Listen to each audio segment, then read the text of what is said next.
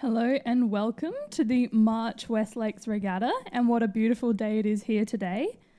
We'd like to first start off our day by acknowledging the traditional custodians of the land on which we gather and meet here today, and pay our respects to their elders past, present and emerging.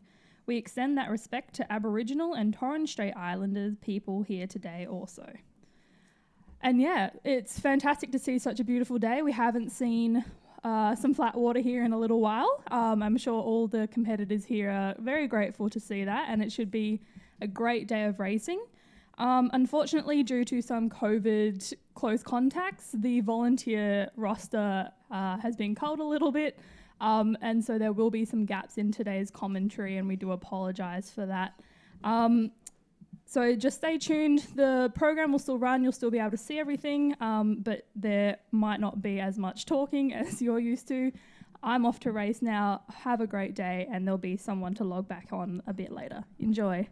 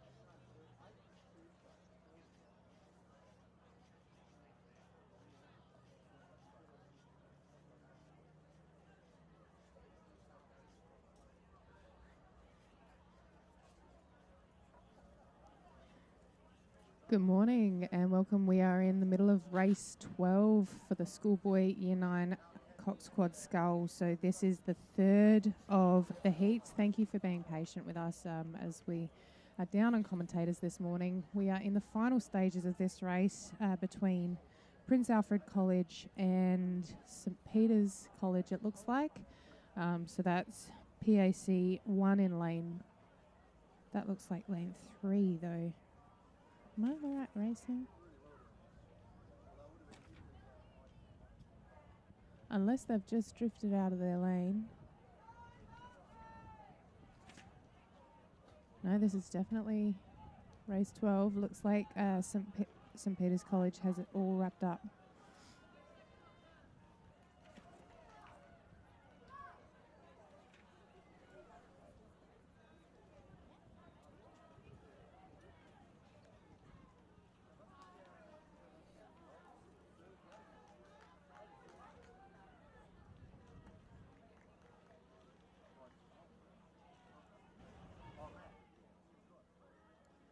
Excuse me as I get my bearings.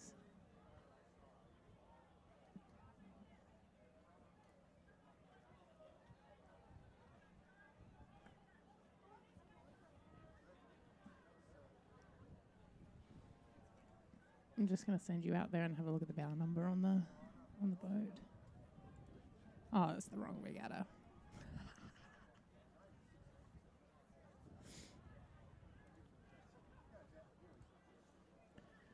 My goodness.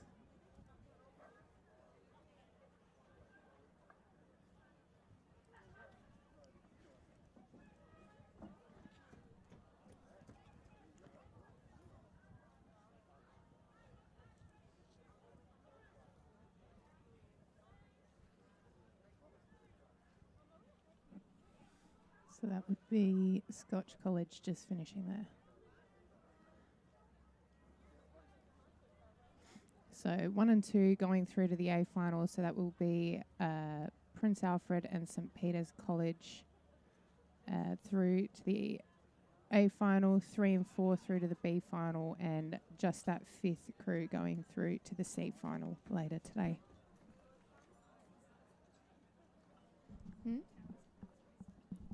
Apparently that was race 13. And the bow numbers make so much more sense there. Okay, excuse us as we get our bearings. Very good. So we are now on to race 14.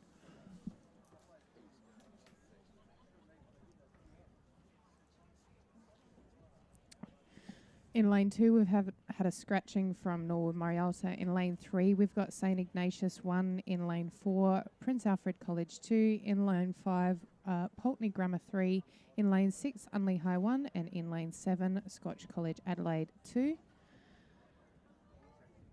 Again, first 2 going through to the A final, 3 and 4 position going through to the B final, with that 5th position moving through to the C final later today. And it looks like lane 4 leading, so that would be the Prince Alfred College 2 boat.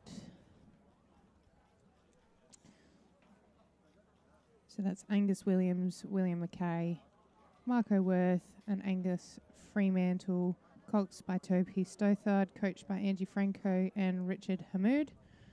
Some decent coxswains there. Angie beat me in the single this morning. Should be pretty happy about that. Good sculling over on the side from Scotch College though. That's Pierce Mailer, Will Goldstone, Mitchell Lucas and Sam Young, coxed by Christian Warner. So those two look to be having a good race. Potentially a little bit of a challenge perhaps from the St Ignatius crew on the inside lane. That's Alexander Kavanagh, Oliver Gallo, Levi Villos, James Evans, coxed by Keenan McCormick, coached by Yanni Briggs. Yeah, I reckon they've made a move on the Scotch College crew. I would say that St Ignatius crew has pushed up to the 2nd position, but clear leaders here being that Prince Alfred College 2 boat in lane 4. The perspective's a little bit funny on the screen. It looks like the Scotch crew is winning, but by my eyes, I think St. Ignatius are just maybe half a length in front. Although Scotch have just put in a turn of speed. They do look like they're going to sprint for the line, coming into the 250 metres to go.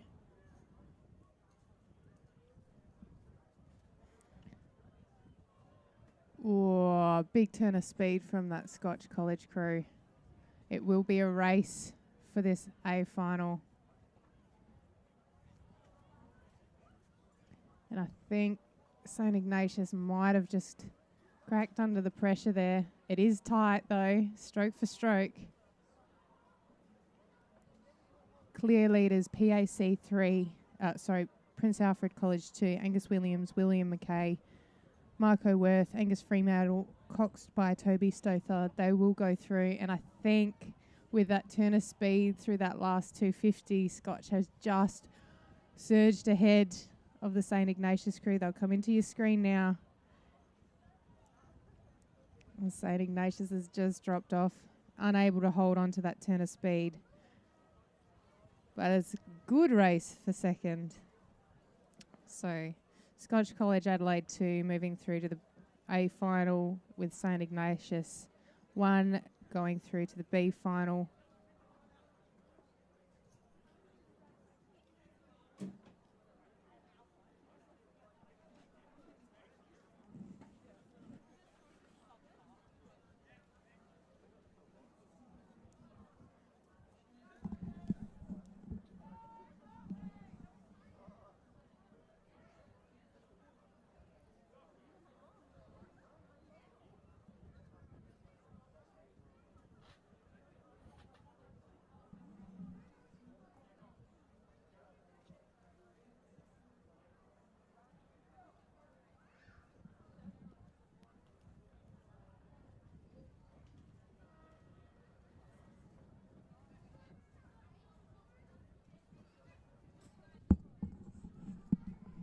For those listening at home, we're just investigating the live results on Rowing Manager, so bear with us. That should be up momentarily. On to race 15, Schoolboy Year 9 Cox Quad Scull Heat 6. So the final heat of this event. In lane 2, let me just check where we're at. We're scratching. No, data not available. I'm just going to read straight off my program. In lane 2, we've got St. Peter's College 2. In lane 3, Norwood Morialta High 1. In lane 4, Christian Brothers 2. In lane 5, Pembroke School 1. In lane 6, Unley High 2. And in lane 7, Christian Brothers 3. It looks to be the Pembroke crew clearly out in front. That's Charlie Miller, Alex Lee, Tom O'Mani, Jeremy Yu, coxed by Avon Corey, coached by Joshua Lascock. Looks to be Pembroke leading that St. Peter's crew, St. Peter's College 2 crew in lane 2, holding out that second position. Unley putting in a good showing against that Christian Brothers College in the battle for third place. Nice turn of speed from Unley. I don't think they'll bridge the gap to St. Peter's though. But that Pembroke crew sculling very nicely here. Will lead the whole way through to the finish. Yeah, good row from St. Peter's boys as well. This just the Pembroke crew finishing now. They'll progress through to that A final.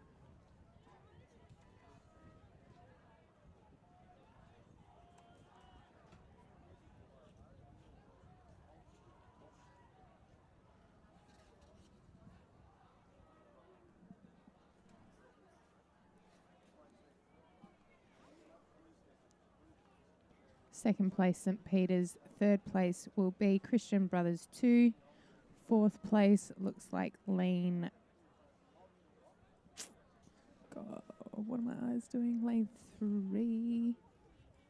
Norwood Morialta. Sorry, second place was Unley High.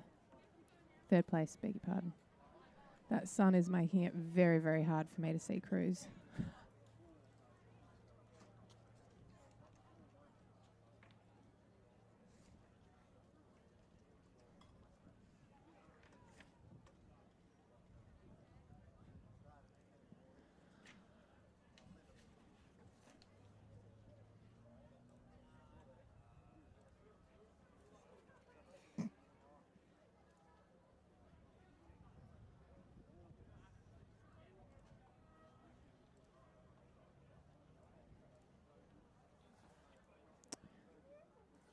Interesting.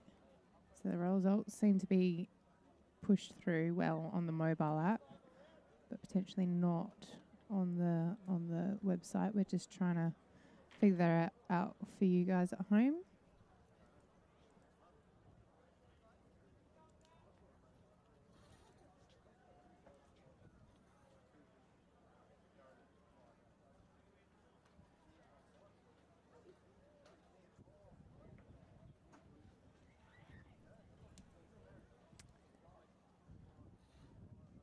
As I catch up on results, look like Adam Holland took out the other under 21 men's singles scull with Matt Haynes in second place. Ben Ashman in third position and Nick Blackman in fourth.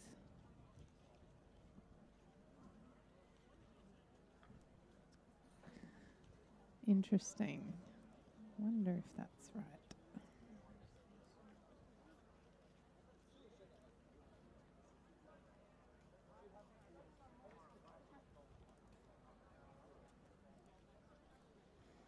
We have a start here at race 16. So this will be the first of 5 heats of the Schoolgirl Year 9 Coxed Quad Scull.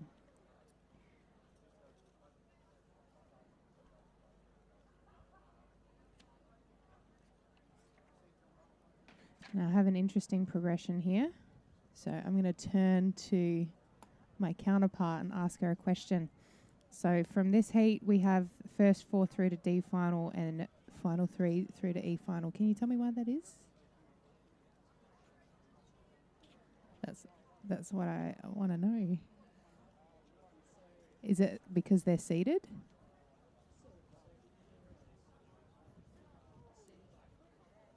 Yep. Mm-hmm. Yep. Yeah. So because this event, obviously at schools regattas, we have A, B, C, D, E, F, G, H crews competing within their own divisions. As it is a clubs and schools and masters regatta, we just put one school race on the program, so one Schoolgirl Year 9 quad, and therefore schools will enter their A, B, C, D, E, F, G, H crews into this event. So the crews have been seeded. So theoretically, the first 2 heats of this Schoolgirl Year 9 Coxed Quad Scull should be, I think, the C and below crews for these schools. So they will be racing for the D and E final, whereas heat 3, 4 and 5 will race for the A, B and C final. So good way to get crews 2 races on the day, and it will be like and like racing each other. So we have 5 crews here for this first heat.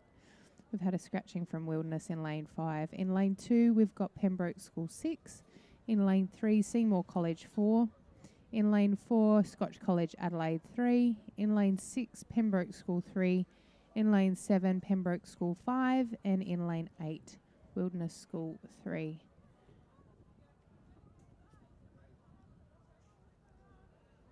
Leaders look to be in the far lanes, so a race between Pembroke School 5 and Wilderness School 3.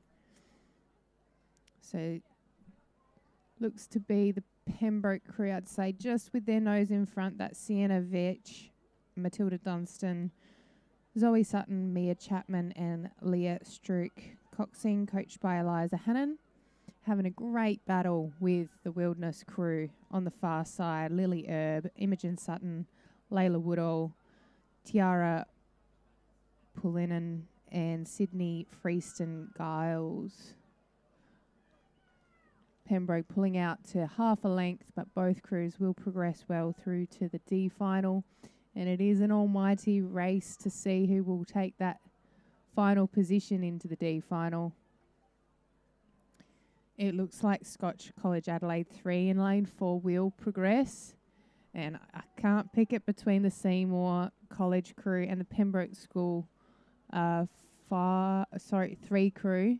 I think Pembroke might just have the lead over the Seymour crew. Pembroke really easy to pick now with their fantastic green caps. Well done, Potsy. That is a good move by you. Very easily identifiable athletes out in the water. So that is Scotch College Adelaide 3 finishing now. And a late charge from Seymour. Can they get there? Not quite. Pembroke School 3 will progress through to the D final with Seymour College 4 through to the E final. And Pembroke School 6 rounding out the field will also progress to the E final.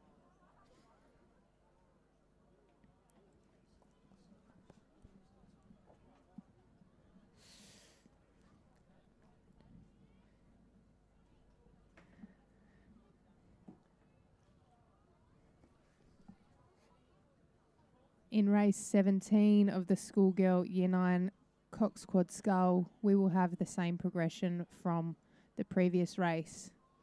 In lane 2, Pembroke School 4. In lane 3, Pembroke School 7. In lane 4, Walford Anglican 3. In lane 5, a scratching from Scotch College. In lane 6, Scotch College 4. In lane 7, Seymour College 3. And in lane 8, Wilderness School 4. Looks to be a tight race as they come through the midway point of this 1,000-metre row. From my perspective, it's lane 8, the Wilderness School 4 crew, just with their noses in ahead, but with potentially Scotch College in that second position. Big thanks to the Brains Trust here at Rowing SA. The results are now up on the website. So if you've missed some of the results from earlier, you can feel free to look them up on Rowing Manager. They should be all true and accurate now.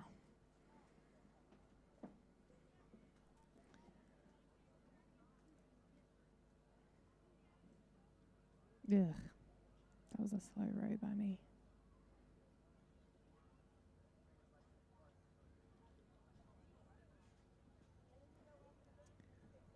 So great middle push here from the Seymour College 3 crew, Adelaide Salu, Holly Gwynn, Becky Jones, Maggie Seamer and Olivia Sawyer's coxing. They've just pushed ahead of that Scotch College crew, but it is the Wilderness crew that will lead and take the win of this heat, barring any issues in the last 200 metres. Wilderness School looking to be quite a strength out in the water these days.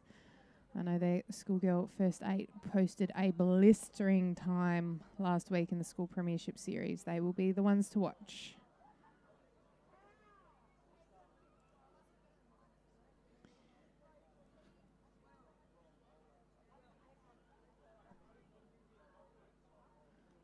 So there is a bit of a battle for that all-important 4th position.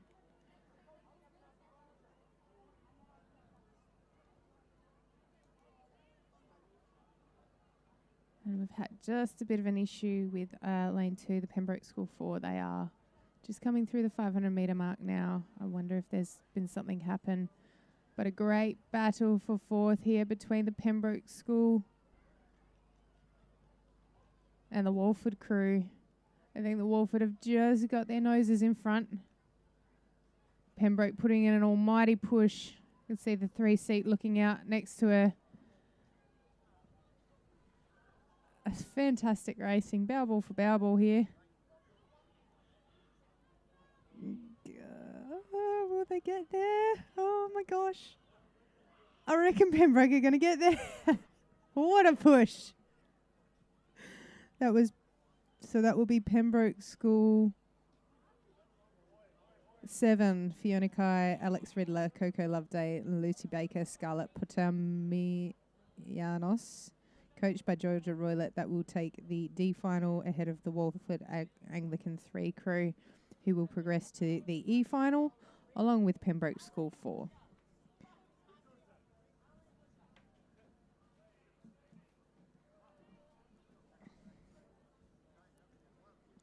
And we have a start in race 18, the Schoolgirl Year 9 Coxed Quad Sculls. So these races you would assume would be a little bit quicker than the previous two races, as these progressions will be first two through to the A final, position 3 and 4 through to the B final, and 5 and 6 through to the C final. In lane 2, we have Wilderness School 2. In lane 3, Scotch College Adelaide 1. In lane 4, Seymour College 1. In lane 5, Norwood Morialta 1. In lane 6, Pulteney Grammar 1. And in lane 7, St Peter's Girls 2. Early leaders look to be Scotch College Adelaide 1, with Wilderness and Seymour hot on their heels.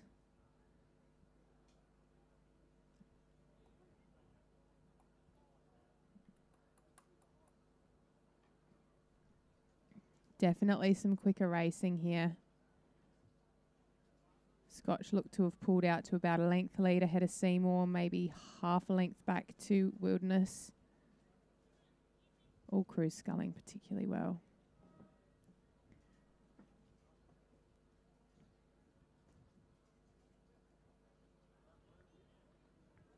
Again, top two positions will progress through to the A final, so these crews will be looking to finish in the top two or make the highest A final they can, or highest final they can. By my eyes, it looks to be Scotch and Seymour coming through, although Wildy have just put in a nice little lift there. Wondering if they'll have the speed, have the legs through their final 250 metre sprint to row the Seymour crew down. Although that Seymour crew just looked to be rowing a fraction longer.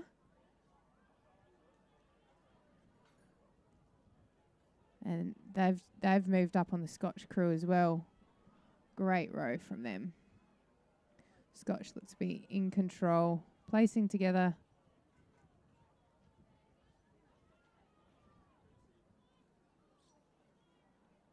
So it will be the Scotch College Adelaide crew of Isabella Nash, Astrid Hogben, Eleanor Arundel, Maddie Revell, coxed by Amelia Smith, that will win Heat 3 of the Schoolgirl Year 9 Coxed Quad Scull. They will be joined in the A final by Seymour College 1, Wilderness School 2, beg your pardon,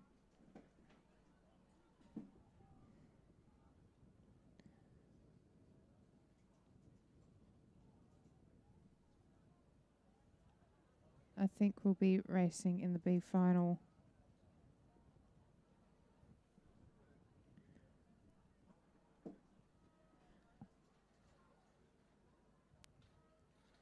And I'll have to wait for the judges' results to see who made the B and C final out of that race.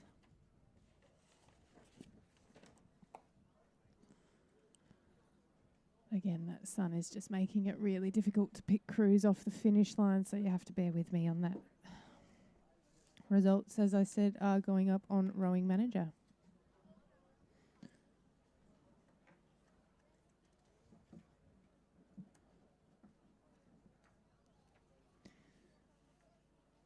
As we're waiting for a start here in Heat 4, I just want to thank our amazing boat race officials and volunteers for their hard work to make this regatta happen. If you'd like to volunteer any of our regattas or know more about becoming one or what's happening, please contact the office here at Rowing SA. We would love to have you on board. Also, a big thank you to our hosts, Pulteney Grammar School, here today. They've done a fantastic job. Fortunately, they'd had a bout of COVID go through their volunteers, hence why we had no commentators on this morning. But I had one of their infamous or famous egg and bacon rolls this morning. They're selling them down there. They've got gluten-free buns and everything. Highly recommend going down and picking one up and supporting our host here today. Thanks to Pulteney Grammar Rowing Club.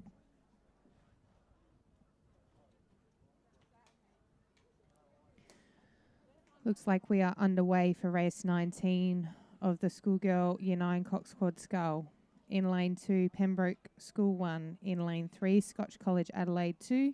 In lane 4, Unley High 2. In lane 5, St Ignatius. In lane 6, Seymour College 2. In lane 7, Walford Anglican 1. And in lane 8, Loreto Marriotteville. Just the single entry from Loreto in this race.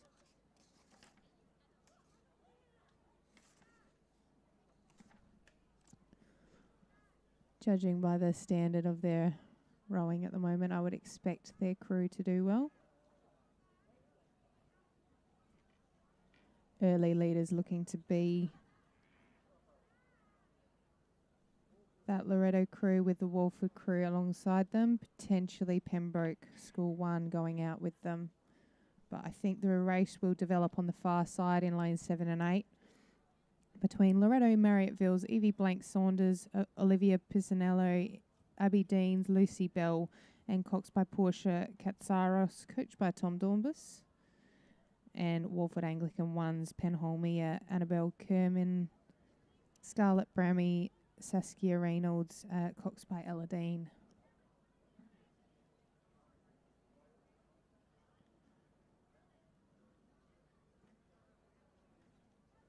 I think Loreto's pulled away to about a length lead through that 750 metre mark, quite significant lead that early on. Although no crew out of it as yet, still a race developing between the Scotch College Adelaide 2 and Unley High 2 crew. They seem to be pushing each other up. I'd even say the Unley crew might just have the lead over the Scotch crew, even over the Walford and potentially the Seymour crew at the moment.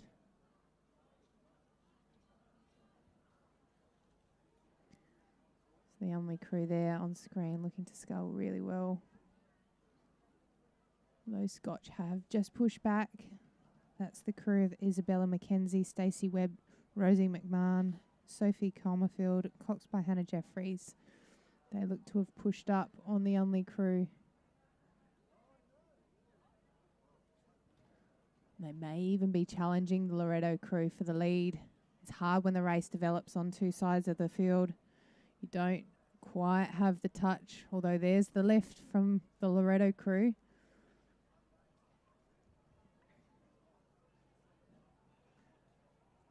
Oh, I reckon Scotch might just be challenging for the lead. Again,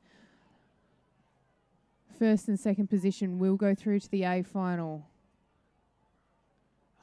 All crews coming across together. I would say it's Scotch and Loreto leading, and then Unley and Seymour now in second position. Eyes at the line. I'm going to try and call it on the screen. Fast finishes from all crews. This is fantastic. Fantastic Year 9 rowing. It will be Scotch 1, Loreto 2, Unley 3,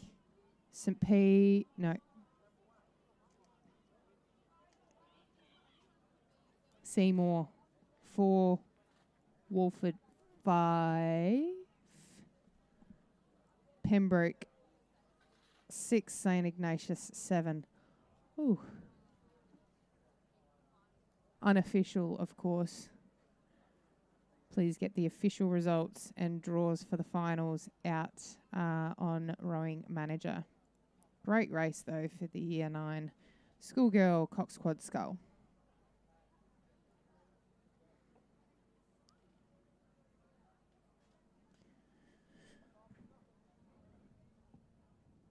Race 20 on your program, Heat 5 of the Schoolgirl Year 9 Coxed Quad Scull. So this will be the final heat here.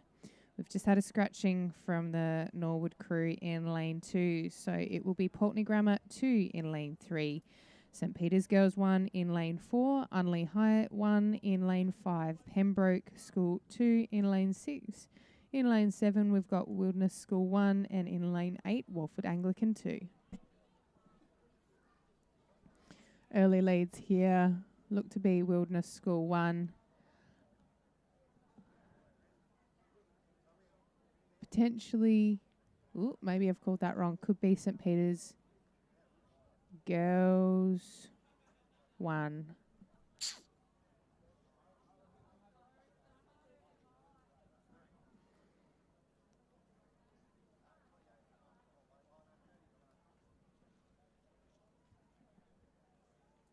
With Unley High 1, considering how well their second-ranked crew did in the previous heat, I'd be expecting good things from this Unley High 1's crew. Great to see strong sculling from them in this event. No, Wilderness clear leaders at the moment on your screen now. Good catching blade work from them. Looks to be the Unley Scullers on your screen now, coming through in second position, followed by St. Peter's Girls and Pembroke looking to be battling it out, trying to push up to that Unley crew.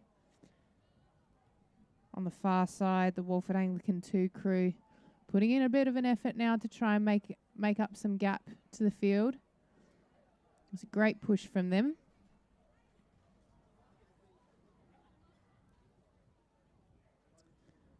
If the Unley High School crew can hold their composure, they will progress through to the A final. First and second position will go through. B final will be second and third. C final will be fifth and sixth.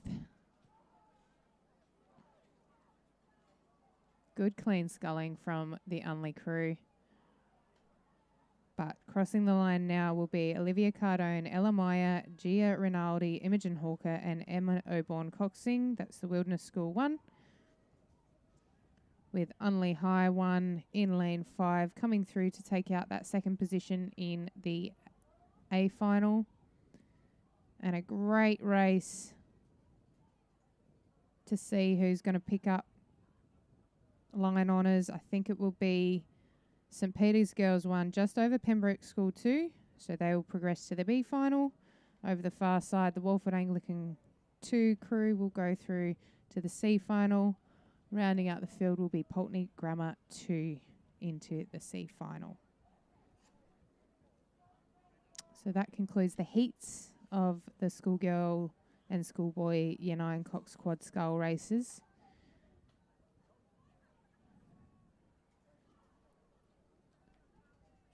Then we get to move on to some Masters racing. I love commentating and watching Masters racing. I think it's fascinating the way that the handicap system works and all these people racing for the line. Masters, of course, being age 27 and over in rowing. So anyone who's 27 or over can race in these 1,000-metre events. Although, obviously, the younger you are, the more disadvantaged with your handicap. In this next race, we've got an A-grade sculler, Ross Hamilton, against an E-grade scullers, Rob Ellis and Andrew Tidman. So Ross, being 32, will have to give Rob and Andrew, who are 59 and 58 respectively, 13 seconds over the 1,000-metre distance.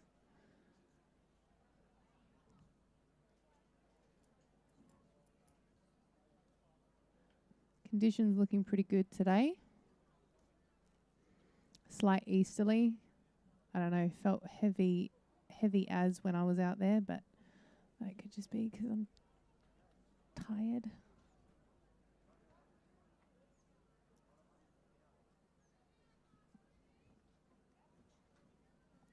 Awaiting a start here for race 21, Division 1 of the Masters Men's Single Scull.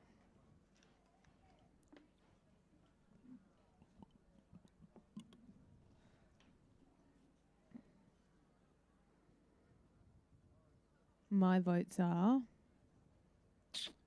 The race will come out of the first 3 lanes.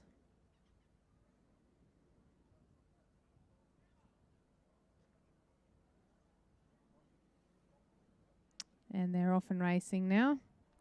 In lane 1 for Torrens, we have Rob Ellis off go. In lane 2 for Adelaide Uni, we have Ross Hamilton off 13 seconds. In lane 3 for Torrens, we've got Kevin Tankard off go. In lane 4 for Riverside, we have Anthony Perry off 5 seconds. In lane 5 for Adelaide Rowing Club, we have Andrew Titterman off go. In lane 6 for Port Adelaide Rowing Club, we have Anthony Lee off 5 seconds. In lane 7 for Riverside, we have Dombrowski off 9 seconds. And in lane 8 for Phoenix, we've got Nick McDonald off 9 seconds.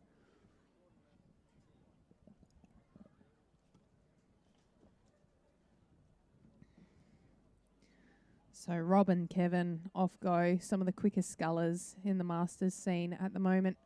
They will have a significant advantage with that lead.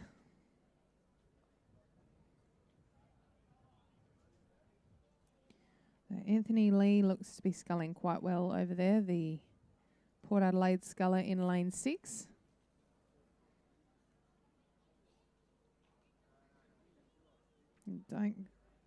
Don't count Ross out. He's actually learned how to scull now, so interesting to see how he goes in this race. Looks to be Rob Ellis, I think, leading this pack in lane 1, laying to the right of screen. Ross, I think, has just caught Anthony Lee in lane 6.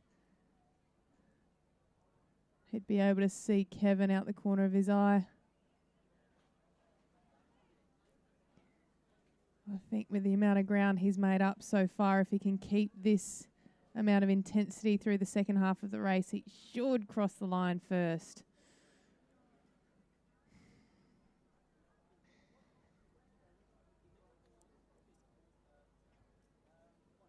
Yeah, rate significantly higher than the 2 Torrens scullers either side of him. It looks to be on terms with Kevin now. Looks to be reeling in Rob. They hit 250 metres to go. Wonder, will he pick it up? Will he push through? It's a real fight for the line here. I think Kevin's picked up his rate as well with Ross. But I think Ross has just hit the lead. Pushing through. Kevin keeping him honest. I'd say Ross is about a canvas in front here. Really ratcheting up that rate. Fantastic sculling here from our Masters. It will be Ross Hamilton 1, Kevin Tankard in 2. Great race from Anthony Lee. I think he'll just hold. I'll go to the judge on that, but my eye will be Anthony Lee 3, Rob Ellis 4, Phoenix Nick McDonald 5.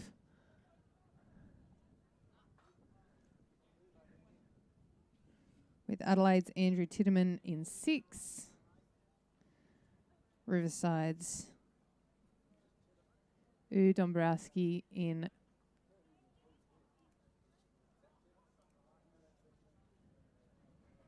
7.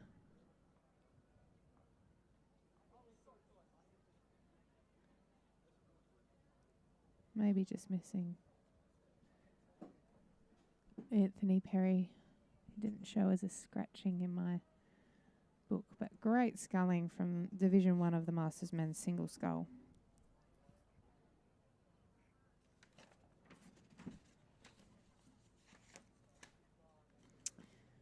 Division 2 of the Masters Men's Single Scull is underway. In lane 2 from Riverside, we have Greg Walters. In lane 3 from Port Adelaide, we have Frank Prow. In lane 4 from Murray Bridge, we have Graham Hunt.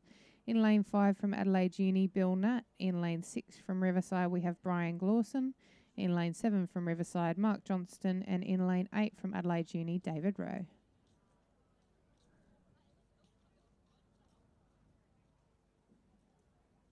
Early leads look to be the man on screen there, Bill Natt. I say early. The race is nearly 3/4 of the way done. Bill, notoriously high rating Nat. Looking to have a great tussle with Mark Johnston in lane 7.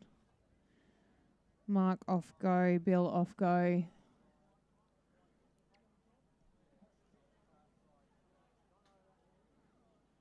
Brian, Frank and Greg all off 5 seconds behind them.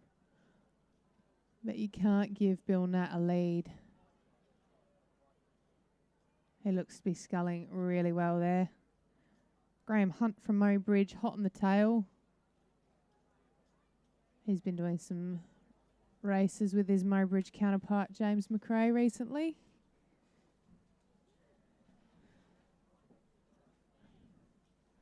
Billy Natt sculling really nicely here. 10 strokes to the line.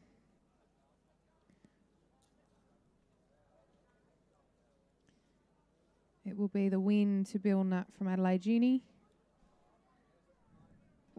Then second position to the Riverside sculler, Mark Johnston, followed closely by Graham Hunt from Murray Bridge.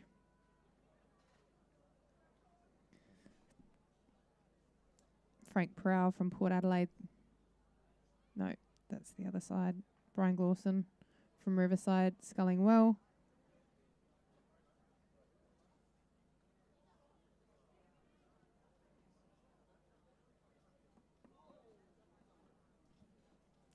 Ooh. We've just had someone go in.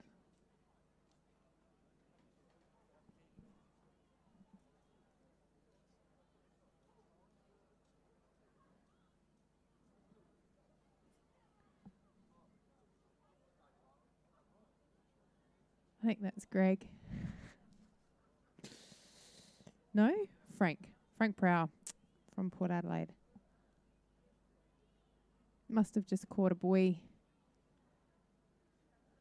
I know they can be quite notorious, especially in that final sprint. Usually if we see mistakes happen, they do happen in the final 200 metres of the race. Everyone is a bit tired.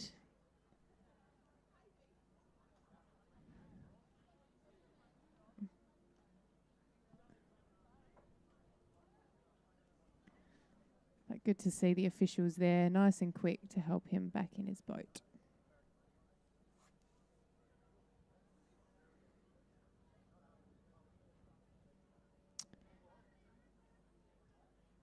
So as they work to clear the finish line, it will be Division 3 of the Masters Men's Single Scull, race 23 on your program. In lane 2 from Riverside, we have Richard Clark off go. In lane 3 from Adelaide Uni, it will be John Bentley off 58 seconds. In lane 4 from Riverside, we have Paul Gunson off 33 seconds. In lane 5 from Goolwa, we have David England off 48 seconds. In lane 6 from Phoenix, Philip Gebhardt off 48 seconds. In lane 7 from Phoenix, Pete Hodson off 48 seconds. And in lane 8 from Adelaide Uni, Rick Armstrong off 48 seconds. So the reason that these crews have been held for so long, Richard Clark is 84.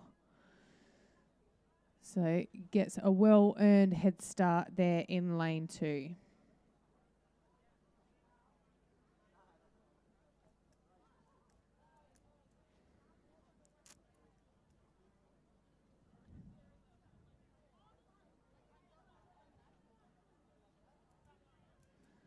The other Riverside sculler making full use of his 15 seconds off the other crews.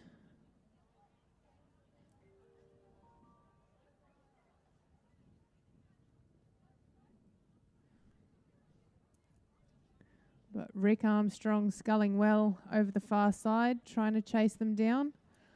I wouldn't count out Pete Hodson either. I think he's won this event at the state championships last year.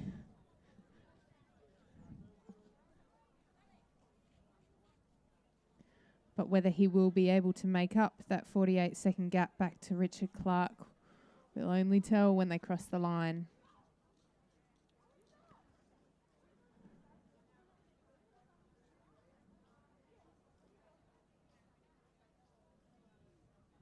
So Rick Armstrong sculling fiercely over the far side in lane 8. Looking to chase down that gap. It's a significant gap to close. But I believe he might just be pulling up on terms with Riverside sculler Paul Gunson now.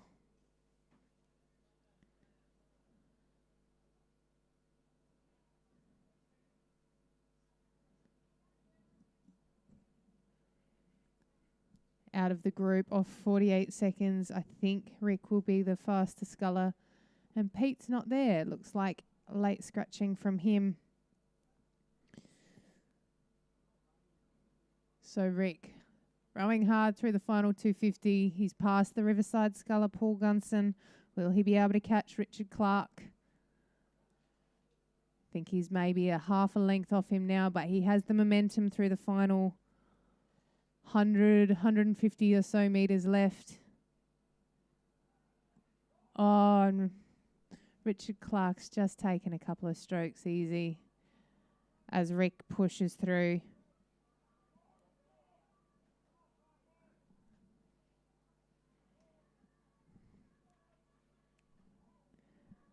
Fantastic sculling, really tight for second position, but it will be Rick Armstrong over the line first. And the race has really tightened up for second. A fantastic row there from Richard Clark, 84 years old, will come over the line in second position, with third going to Riverside sculler Paul Gunson. Race for third, I will not call that, between Philip Gebhardt and David England from Gore. And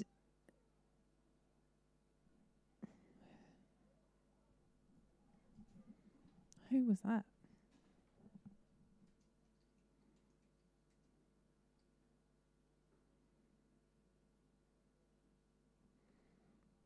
Don Bentley coming through.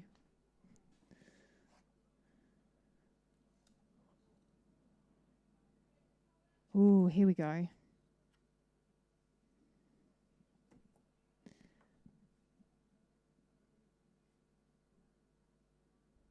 Now things get interesting with the Masters Women's Coxless pairs. Three crews here in this race. We have in lane 4, Torrens, Deb Bassett and Robin Gray Gardner off 28 seconds. In lane 5, Torrens, Susie Ross and Simone Ellis off 33 seconds. And in lane 6, Phoenix, Annie Ellis and Caroline Mussered off go. So significant amount of time to give these pairs. However, it does look like the lane 5 Torrens crew look to be rowing the Phoenix crew down. Annie and Caroline rowing nice and long. A little bit more aggression from Susie and Simone as they row through them now.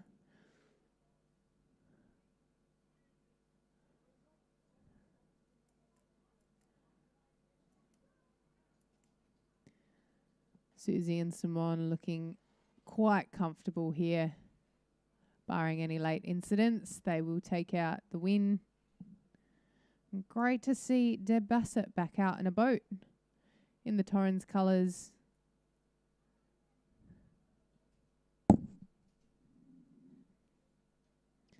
Simone's stroking there.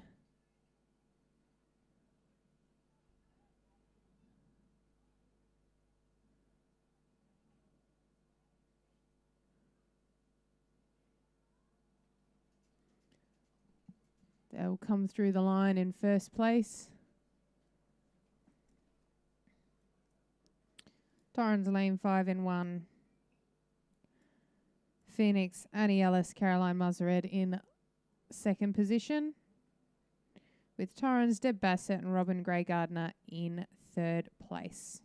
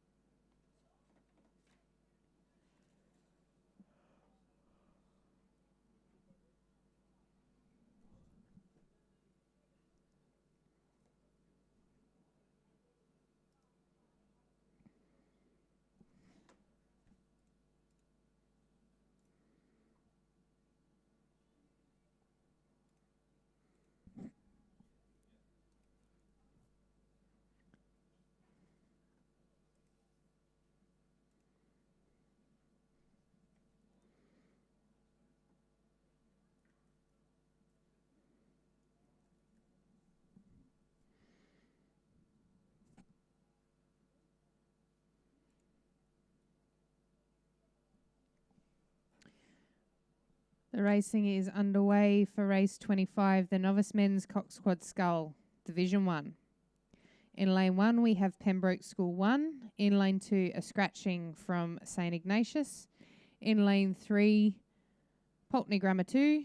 In lane 4, Christian Brothers 3. In lane 5, Norwood Marialta High 4. In lane 6, Norwood Marialta High 5. In lane 7, a scratching from Pembroke School.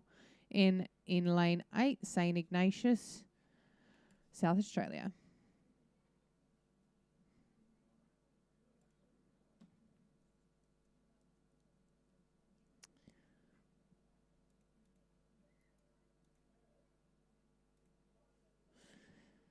So just to understand the rules behind entries into a novice category, the novice shall be open to all crews who have a rowing score with an average of equal to or greater than 3.7. So anyone who comes into the sport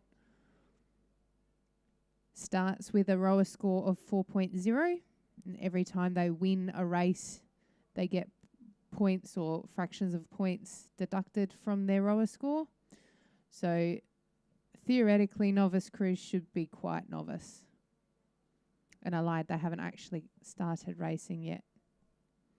They must have just been rowing up to the line to marshal. So I think most of these school crews would be our year 8s racing in this, potentially some year 7s. So I'd expect the umpires might have a little bit more of a challenge to get them all lined up and ready. They may not have raced before, but fantastic to see them up and racing now.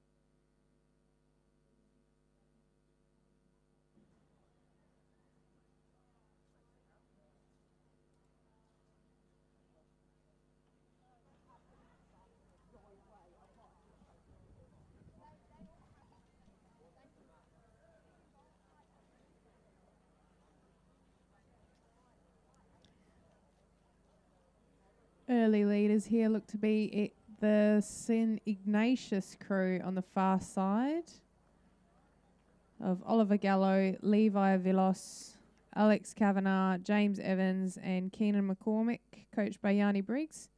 Didn't we just see them race in the schoolboy event? Although potentially it's the Pulteney crew in lane 3 with the Pembroke School 1 crew in lane 1. I think the Pembroke crew just have a lead. They were just out of my eye line there. So Ruben Purcell, Max van der Meulengraaf, Will George, Hunter Mitchell, and coxed by Jed Watson, coached by Elise Myatt. Pembroke's crew looking to do quite well there. And these are straight division races, so no heats and finals.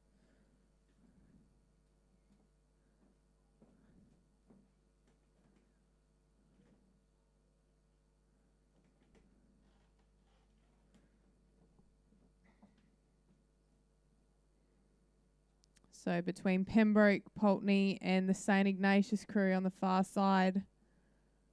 Pulteney just putting in a little lift there.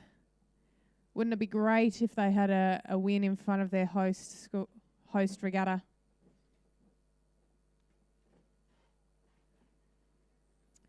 I think Pembroke may have just dropped off a little. The St Ignatius look to be sculling quite well over the far side. They've just lifted.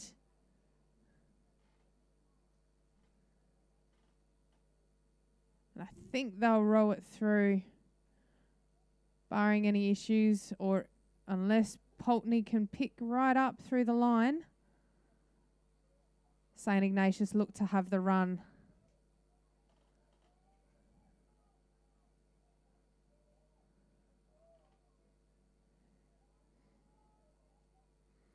Great racing here for these novice divisions.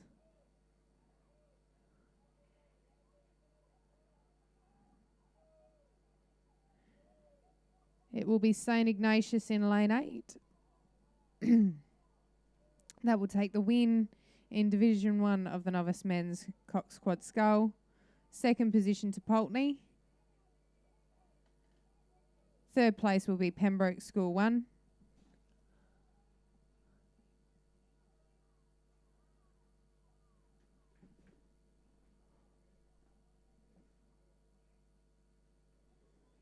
I think I've lost a crew. Fourth place coming through will be Christian Brothers 3.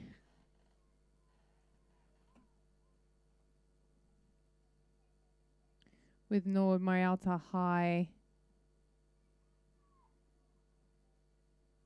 4.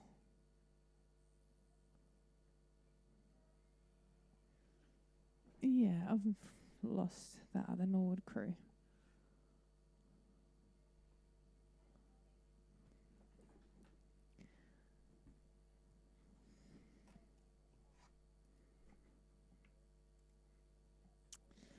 A full field for the novice men's coxed quad scull Division 2. In lane 1, we have Prince Alfred College 3. In lane 2, we have Prince Alfred College 2. In lane 3, we have Christian Brothers 4. In lane 4, Prince Alfred College 4.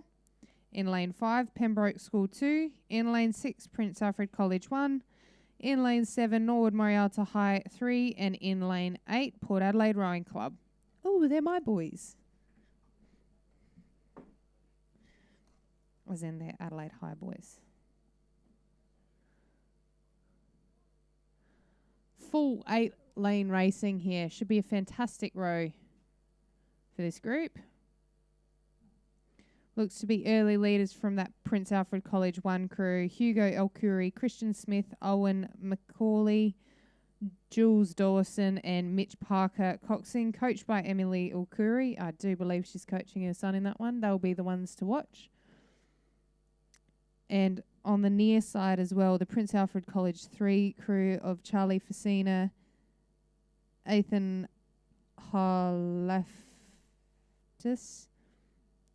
Angard Gill, Kai Fogarty and Madden Croft coxing, coached by Rami Andery.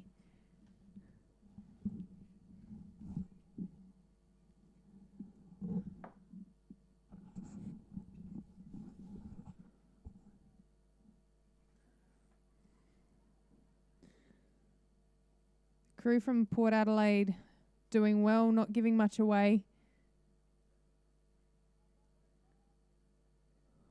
But it's Prince Alfred College 3, Prince Alfred College 1. Really battling it out for that first position. Potentially the Prince Alfred College 2 crew as well.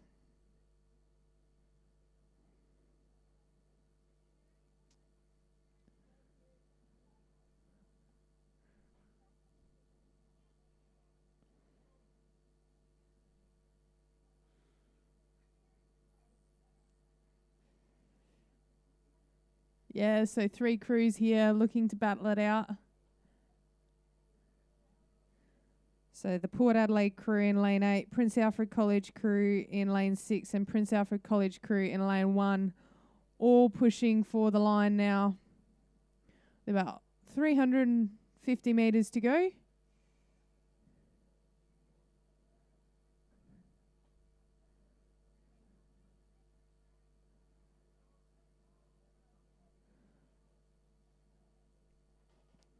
Water is fantastically calm for these crews.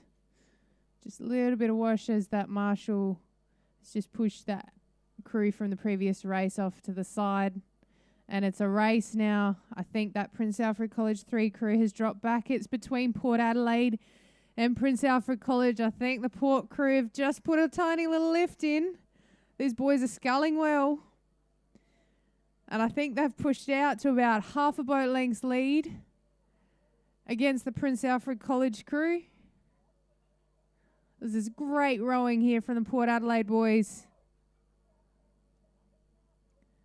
Big lifts from both crews pushing for the line. Who can keep their composure?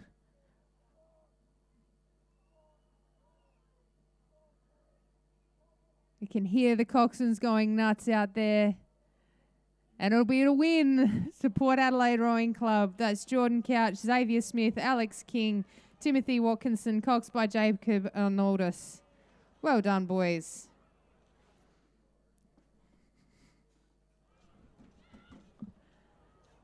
Third position will be to that Prince Alfred College 3 crew, Prince Alfred College 2 crew in 4th. With PAC looking to take out 5th position as well with their PAC 4 boat.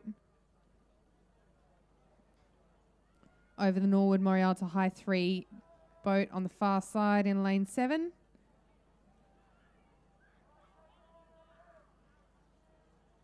So that's position 5, position 6. Pembroke School 2 looking to take out position 7 with Christian Brothers 4. Rounding out the field.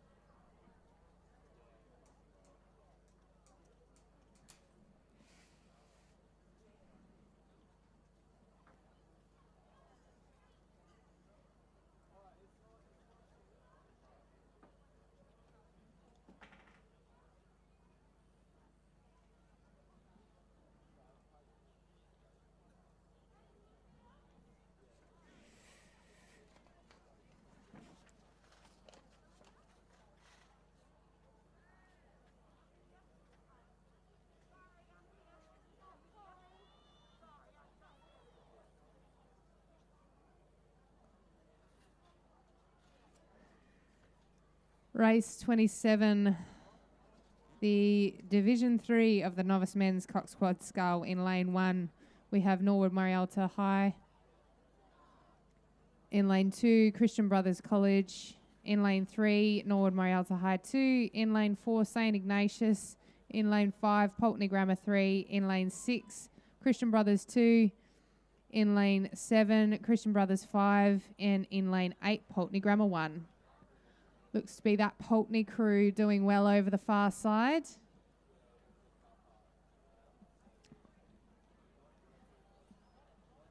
Potentially Norwood Morialta on the inside lane looking to be strong for second position, having a good tussle with the Christian Brothers College crew next to them. CBC just putting in a tight few strokes, push them up.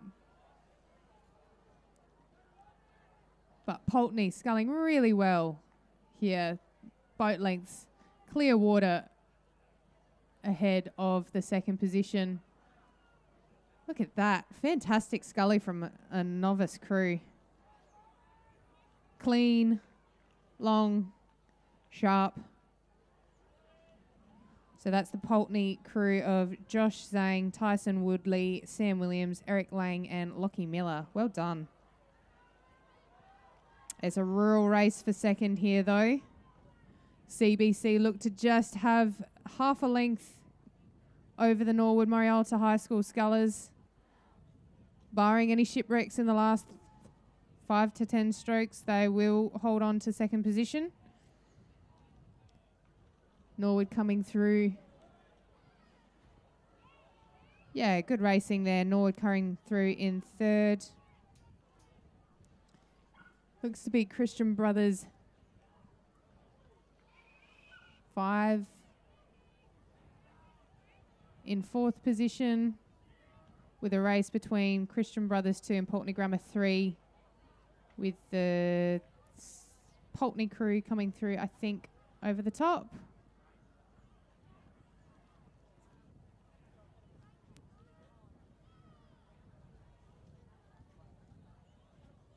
With Norwood coming through for 7th position. So that's the Norwood Morialta High 2 crew in lane 3. And I think we've just had a bit of a breakage in the Christian Brothers 5 crew. They've just been escorted to the to lane 9 as their stroke and 3 seat are not rowing. So unsure what's happened there. Bit of a shipwreck for the CBC boat, but congratulations to Pulteney Grammar 1 for taking out Division 3 of the Novice Men's Cox Quad Scull. Race 28 of the Novice Women's Cox Quad Scull, Division 1. In lane 1, we've got Pembroke School 4. In lane 2, we've got Walford Anglican 5. In lane 3, Pembroke School 1. In lane 4, Loretto Marriotteville. In lane 5, we've got Seymour College 3. In lane 6, Pulteney Grammar 2. In lane 7, Walford Anglican 1. And in lane 8, Walford Anglican 3.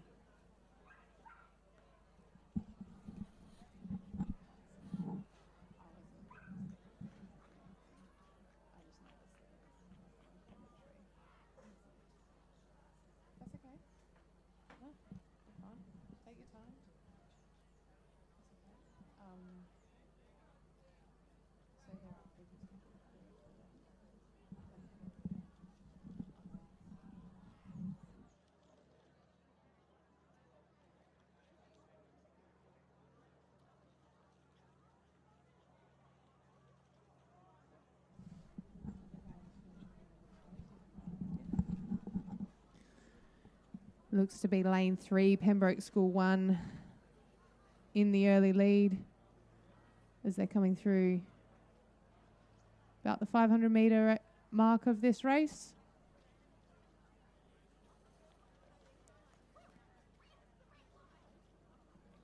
And then the Seymour College 3 crew, I think, in lane 5, looking to be in second position.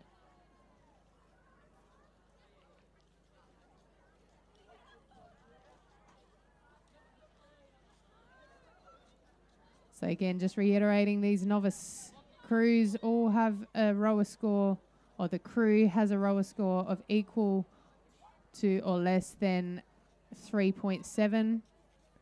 So most of these crews, this may be their first race, but they all look to be handling themselves pretty well out there. This Pembroke School crew looking really nice and in control of this race. I think it's the 2 crews on the far side, the Walford crews, battling it out for second position at the moment. But this Pembroke School crew of Abby Young, Lara Kidman, Poppy O'Mani, Evelyn King and Brooke Mumford coxing, coached by Lucy Dangerfield.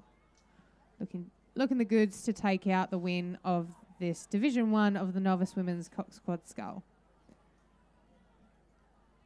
The race for second position is on between the Walford crews. I think it's Walford Anglican 3 over the far side. Alice Milne, Lucia Kuchopo, Bella, Alice, Lucia, Bella, Lily, and Harper. Not going near that. They've got the goods on their teammates, Imogen, Harriet, Olivia, Nina, and Natalie in lane 7. Just over that Seymour College crew in lane 5, with Loretto in lane 4, just behind them.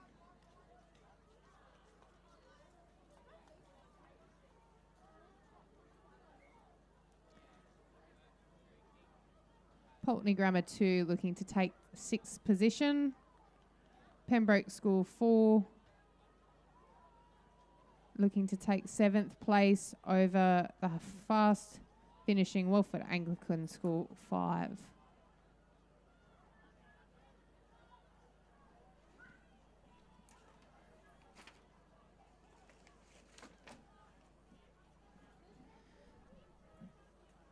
Thanks for having me this morning. I'm going to leave you in the capable hands of Anna Crowley.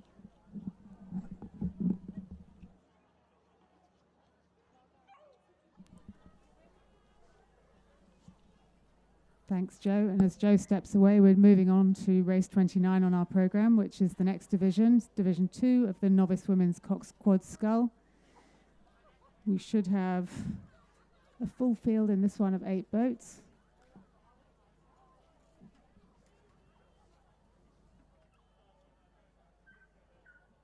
And it looks like we do. So in lane 1, we've got Pembroke School 3, lane 2, Seymour College 4, lane 3, Port Adelaide, lane 4, Pembroke School 7, lane 5, Wolford Anglican 6, lane 6, St Peter's Girls 2, lane 7, Seymour College 2, and lane 8, St Peter's Girls 3.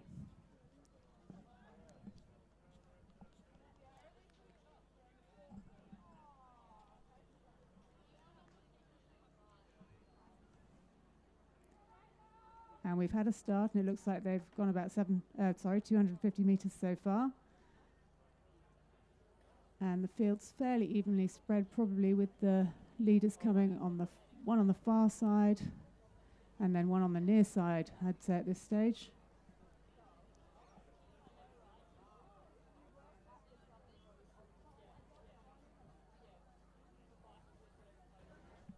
So over on the far side in lane 8, we've got St Peter's Girls 3, the crew of Bamford, Bonnet, Webb, Dornbush, and Cox by Townsend. And then in lane 6, St Peter's Girls 2, which is Wang, Bates, Jones, McDonald, and Fishlock as the Cox. That crew probably marginally in the lead then from the crew in lane 3, possibly. 1 and 3.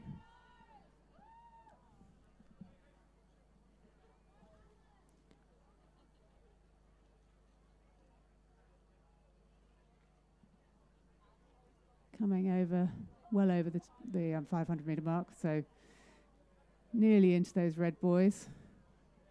And I'd say it's still that crew in lane 6 from St Peter's Girls 2 leading the field.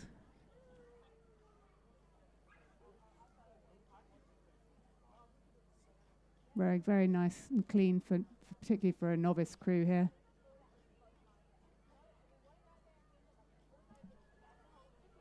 Hard to tell from our angle, but maybe their closest competition coming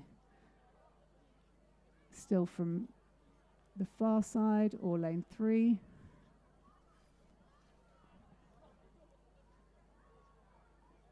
But that St Peter's Girls crew look very comfortable out in front.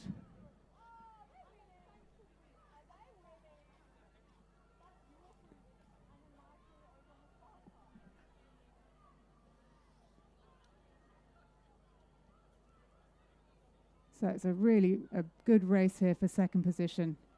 You can see all across the field you've got 4 lanes that are really still in it if they push to the finish. So St Peter's Girls, which is Sophie Wang, Emily Bates, Grace Jones, Millie McDonald and Lexi Fishlock, are going to take out the win in this. But from my angle I can't really call who's going to take second. We've got a fast finishing Pembroke crew on the near side.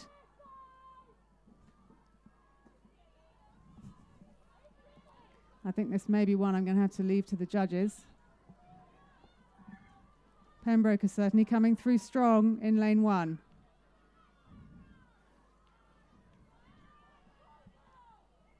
And I think on the line it's going to be Pembroke from St Peter's Girls 2, and then over to the far side look like, and sorry, that was St Peter's Girls 2 on the far side, so it must have been Pembroke from, I'm going to have to leave this one to the judges. We might have to look at the results in a second.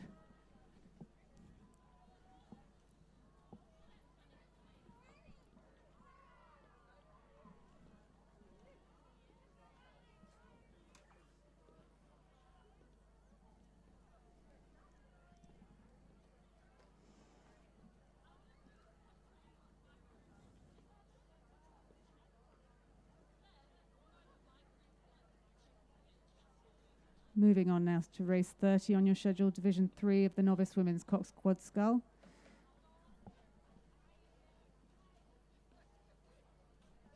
We should have 7 boats in this field. In lane 2, St Peter's Girls 4, lane 3, Port Adelaide, lane 4, Pembroke School 6, lane 5, Wolford Anglican 2, lane 6, Pembroke School 2, lane 7, Pembroke School 5, and lane 8, Pulteney Grammar 1. And we've already got a start in this.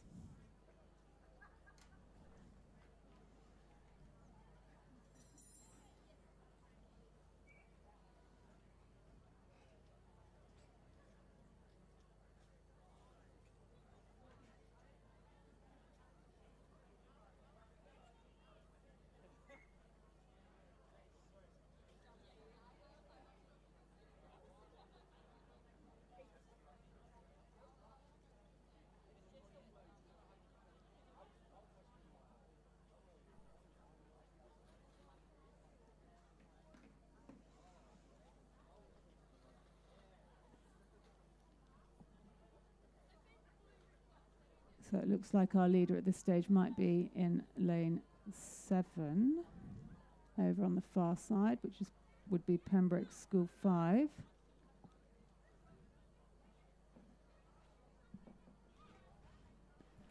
That would be the crew of Sienna Veach, Matilda Dunstan, Zoe Sutton, Mia Chapman, and Leah Strook as their cox, coached by Eliza Hannon.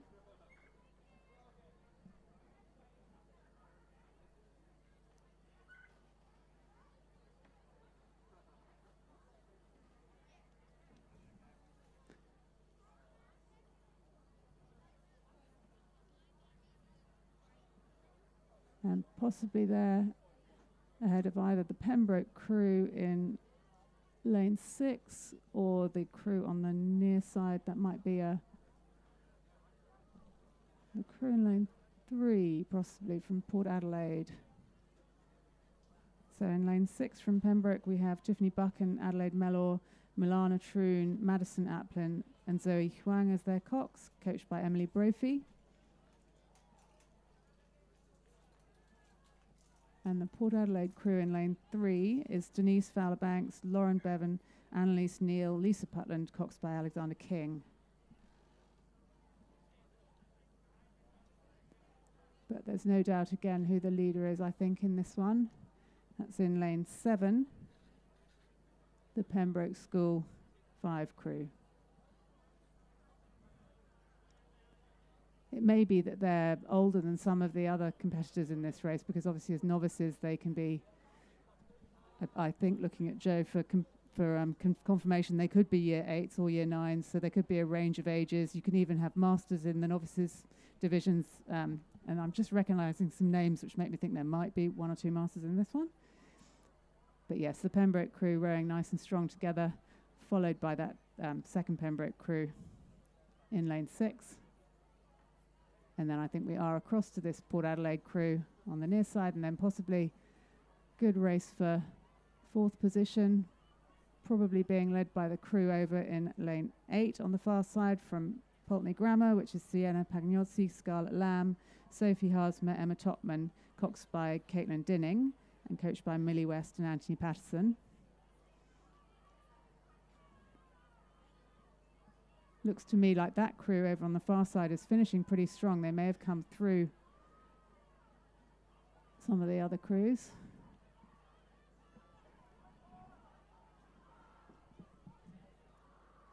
Although the Port Adelaide ladies now, I think that's a master. I think they're more experienced rowers, we're going to call them, in that Port Adelaide crew.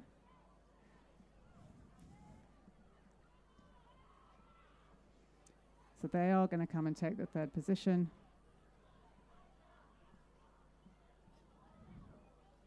From the fast finishing Portney Grammar crew over on the far side.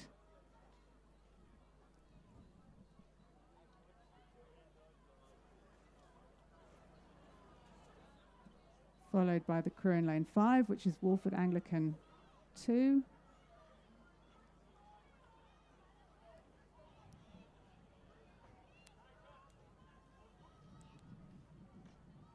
And then the crew in lane 4, which, confused, because the crew in lane 4, according to my programme, should be Pembroke School 6, and that certainly wasn't Pembroke Zooties.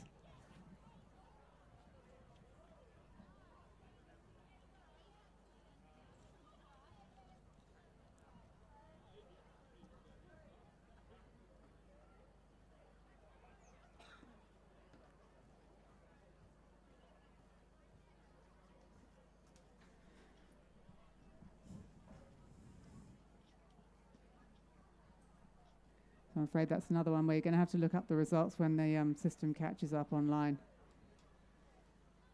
Moving on to race 31 on our programme, which is the next division, Division 4 of the Novice Women's Coxed Quad Scull. We should again have 6 crews in this division. So in lane 2, we've got Norwood International. In lane 3, Walford Anglican 4. In lane 4, Seymour College 1. In lane 5, St Peter's Girls 1. In lane 6, St Ignatius SA. In lane 7, Norwood International 1. And in lane 8, Loretto Marriotteville.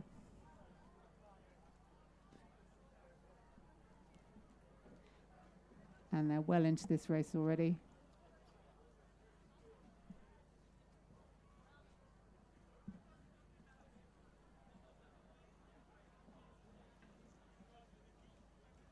So just coming up to the 500 metre mark. Probably at this stage the leaders over in lane 4, possibly Seymour College 1, which would be the crew of Imogen Johnson, Lucy Wicks, Charlotte Guthrie, Annabelle Harris, coxed by Eva Halliwell.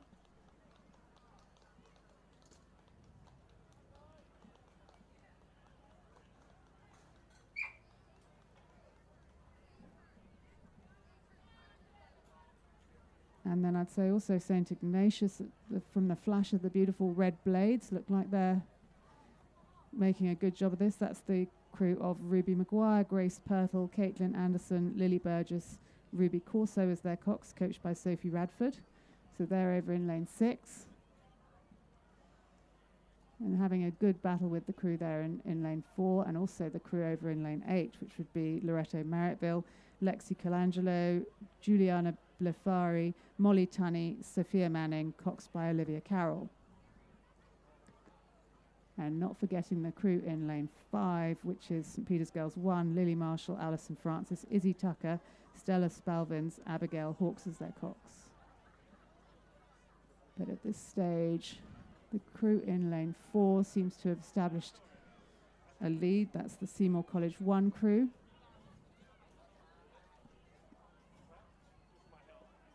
But St Ignatius aren't letting them go.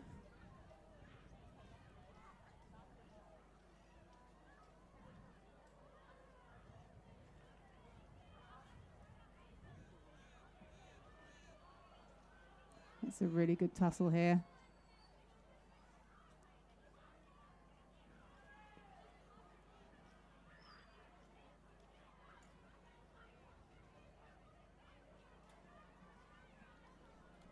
And as we come up to the line, it looks like, barring an accident, Seymour should be able to take this out. But it's very close. That St Ignatius crew are really making the running.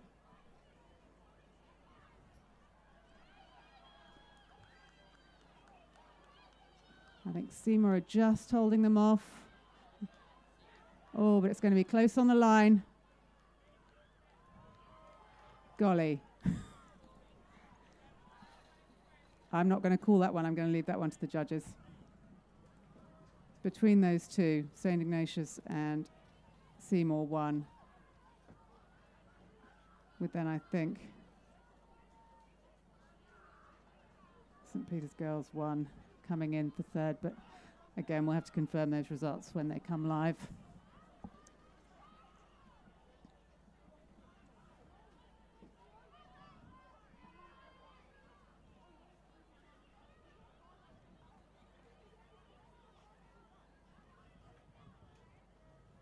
And that's the crew in lane 7 just finishing. I think that's Norwood Morialta High.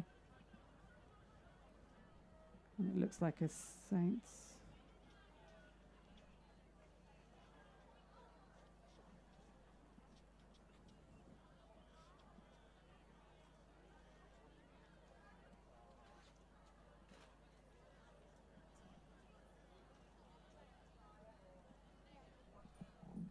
And that must be Norwood Morialta High finishing, rounding out the field.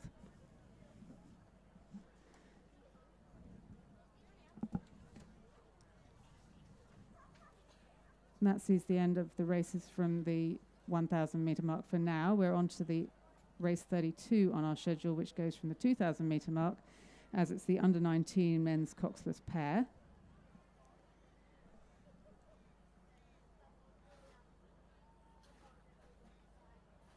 So we've got 6 crews in this field.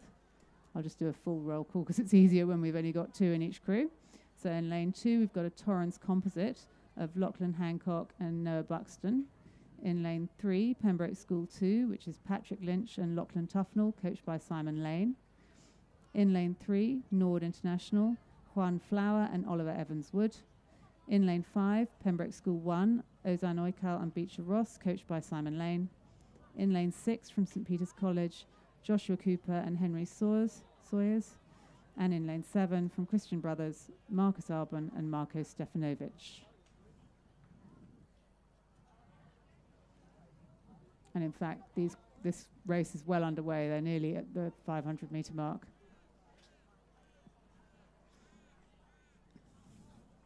Looks like the crew on the near side, which would be the Torrens composite, have worked their way to a bit of a lead. So that's Lachlan Hancock and Noah Buxton.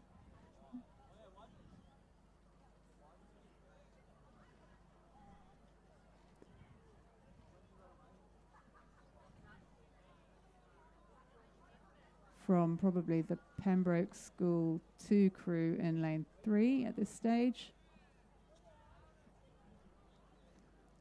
So the Torrens composite has a Christian Brothers rower in Lachlan Hancock and a Torrens rower in Noah Buxton. So I'm confused by the blades because they're not Torrens blades. I presume they're CBC blades.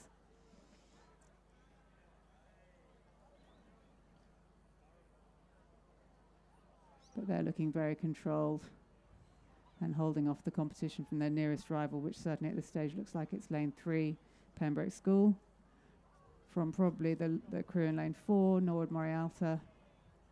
Then back to Pembroke 1 in lane 5. CBC in lane 7 and St. Peter's College in lane 6.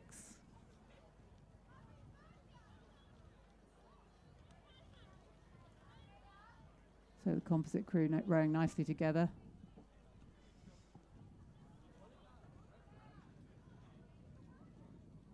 Slightly underrating the Pembroke crew, but still pulling away to the finish.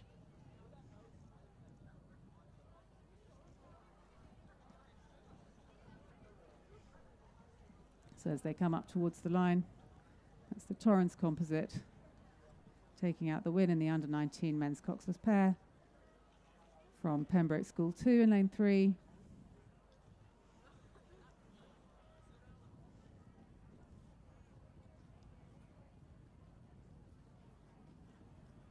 Norwood International in lane 4.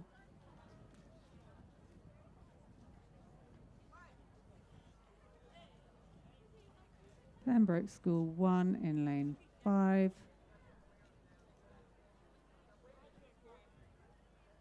Over to Christian Brothers in lane 7.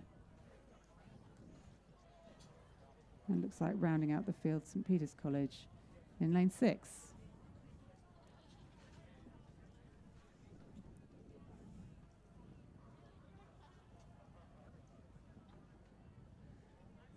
Moving on now to another 2,000 metre race. This time it's the open men's coxless pair. Race 33 on your schedule.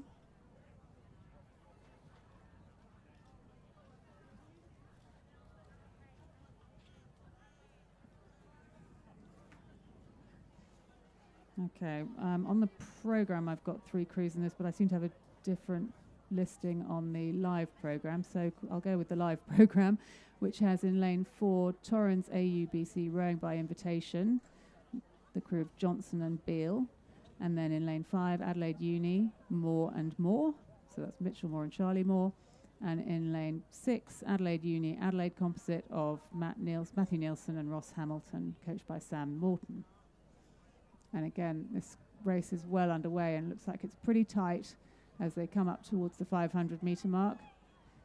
Probably say the crew on the near side, which is the crew rowing by invitation in lane 4, the Torrens AUBC crew, have a little lead over the crew in lane 5, Adelaide Uni, the Moore brothers.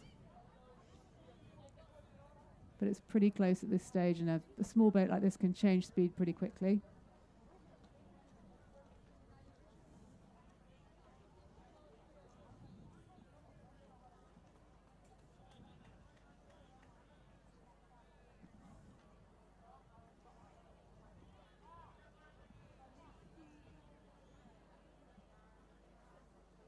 So still leading the way is the crew in lane 4, but it's not a massive lead.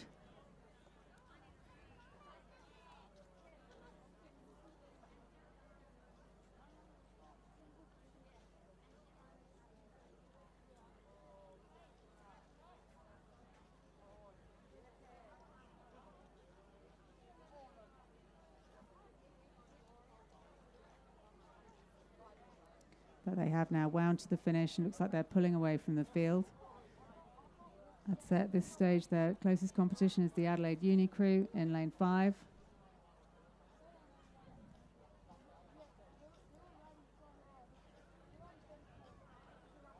Who are certainly not giving up as they come towards the finish. And they're determined to hold off the crew in lane 6, the Adelaide Uni, Adelaide Composite. But it is the Torrens AUBC crew rowing by invitation who take that race out in lane 4, followed by the Adelaide Uni crew in lane 5, and then back to the Adelaide Uni, Adelaide Composite in lane 6.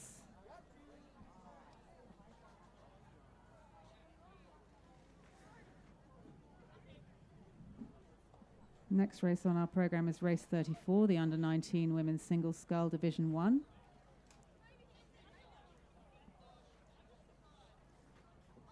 We should have 6 crews in this according to my programme. It looks like that's what we've got on the live programme as well. So I can't see the race has started yet. We'll give you a full roll call from in the lane numbers. So in lane 2 from Nord International, we've got Paulina Picula. Lane 3 from Loretto Marriotteville 4, Bianca Kohlberg, coached by Rebecca Koch. In lane 4 from Loretto Marriotteville 7, Lucy Hoskins, coached by Rebecca Koch. In lane 5 from Torrens, Louisa Wagoner. In lane 6 from St Ignatius, Rosie Kavanagh, coached by Sophie Radford. And in lane 7 from Loretto Marriotteville 5, Isabella Deans, coached by Rebecca Koch. I can't yet see this race coming down the course from my vantage point.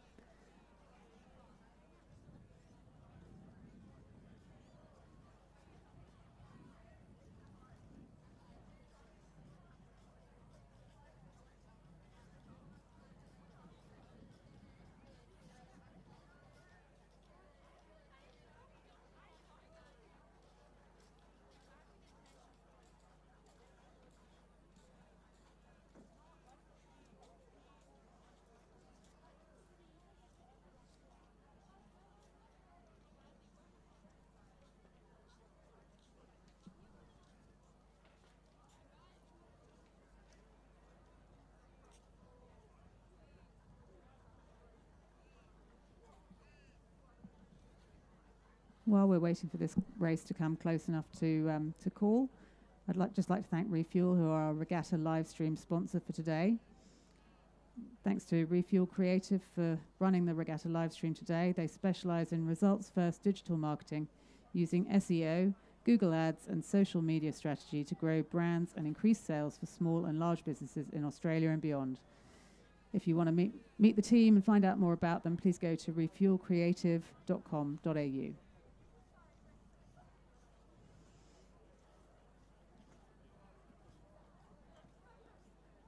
So just looking on the screen, it's still quite hard to determine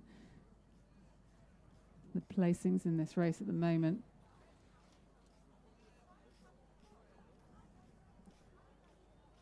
Looks possibly like the rower in lane 3, which would be Loretto Marriotteville 4, Bianca Kohlberg.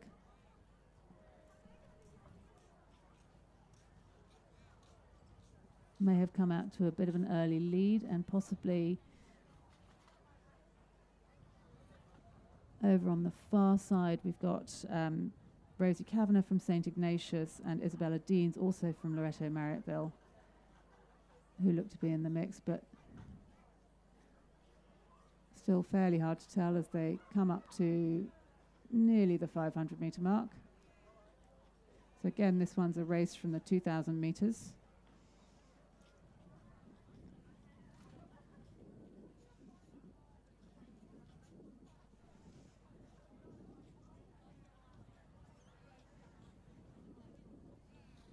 Certainly those three crews seem to be best placed at the moment. Possibly with those two scullers on the far side having made a little bit of ground over the sculler on the near side.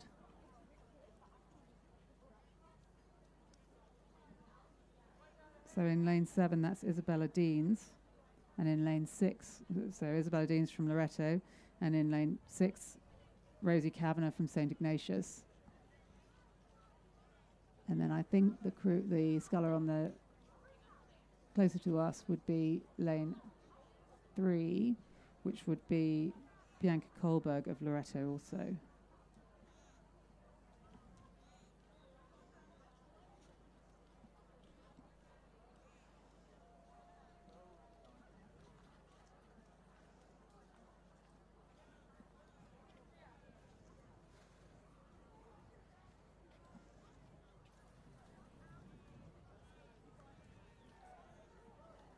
It looks like Isabella over on the far side,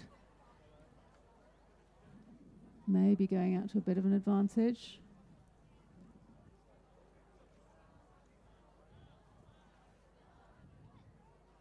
But as you'd expect from all these rows, nobody's giving up. Nobody's easing off the gas.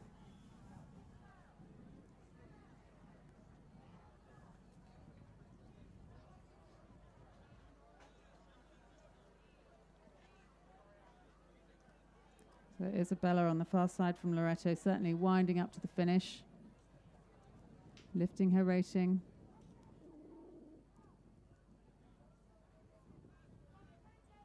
But still looking controlled. Being chased by Rosie Kavanagh from St Ignatius.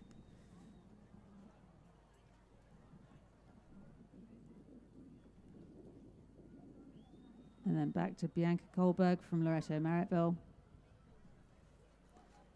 And then the Torrens sculler over in lane 5, Louisa Waggoner. So it looks like coming up over the finish.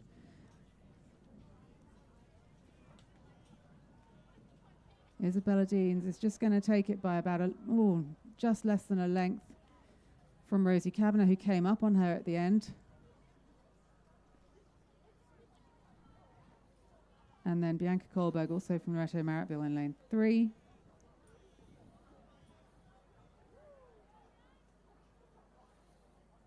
Being followed over the line by Louisa Waggoner from Torrens in lane 5.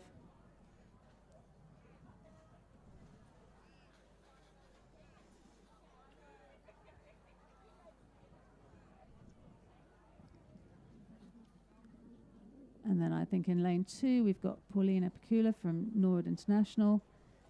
Still having a bit of a battle for the line with Lucy Hoskins from Loretto Marriotteville.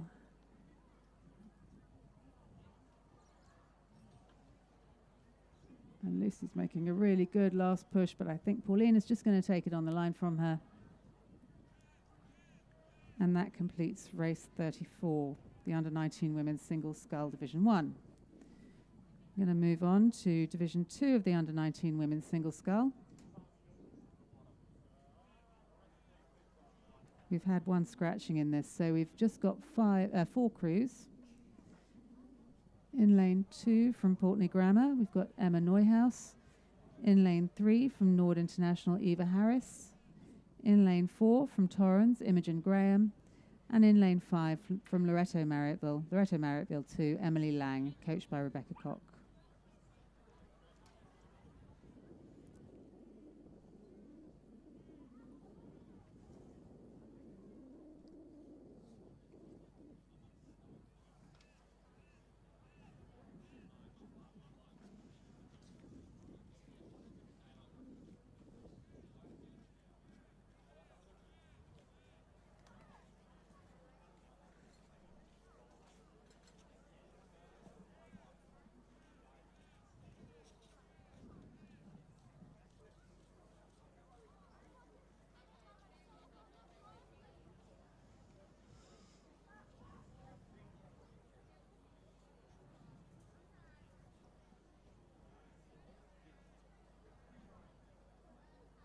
So it looks like we've got someone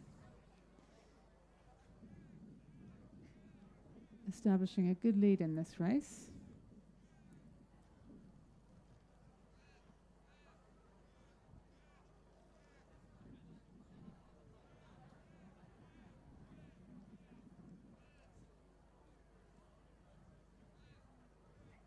And I'm being confused by the blade colours, but I think it may be Loretto Marriotteville in lane 5. Should be Emily Lang, who looks like she's come out to a reasonable lead. Oh, certainly over the people in the lanes next to her, but in fact may have a contender over on the near side. And that would be in lane 2, I think, Portney Grammar, Emma Neuhaus.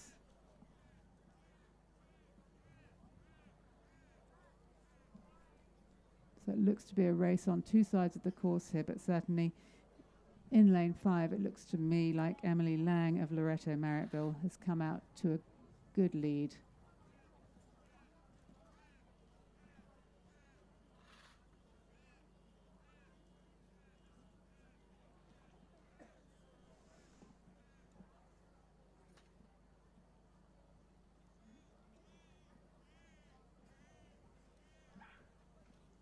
Certainly the sculler in lane 2 is not letting her have it all her own way.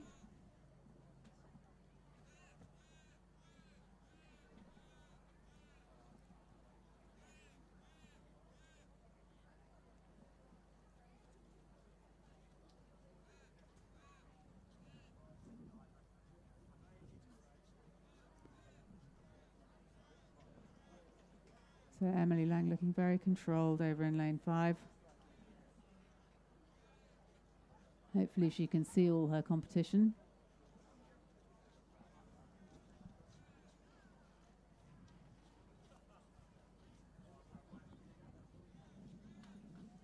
At the moment she's holding her rating fairly low.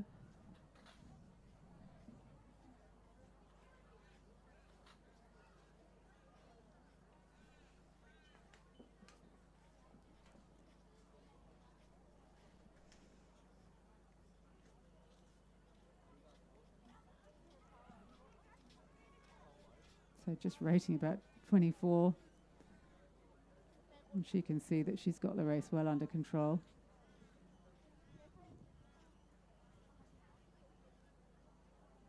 But Emma Neuhaus of Pulteney also doing a beautiful job.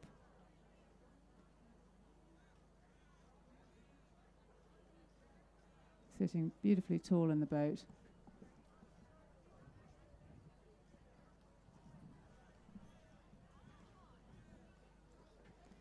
And as they come up to the line, Emily Lang from Loretto Marriottville.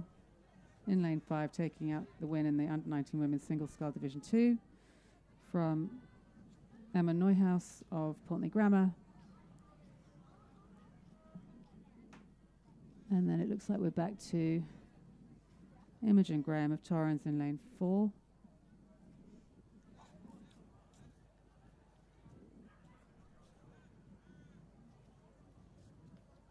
From Eva Harris of Norwood International in lane 3.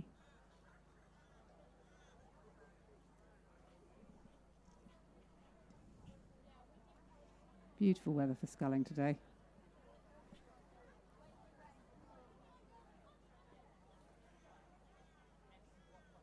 So that concludes race 35, the under-19 women's single scull Division 2.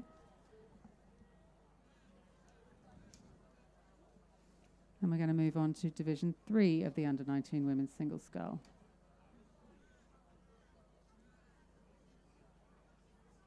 It looks like we've had another scratching in this one, so we've just got 5 crews. From Norwood International in lane 3, we've got Angelica Chia. From Loretto Marriottville in lane 4, we've got Fern Rosenbauer, coached by Rebecca Koch. In lane 5, from Torrens, we've got Sophie Butcher. In lane 6, from Murray Bridge, Amelia Duval. And in lane 7, from Torrens, Hannah Kelly.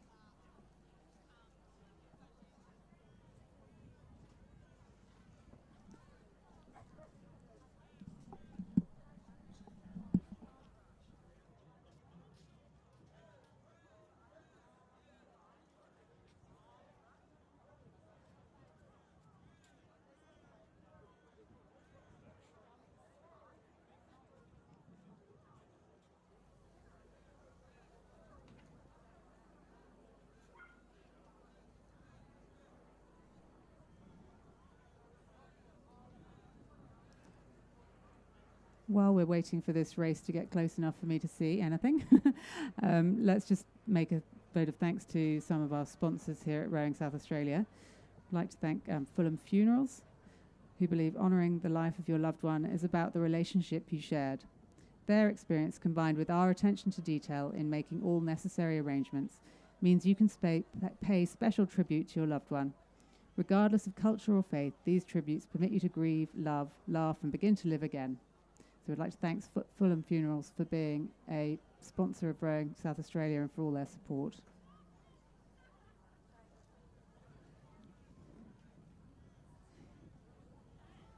We do have a start in race 36, the under-19 women's single scull Division 3.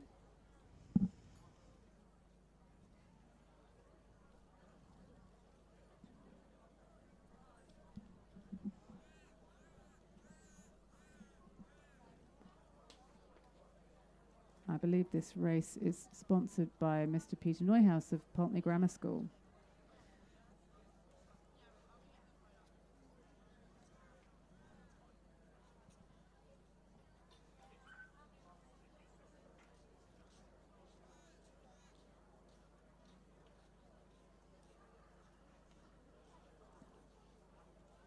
So thanks to all the sponsors who've provided funding towards running this regatta today. Rowing South Australia and the host schools really do appreciate the support that we receive from the community, and these regattas could not operate without that support, so thank you very much.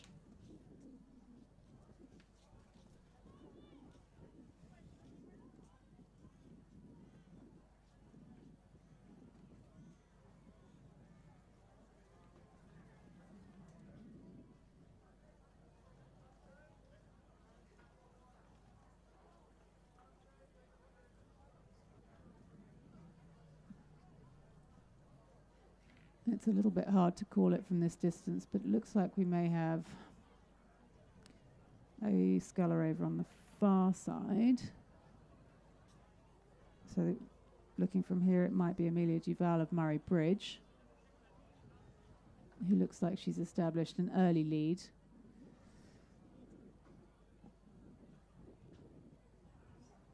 But it's early days, particularly in a single scull race.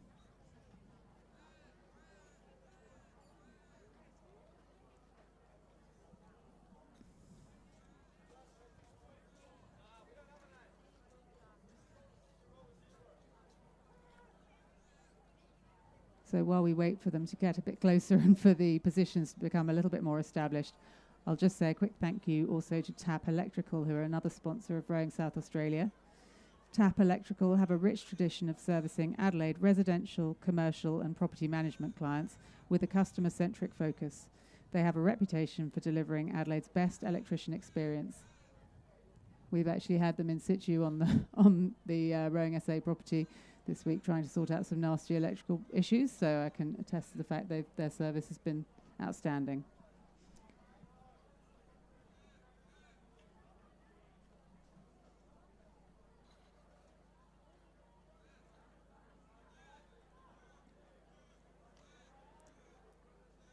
So I'd say we've got a rower in the, sculler in the middle of this field coming through. That might be in lane 5, Sophie Butcher, just looking at the colours. Looks like she might be a Torrens sculler.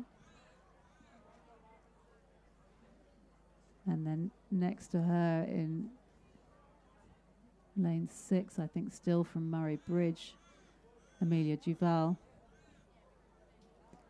And then also the Loreto Marriotville sculler in lane 4. But this field's a lot tighter than the previous one, I would say, at this stage of the race. So it'll be interesting to see how this develops as they come over the 750 mark.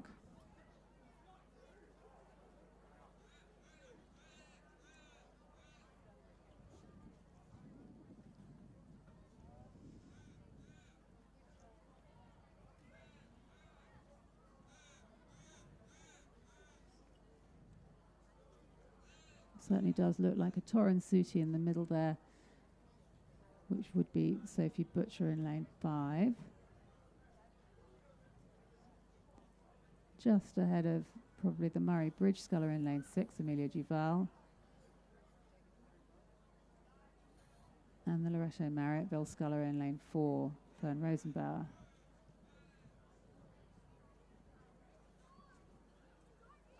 I think Angelica Cheer from Nord International also making a very good job of it on the near side. So much closer field in this one than in the previous race.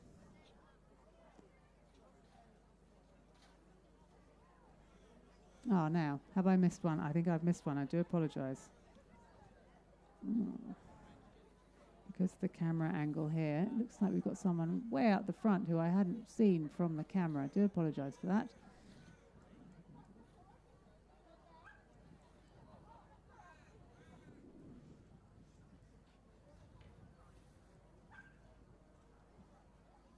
Is that Amelia Duval from Murray Bridge? I think it must be in.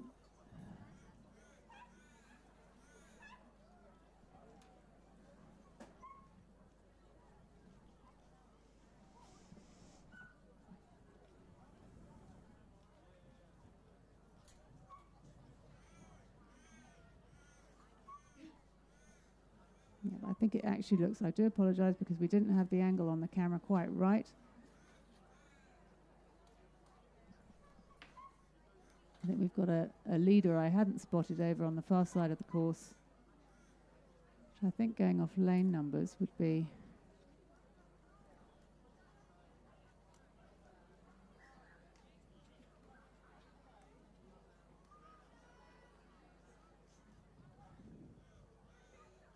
should be Amelia Duval from Murray Bridge. I'm just not sure on the colours. Sorry, apologies for the slight hesitation.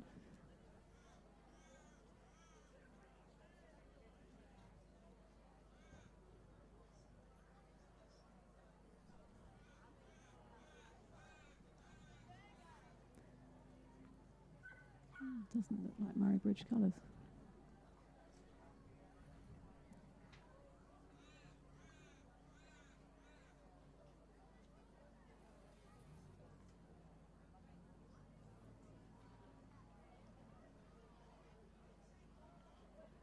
It looks like Loreto colours.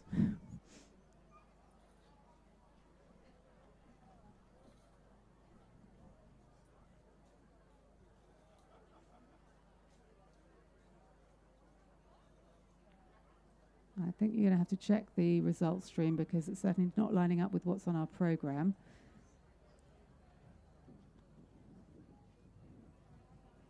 But I think that looked like a Loretto rower coming over the line there.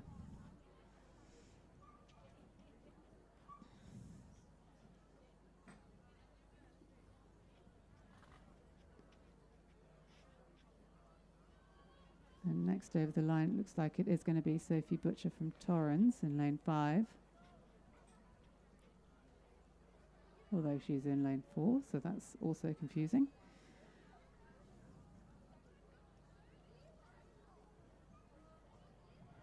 Followed by a Loretto Sculler in lane 4, which should be Fern Rosenbauer, and then the Murray Bridge Sculler, Amelia Duval in lane 6. And over on the near side, Angelica Chia of Nord International.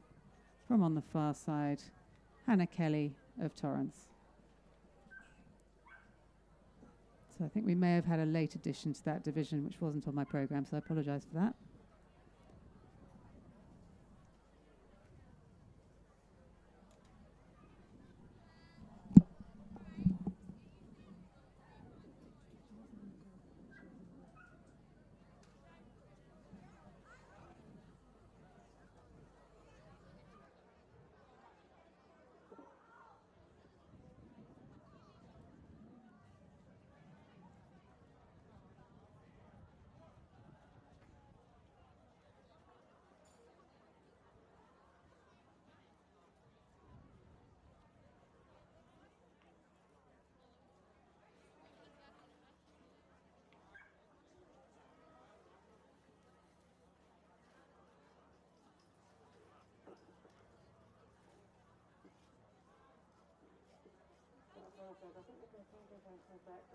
'36, '37 and '38 were combined due to some scratching, so I'm afraid everyone's going to have to look at the live results. I think the sculler who came over to win that division or win that combined race was Victoria Binns from Loretto Merrittville, coached by Tom Dornbos, but I'm not sure. I think the other callings were probably right, but please do go and check the live results just to make sure. We're now moving on to a race from the 1,000 metres, Schoolboy Year 9 Coxed Quad Scull E-Final.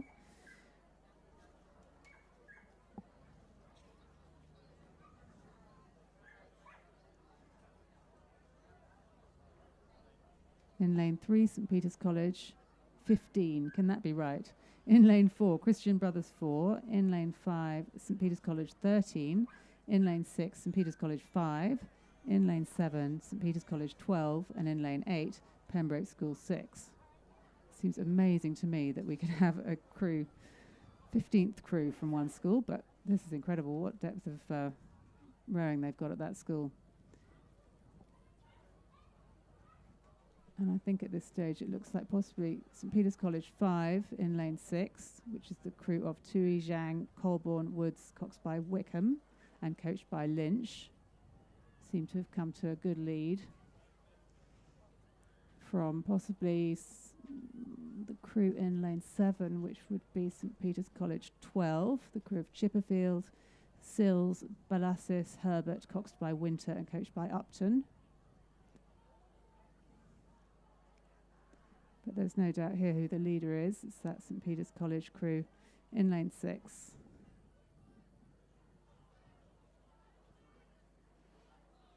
It looks like St Peter's may have got their numbering correct because they've got their number 5 crew leading from their number 12 crew. And then possibly over to Pembroke School 6 on the far side, who might just be ahead of the other St Peter's crew, so we'll give them a shout out. Pembroke School 6 is Sidwell, Tullock, Le Mesurier, Lee and coxed by Miller, coached by Herschel. From the St Peter's College 13 crew, unfathomably, in lane 5, Foreman, Lloyd, Brooke, Masulo, coxed by Bucky, coached by Le Quen, as the St Peter's College 5 crew come over the line to take out the final of the Schoolboy Year 9 Coxed Quad Scull E-Final.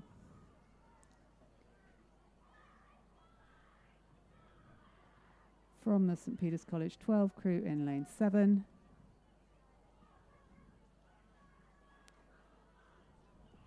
Oh, and it's going to be a tight finish between St Peter's College 13 and Pembroke, but I think St Peter's College 13 are just going to have enough to take it out on the line. In fact, a really strong push to the finish. Leaves Pembroke in fourth. And I think that might have been CBC coming through in lane 4. From, it must be another St Peter's College crew in lane 3, I think.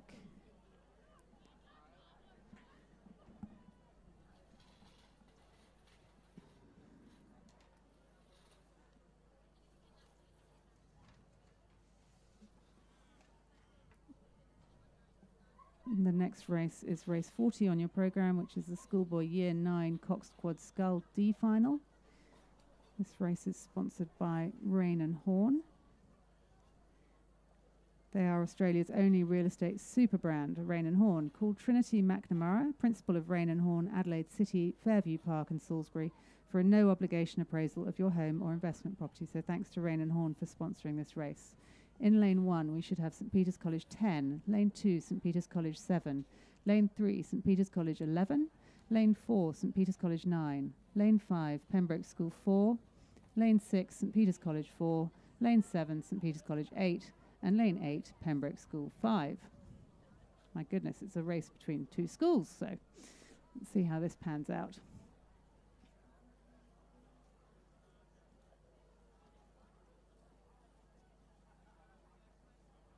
It does look like the leader is in lane 6 from St Peter's College. That would be St Peter's College 4, the crew of Michaels, Hoberg, Rocco, Jaeger, apologies, coxed by Silcock, coached by Chebetenko. But their crew on the far side of them, which is St Peter's College 8, is certainly not letting them get away. That's the crew of Cooper, Wakelin, McKenna, Hollington, coxed by Binns, coached by Barrera. And I'd say over on the far side, you've then got the Pembroke School 5 crew, Purcell, Van der Mullengraaf, George, Michelle, coxed by Watson, coached by Myatt. And they may have a lead over the other Pembroke School crew in lane 5 of Liu, Osetutu, Leonardos, Cooper Kushal, coxed by Miller, coached by Price, who are being challenged by those remaining St Peter's College crews. But there's no doubt the leader in lane 6 would be St Peter's College 4. So it looks like St Peter's College have got their numbering system right again here, which is a relief when they've got so many of them.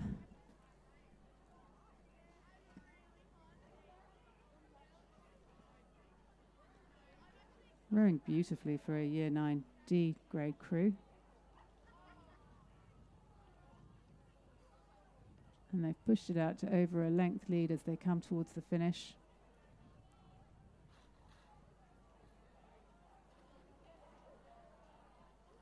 Congratulations to the St Peter's College crew in lane 6, Michaels, Hoberg, Rocker, Jaeger and Silcock, who take out the win.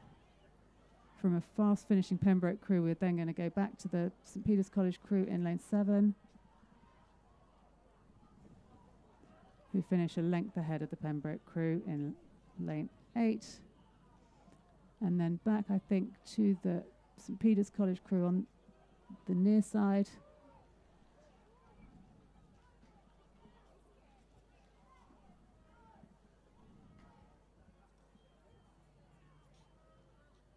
And for the minor places, just going to have to confirm those colours. I apologise.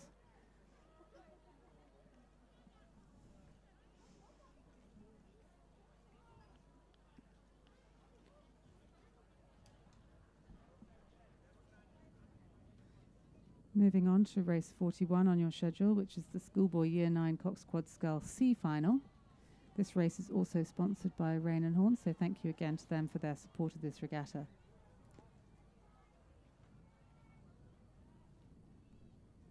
And in this one, we don't have 27 St Peter's boys crews. We've got Scotch College Adelaide 3, Christian Brothers 2 in lane 4, in lane 5, St Ignatius 2, in lane 6, Unley High 1, in lane 7, Christian Brothers 3, and in lane 8, Prince Alfred College 1.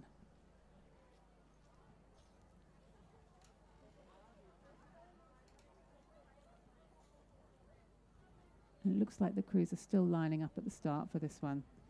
So while we wait for them to do that, we might just make another call out to one of our sponsors here at Rowing SA. Low Farms, who are a proudly owned family business located 20 minutes north of Gawler. They produce premium hay, chaff, grain and straw grown on the Adelaide Plains. So next time you need some feed or bedding for your animals, do consider using Low Farms. And thanks to them for their support.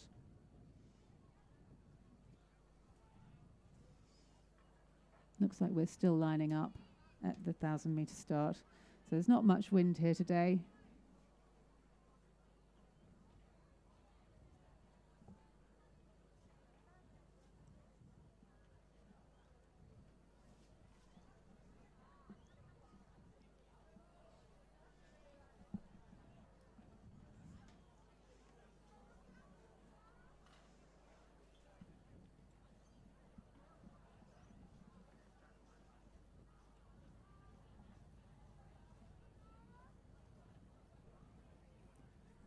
As we look at them aligning, I always love it when we've got a Scotch crew in the field, because you can see their yellow blades, which gives you real feeling for where they are in the field. So that's Scotch College in lane 3 on the right hand side of your screen.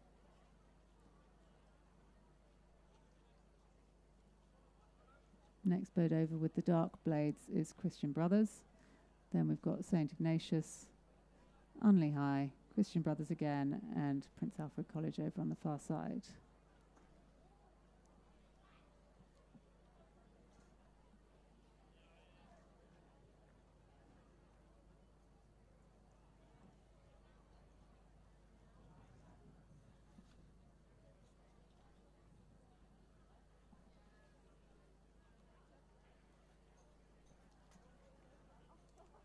We're just taking a little bit of time to get lined up here. Ah, here we go. I think we do have a start in this race. So since we've got a bit of time, we'll do a full roll call of the crews. So for Scotch College, we have Clark, Corson, Menzel, Panegyris, coxed by Stratton. For Christian Brothers 2, we have O'Loughlin, Fountus, I apologise, Nesbitt, Greenshields, coxed by Wilson. For St Ignatius 2, we have Abraham, Lee, Jackas, and Sharippa, coached by Adams. For Unley High 1, we have Bell, Osborne, Harrington, Yates, coxed by Reeves. For Christian Brothers 3, Jones, Baroni, Balliot, Melwani, coxed by Leonard. And for Prince Alfred College 1, Smith, Obst, Wakelin, Garnett, coxed by Barlow, and coached by the inimitable Angie Franco.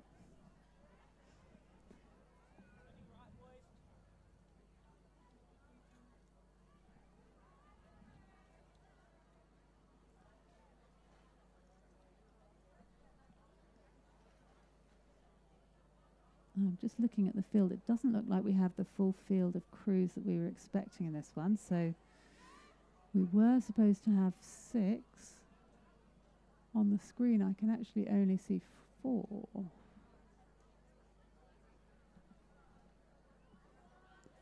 I can certainly see Scotch, CBC, St Ignatius,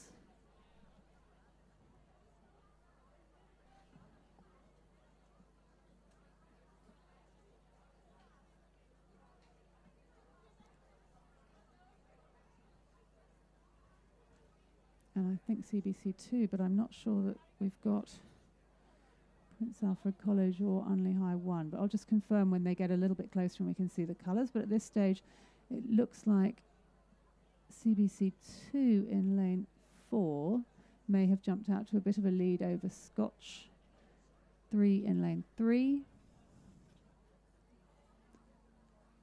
And then back to the crew on the far side, which I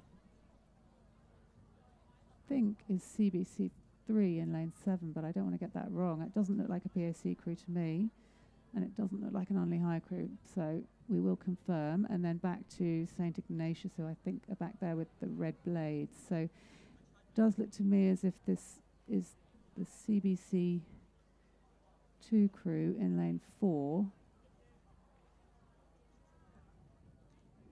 who've come out to a bit of a lead in this, the C final of the Schoolboy Year 9 Coxed Quad Scull Race 41 on the programme.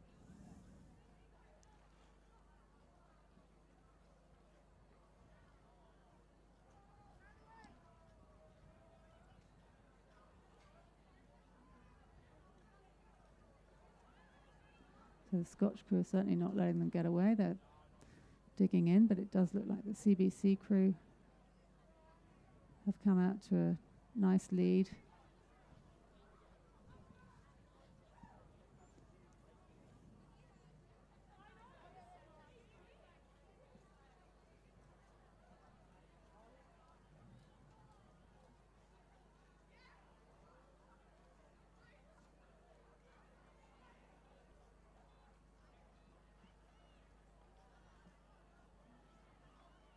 So in fact, it looks like it may be those two CBC crews that take line honours in this race.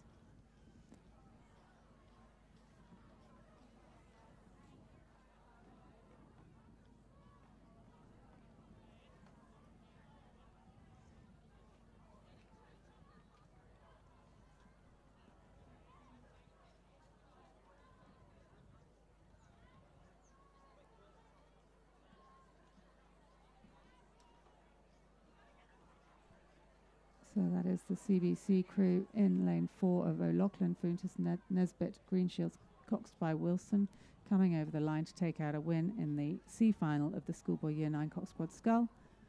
And I think they are going to be followed over the line by their schoolmates on the far side.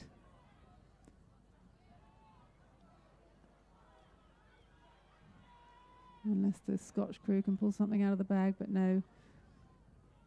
I believe that is CBC going over the line on the far side for second from Scotch, taking out third position. And then St. Ignatius completing the field. So we obviously did have a couple of late scratchings from that race, so apologies.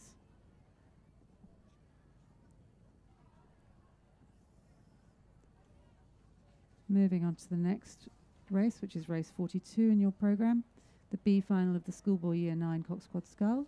So in this one we should have 8 crews in the field. In lane 1, Christian Brothers 1, lane 2, Pembroke School 2, lane 3, Nord International 1, lane 4, Pulteney 3, lane 5, Pulteney 2, lane 6, Pulteney 1, and lane 7, Unley High 2, and lane 8, St. Ignatius 1. And my goodness, they're nearly at the finish already before I had a chance to read the crews. So just looking at this, I think lane 6, Pulteney Grammar 1, are ahead, but it's much closer in this race. So Pulteney Grammar 1 is Zhang, Woodley, Williams, Liang, coxed by Miller, coached by Patterson. From possibly the Pembroke crew on the near side, lane 2, Wang, Vinishwaran, Kyle, Townsend, coxed by Kurue, coached by Wise. And then over on the far side, we've got a St. Ignatius crew, Kavanagh, Galo, Villios, Evans, coxed by McCormick. This is going to be exciting to the finish. Pembroke is certainly not giving up the race here, really digging in and winding to the finish.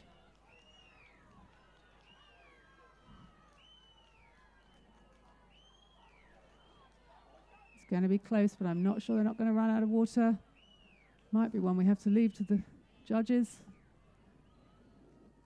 I think Pulteney probably just take it from Pembroke, then St. Ignatius, then looks like CBC.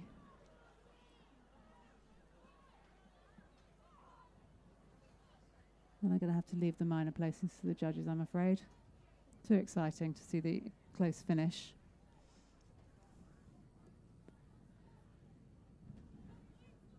And we've just got the crew in lane 4 finishing up. They may have had a technical issue, I think, but they're just coming through to round out the field.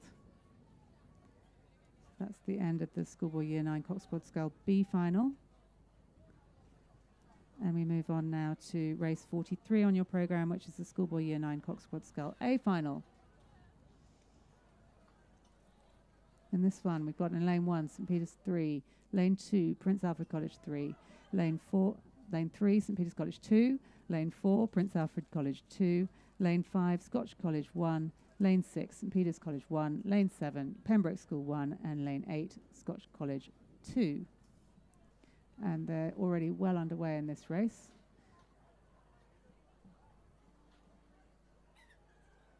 I don't know whether this race is seeded so that they should theoretically form an arrow formation down the course with the fastest crews in the centre, but it looks like that's how it's working out. So looks like we might have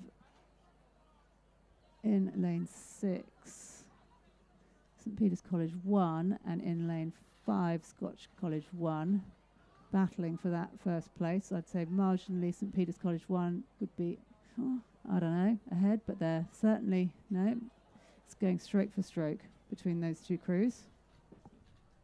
So the St Peter's College 1 crew is Lake, Grieve, Anderson, Quigley, coxed by Whiteman, and the Scotch College 1 crew is MacDonald, Crawford, Hodgson, Keenan, coxed by Appleby. And then we're back to the PAC crew, which is in lane 4, Williams, Mackay, Worth, Fremantle, coxed by Stoddard, coached by Franco and Harnood.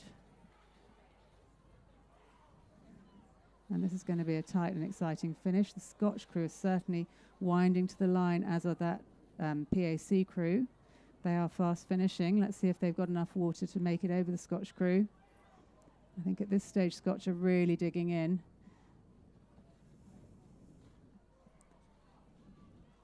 Rowing very tidily and managing to maintain their length, and I think they are. The Scotch crew are going to hold off the PAC crew, but the PAC crew are going to take the second place from St Peter's on the line.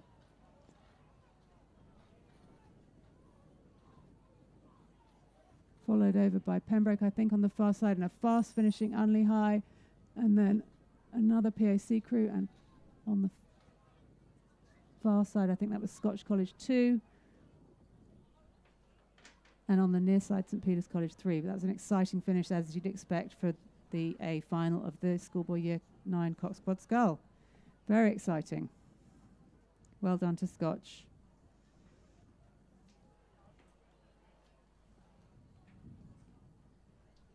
So, next race on our programme is race 44, the Masters Men's Coxed 4.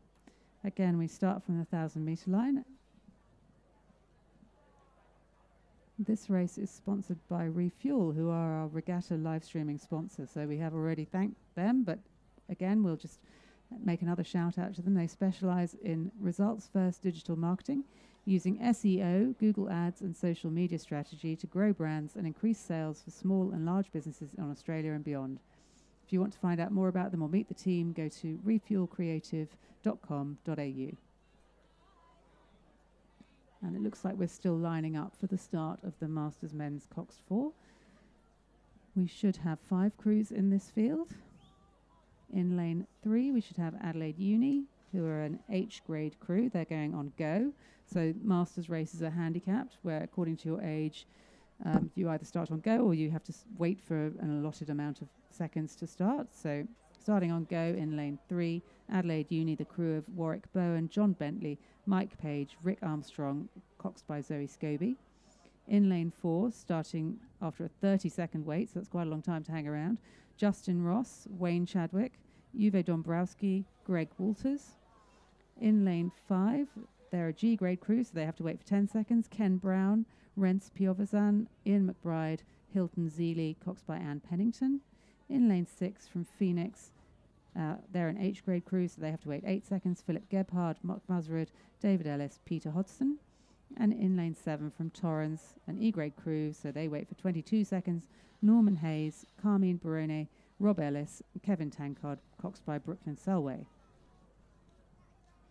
And we do have a start in this race.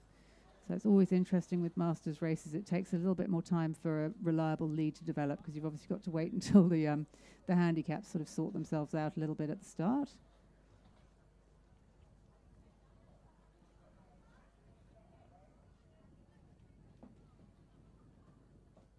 I actually wonder if something has happened to the Adelaide Uni crew in lane 3, because I can't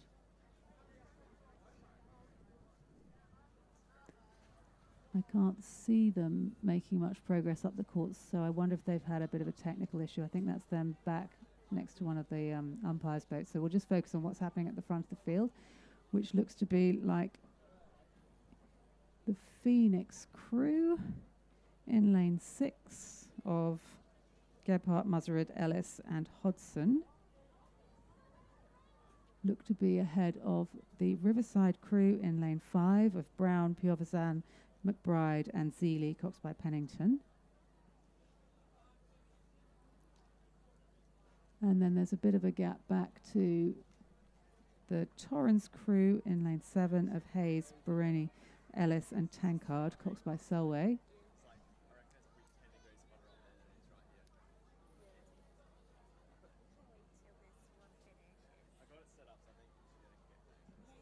And the other Riverside crew in lane 4 of Ross, Chadwick, Dombrowski and Walters.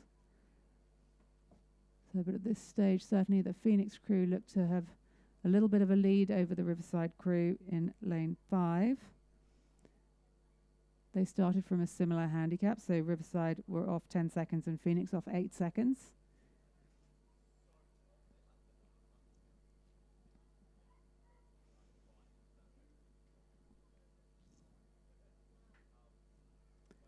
It certainly looks as if the Adelaide Uni crew have had an issue at the start, because I think they're rowing back up, but they're certainly not racing, so that's a shame. And it looks like we've got the Phoenix crew have come out to a nice lead over both of the Riverside crews, with the Riverside crew on the near side possibly finishing a little bit faster, as you'd expect, because they're certainly younger. And it looks like they may eat up the handicap that they gave to their older teammates. Finishing very fast. But they're not going to trouble the Phoenix crew, who are going to come over for the win on the line in race 44, the Masters Men's Coxed 4. From the fast finishing Riverside crew in lane 4, the Riverside crew in lane 5, and then over to the Torrens crew in lane 7.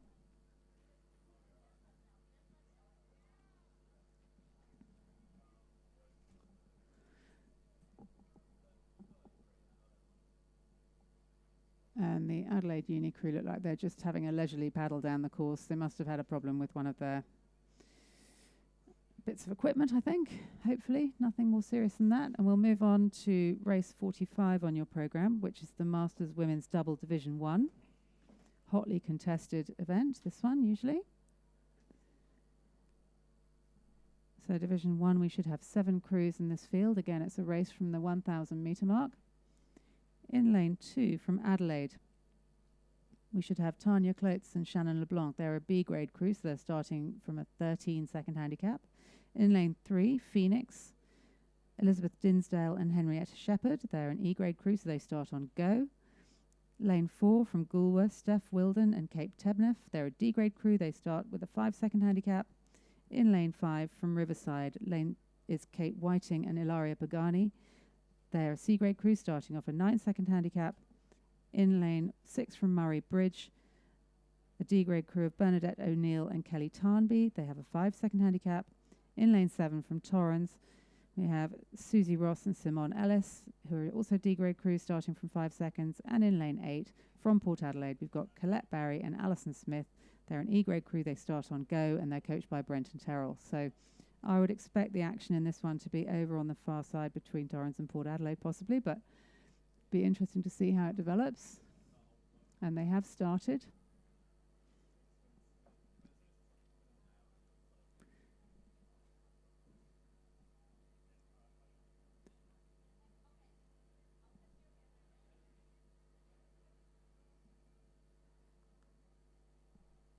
So we're just waiting for the handicaps to work themselves out a little bit here. At the early stages, we've probably got Phoenix making the most of their handicap over in lane 3, but that's quickly being eaten away, I'm afraid, by the Torrens crew in lane 7. And it'll be interesting to see whether the Port Adelaide crew in lane 8, which is Colette Barry and Alison Smith, can hold that Torrens crew off. Very strong scullers here.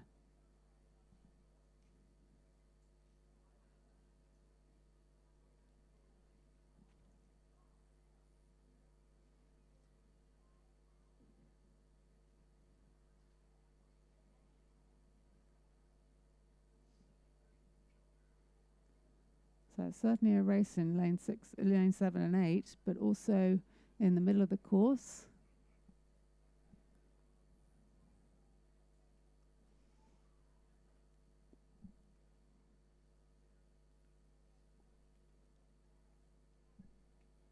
Now is that Gulwer? I think that might be Gulwer in lane 4. Steph Wilden and Kate Tebneff.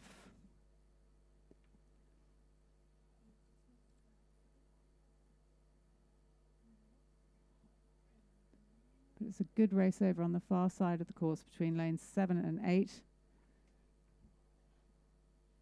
So in the red and white colours we've got for Torrens, Susie Ross and Simone Ellis.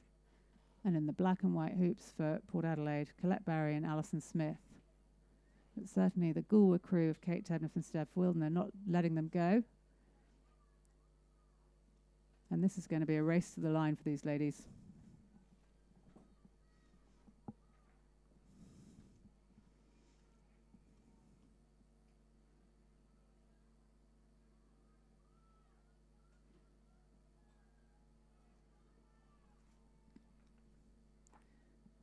Hard to tell with the angles, but this is definitely going to be close to call.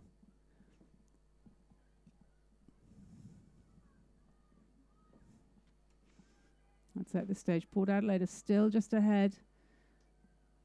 Torrens are certainly finishing fast. It's just a question of whether they run out of water. I think Port Adelaide are going to hold them off.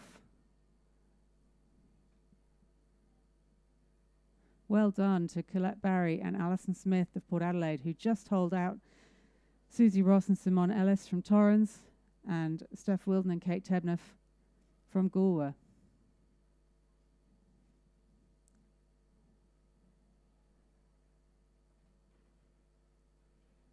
From on the near side in lane 2, the Adelaide crew of Tanya Klotz and Shannon LeBlanc.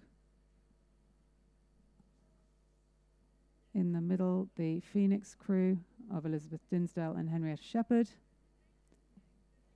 Taking it out over the Murray Bridge crew of Bernadette O'Neill and Kelly Tarnby. And finishing up this division in lane 5, Riverside, Katie Whiting and Ilaria Pagani.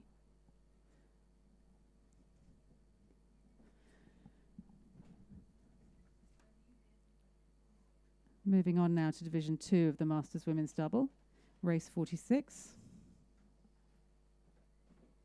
I think we've had one scratching in this field, so we only have 4 crews. Should be Phoenix in lane 4, Tony Milne and Anne Ellis. Riverside in lane 5, Anne Pennington and Claire Sweeney. Riverside in lane 6, Leslie Lewis and Chili Parker. And Gulwer in lane 7, Jackie Woodhead and Diana Tebneff.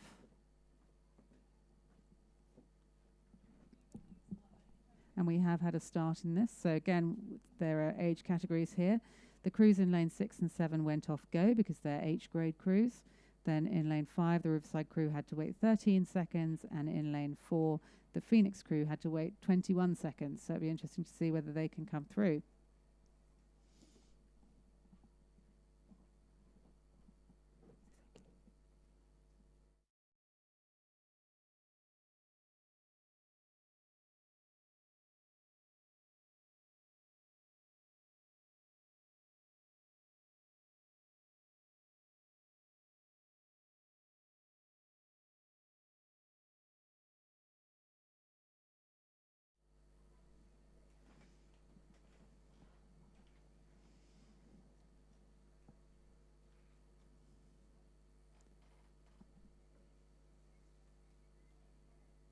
So the Phoenix crew on the near side obviously has the biggest handicap to make up, and it looks like they're doing a good job.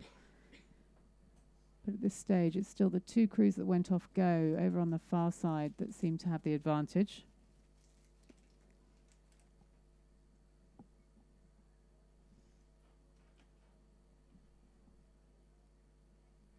I'd say the crew in lane 7 of Jackie Woodhead and Diana Tebneff from Gulwer would be marginally ahead.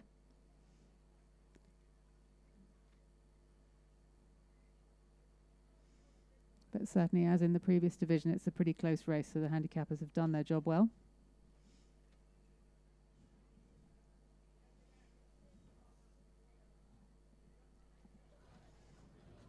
I'm just coming over the 500 metre mark. Tricky to say, but I would say that the Riverside crew in lane 5 has eaten into those handicaps given to the younger crews. That's Anne Pennington and Claire Sweeney. Seem to be coming through the middle.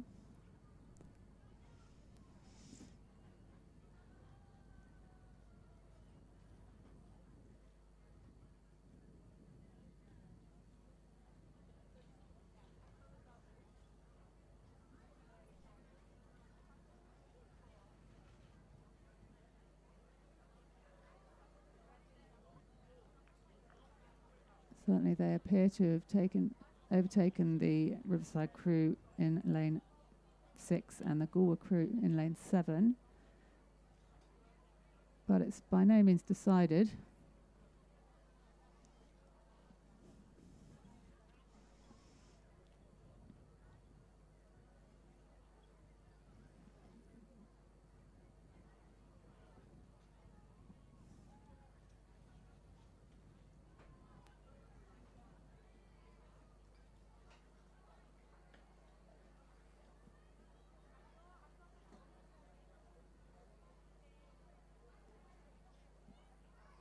So certainly at this stage, the Riverside crew in lane 5, Anne Pennington and Claire Sweeney, leading from probably the Galway crew on the far side and back to the next Riverside crew, and then Phoenix trying to come up with a fast finish to the line.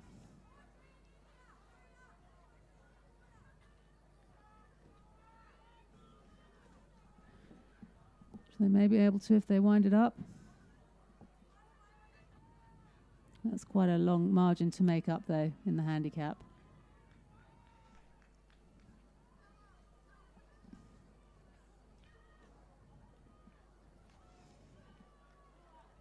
So another tight race in this one, but it is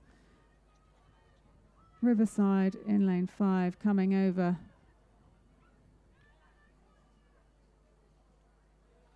to take out Division 2 of the Masters Women's Double. And certainly Phoenix finishing fast. I think Galway are just going to hold them off on the line. So it's Galway, Phoenix, and then back to the other Riverside crew finishing that division. But they're very close. Good job by the handicappers there. We're going to move on now to race 47, which is the E-final of the Schoolgirl Year 9 Coxed Quad Scull.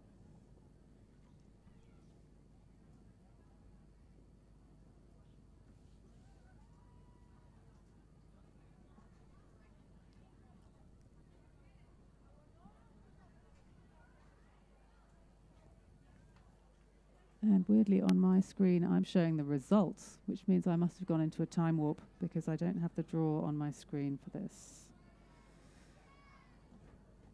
I'm just going to ask the experts.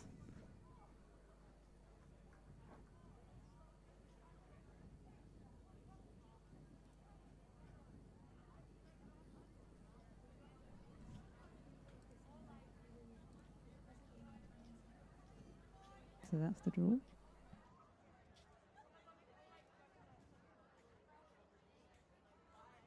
Okay, now I apologise if I've got this draw wrong. It's actually showing as results on the screen, but I'm assuming this is going to be the draw, in which case we would have 4 crews in this. Pembroke School 4 in lane 3, Seymour College by invitation in lane 4, Wolford Anglican 3 in lane 5, and Pembroke School 6 in lane 6.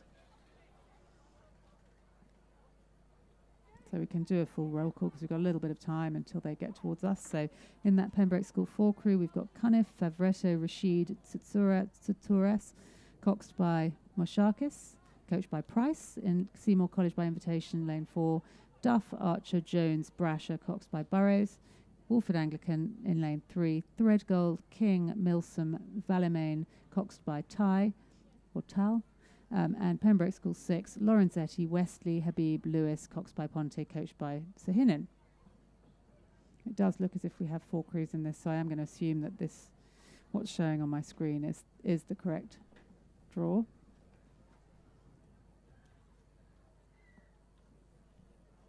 And at this stage, it looks like possibly the Seymour crew that's rowing by invitation in lane 4 has come out to a bit of an early lead. So they're not actually, in my understanding, eligible to win this. If they come over the line first, the next crew will actually take out this division. So they may be rowing by invitation because they've had someone have to withdraw due to illness, and they've got someone from an older year or even a coach rowing in the crew. So it can skew the results somewhat. So let's have a look. We can't tell from the entries on the screen quite why they're rowing by invitation.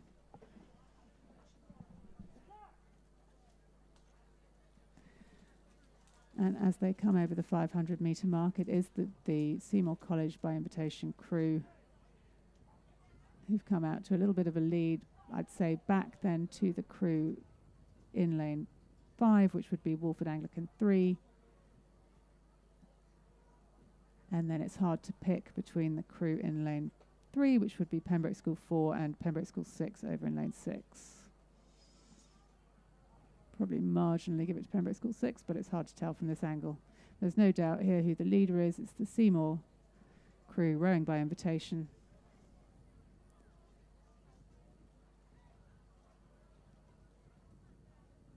In lane 4. So for viewers who are watching this on the live stream, lane 4 is identified because it has yellow buoys either side. So if you're ever in doubt as to which crew you're watching, lane 4 can give you some guidance.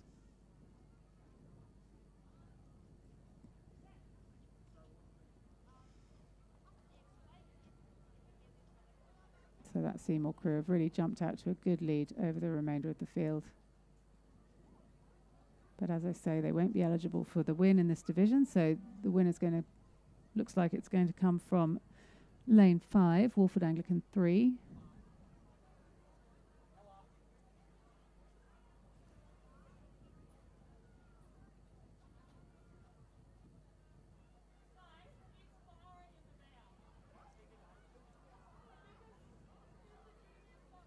So this is good rowing for an E final.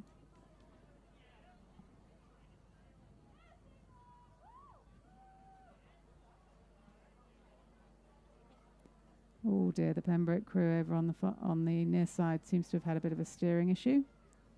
Whether they caught a crab or something went awry, so they're letting their comrades from the other side of the course take out the lead, I think. But back to the leader, we've got Seymour coming over the line. That's the Seymour crew by invitation of Duff, Archer, Jones and Brasher, Cox by Burrows, who do come over the line first, but as they're by invitation, it'll be the following crew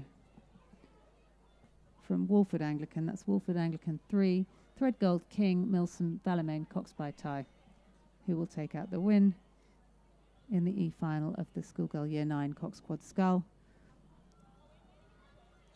From Pembroke School 6,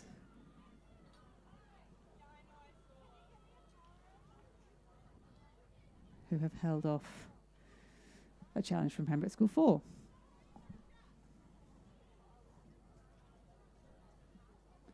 I apologise, that race was sponsored by Terry White Chemmart at Balhanna. They're in the heart of the Adelaide Hills community. They help over 3,000 people with their COVID vaccines, and they can also help you with your flu vaccines as well as all your medical needs. Open 8:30 to 6 Monday to Friday and 8:30 to 4 on Saturdays. Please go and see Jackie and the friendly staff at Terry White Chemmart in Balhanna. They are my local chemist. I can attest they are very good.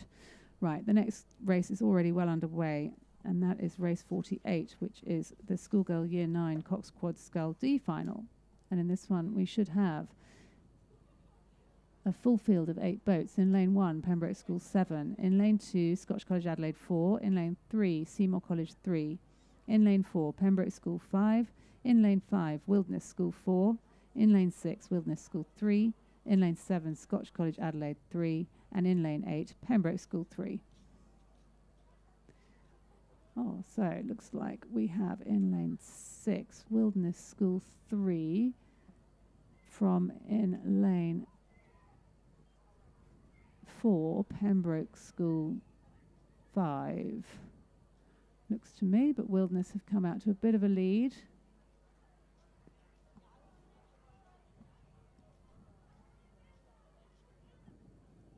So I think that is Wilderness School 3 in lane 6 in the lead, who are Urbe or Herb, Sutton, Woodall, Pullinan, coxed by Freestone Giles.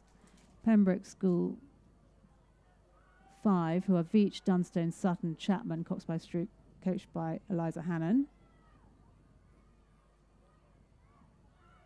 And then back to the other Wilderness School crew in lane 5, Paul, Rocker, Shah, Wells, coxed by Yao. But it is that Wilderness School crew in lane 6, I think, who will go over the line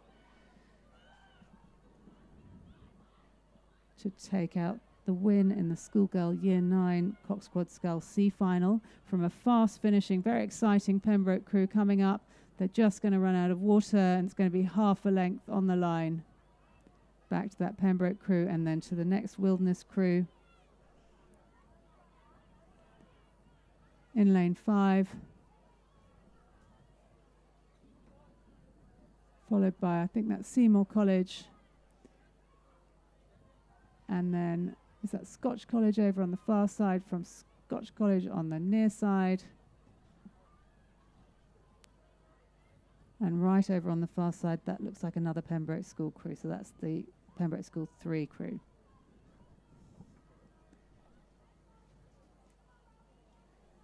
And finally, we've got Pembroke School 7 rounding out the field, coming over the line in lane 1. So coming over the line from Pembroke School, we've got Cal, Riddler, Loveday, Baker, coxed by Potamianos and coached by Roylett.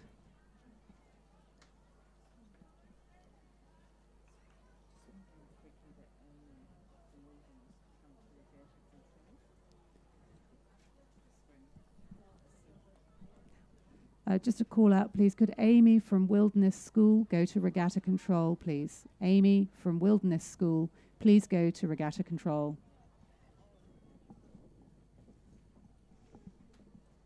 Right, we've got another race on the field right now, on the lake. On the lake right now. We're into the C final of the Schoolgirl Year 9 Cox Quad Scull.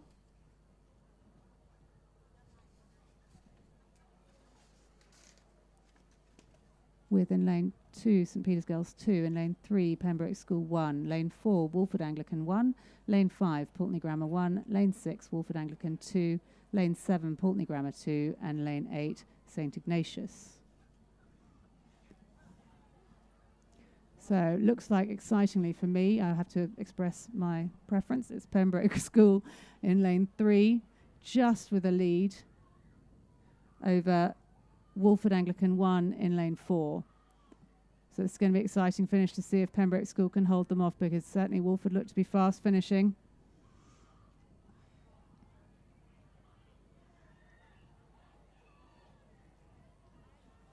So that's the Pembroke School crew of Young, Kidman, Omani, King, coxed by Mumford, coached by Dangerfield. And it does look as if they're going to be able to hold off the Wolford finish. And that Wolford crew is Mia, Cameen, Brammy, Reynolds, coxed by Dean. But the Pembroke crew come over the line to take out the C final by 1 length from the Wolford crew.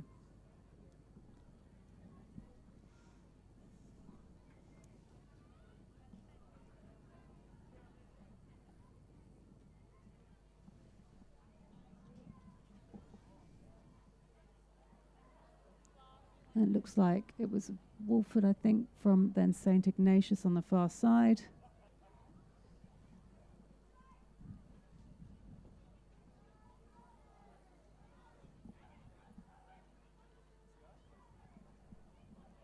And that's Pulteney Grammar in 5.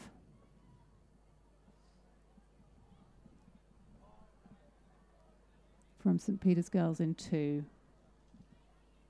And over on the far side, we've just got 1 crew to finish, which I think might be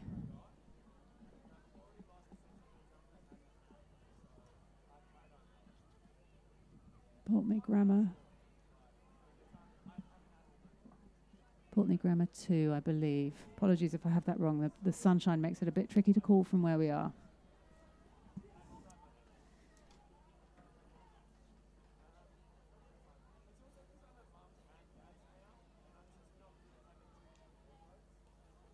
Okay, now we move on to race 50 on your schedule, which is the Schoolgirl Year 9 Coxed Quad Scull B final. And in this we should have 6 crews, and they're well underway. So we've got in lane 2, Norwood International 1, in lane 3, Seymour College 2, lane 4, Wilderness School 2, lane 5, Unley High 2, lane 6, St Peter's Girls 1, and lane 7, Pembroke School 2. So since they are quite a way up the course, we will just do a roll call of who's in which crew. So Norwood International in lane 2 is Lynn, Kimber, Haynes, Shaw, coxed by Isabella, coached by Debari. Lane 3, Seymour College 2 is Rivet, Fogarty, Grave, Seamer, coxed by Law. Lane 4, Wilderness School 2 is Lou, Carrick, Powers, Newton, coxed by Andre. Lane 5, Unley High 2, Harath, Shanks, Twelftree, Griffiths, coxed by Emerson. Lane 6, St Peter's Girls 1, Laws, Wildman, Kennett, Powell, coxed by Stavru, and Pembroke School 2 in lane 7, Buchan, Mellor, Huang, Applin, coxed by Mashakis. And the field is fairly evenly split, as we might expect from a B final. Possibly the crews in the middle look like they are coming out to a lead. So that would be Wilderness School 2 in lane 4 and Unley High 2 in lane 5. Possibly the Unley High crew may have a slight advantage. It's very hard to tell from here.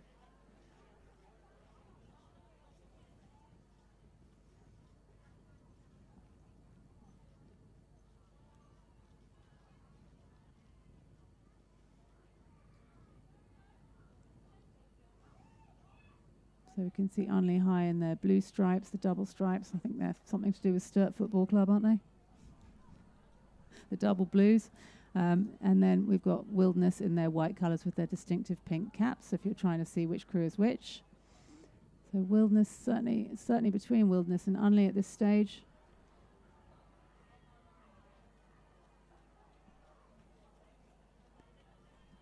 With a good battle also between Seymour College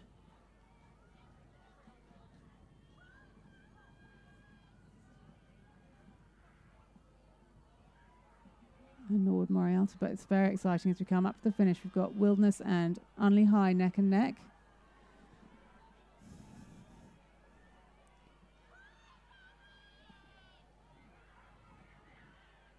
And there's great excitement down on the bank. This has been a close race right from the start.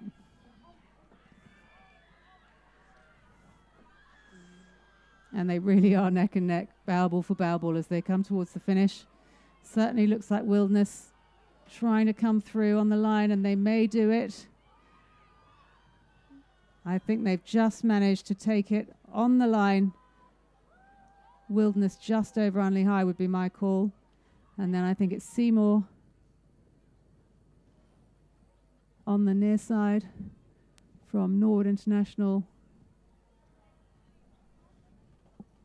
And then St Peter's Girls.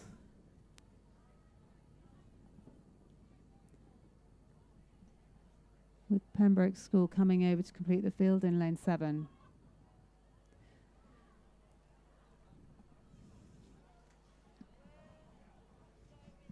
Another exciting, very close race is coming up the lake now. Race 51, that's the Schoolgirl Year 9 Coxed Quad Scull A final. So in this one we should only have 6 crews. Lane 2, Unley High 1. Lane 3, Scotch College 2. Lane 4, Loretto Marriotteville. Lane 5, Wilderness 1. Lane 6, Scotch College 1. And Lane 7, Seymour College 1. So as you would expect, this is a very close race with all those first crews in there. It does look to me like we have got all 6 crews in the field, and the action is over on the far side, possibly with the Scotch crew in lane 6. That's the crew of Comerford, Hogburn, Arundel, Revel, coxed by Smith. And in lane 5, the Wilderness crew is Cardoni, Meyer, Rinaldi, Hawker, coxed by Oborn. They certainly seem to be making the running, with possibly Scotch having a little bit of an advantage at this stage. And then we're probably back to the crew over on the far side, Seymour College 1 or Loretto Marriotteville. in lane 4, but it certainly looks to be a race between Scotch and Wildy. Again, it's been close from the start.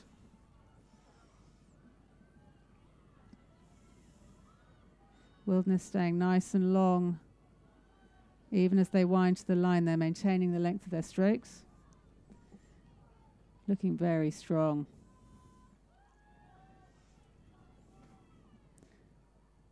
Have Scotch got the legs to bring it back? It looks to me like we're going to have another close finish, but not quite as close possibly as the previous race.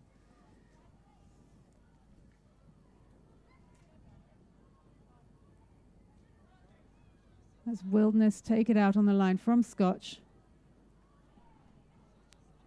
From Seymour. And then Loretto. And Scotch College 2. Followed over the line by Unley High 1 on the near side. That's a very exciting race there, as you'd expect for the A final of the Schoolgirl Year 9 Coxed Quad Scull. Wow, we've got some excitement in store for Head of the River, I reckon.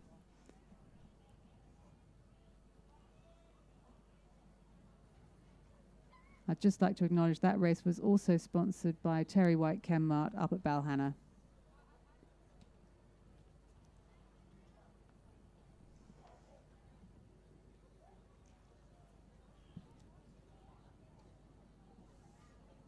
Okay, we're going to move on now to the 3rd grade men's cox quad. This again is a race from the 1,000 metre mark.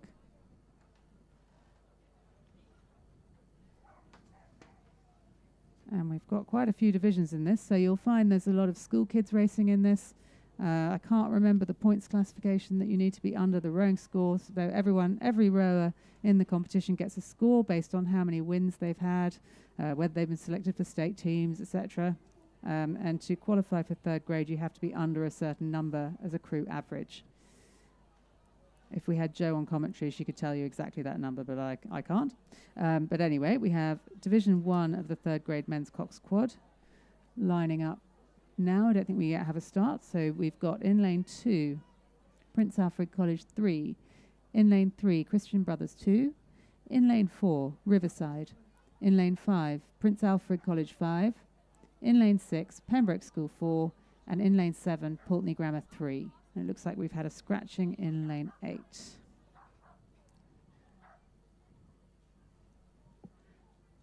So I think they're still being aligned. I can't actually see all 6 crews that are supposed to be in the field, so whether we've had a late scratching, I'm not sure. As soon as they get a start, we'll let you know.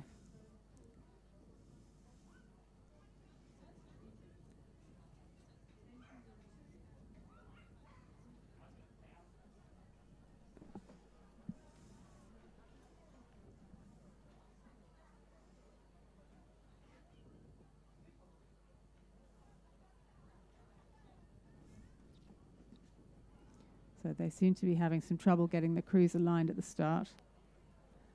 Many of these rowers won't have much experience of racing because they've raced for several seasons, quite badly affected by COVID, so they may not have all that many starts under their belt. It looks like we have now got a start in this, with a few little steering issues on the near side, but the regatta control boat is off to check out what's happening over there.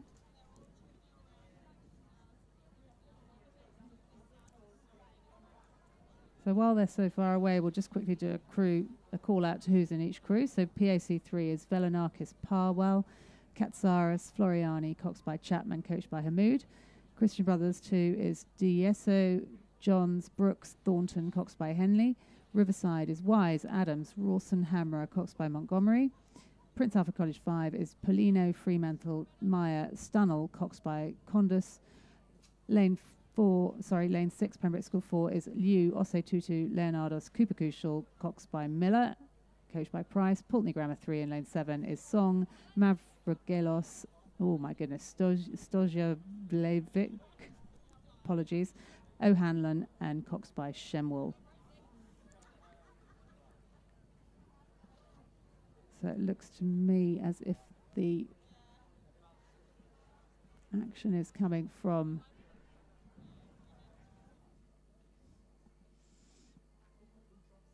the PAC crew.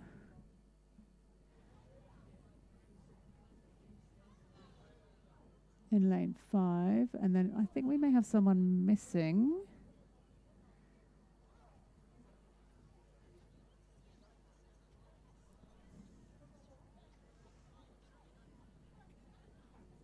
I'm not sure if we have anyone in lane 4 at the moment, so we've got PAC on the near side with the red blades, very distinctive. Then I think it's CBC. Then I think we do have a gap in lane 4 where we should have had Riverside. And then we're over to PAC 5 in lane 5.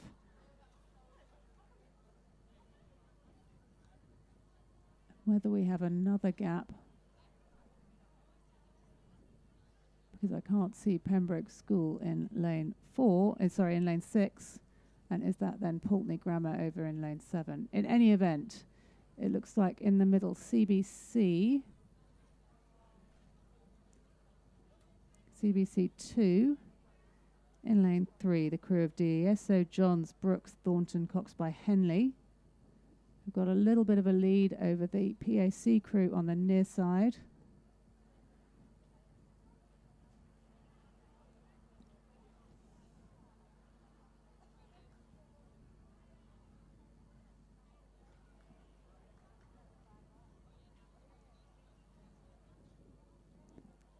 So yeah, the CBC crew with the distinctive purple blades.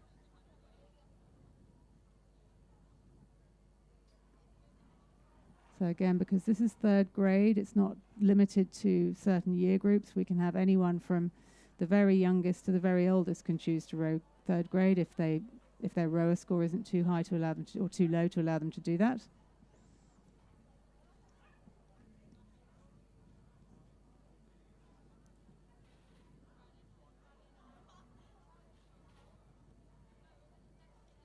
So CBC in lane 3, coming through to take out the win in Division 1 of the 3rd grade men's cox quad. Well done to that novice crew.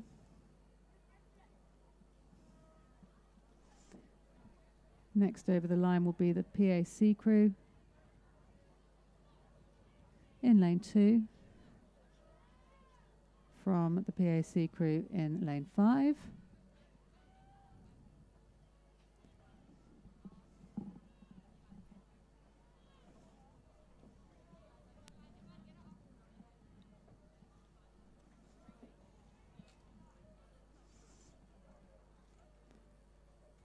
And I think that is a Pulteney Grammar School crew coming in to finish the field. So I wonder if the Pembroke crew had an issue and did not complete the race. We'll find that out. So we better move on to the next race because that is already underway.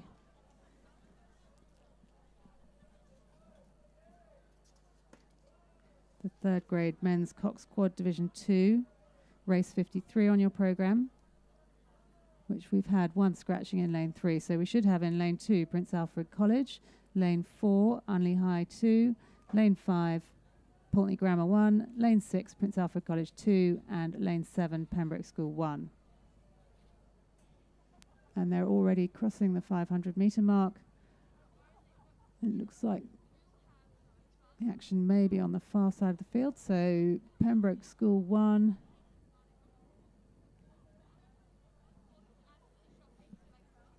In lane 7 and Prince Alfred College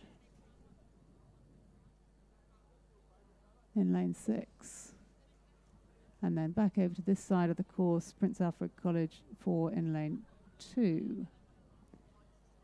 Certainly looks like the main race might be over on the far side.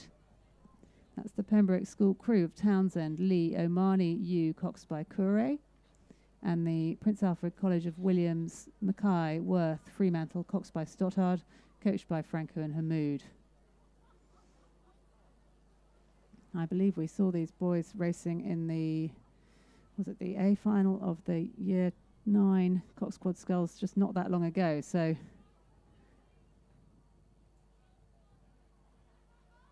Interesting to see whether we get a different result here. Certainly going stroke for stroke as they come towards the finish. So maybe a little bit more control from the PAC crew, but the Pembroke crew certainly don't want to let them go.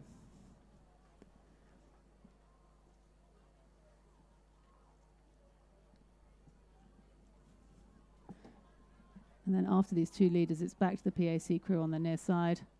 We're just going to follow the finish. Pembroke are holding them off, but are PAC going to manage to kick through? It's down to half a length as they approach the line. But Pembroke School managed to hold off PAC to take the win in Division 2 of the third grade men's coxed quad scull. They're being followed over the line by the next PAC crew. In lane 2.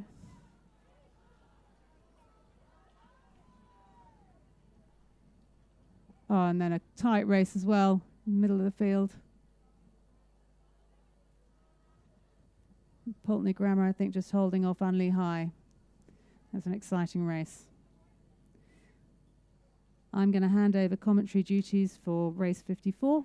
Thanks for having me. And this is Greg Walters calling the third grade men coxed quad division 3, race 54.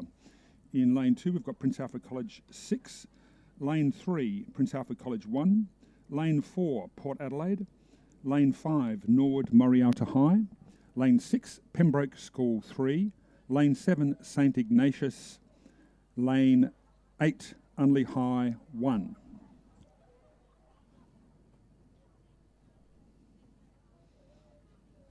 This is a 1,000-metre race,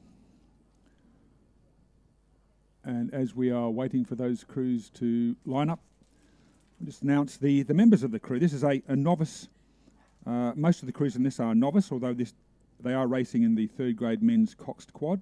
For Prince Alfred College 6, we have Charlie Facina, Angade Gill, Ethan Haralaftis, Kai Fogarty, and Madden Croft as the cox. For Prince Alfred College 1, we have Oliver Smith, Aidan Obst, Gil Wakelin, Max Garnett, Tiago Barlow as the cox. For Port Adelaide, Timothy Watkinson, Alexander King, Charles Watkinson, Cameron Moffat, Jacob Aronaldus as the cox. Norwood Morialta High includes Joseph Brennan and Tarek Hutchinson with Alex Merchant as the cox. Pembroke School 3, Tom Rowett, Sam Zierist, Alex Lewis, Brendan Fong, and Ewan Mosler as the cox. St Ignatius, we have Oliver Gallo, Levi Villios, Alexander Kavanagh, James Evans, and Keenan McCormick as the cox, and Unley High 1, Cameron Bell, Thomas Osborne, Joseph Harrington, and Christian Yakes, with Matilda Hancock as the cox.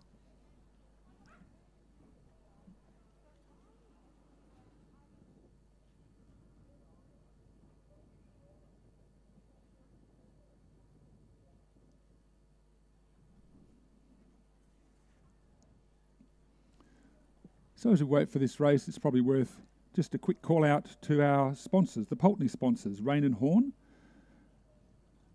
Terry White, Ken Mart, Balhanna, and personal sponsors Pam and Alan Jarman, and Peter Newhouse.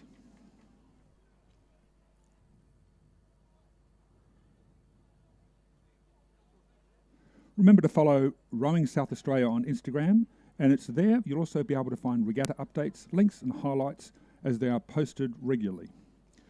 We'd also like to thank our amazing boat racing officials and volunteers for their hard work. Of course, they are always instrumental to these events, and they make this event happen. If you'd like to volunteer at any of these regattas or know more about becoming one, please contact the Rowing South Australia office. And we have a start in the third grade men's coxed quad. Once again, Prince Alfred College 6 in lane 2, Prince Alfred College 1 in lane 3, Port Adelaide in lane 4, Norwood Morialta High in lane 5, Pembroke School 3 in lane 6, St Ignatius in lane 7, and Unley High in lane 8.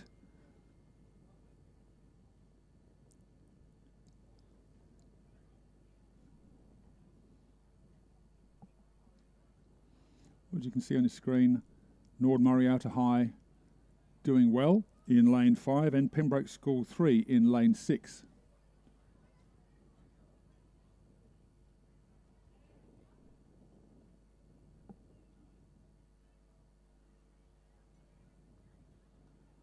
So quite a tussle here, I think, for the lead. So we've got the crews in lane 3, which is the Prince Alfred College 1. The Port Adelaide crew next to them in lane 4. Nord Morialta High in lane 5 and Pembroke School 3 in lane 6. So a very competitive race. It looks at this early stage though, Prince Alfred College 1 in lane 3 may just have the front of the field, but this is going to be a very, very tough, evenly contested race.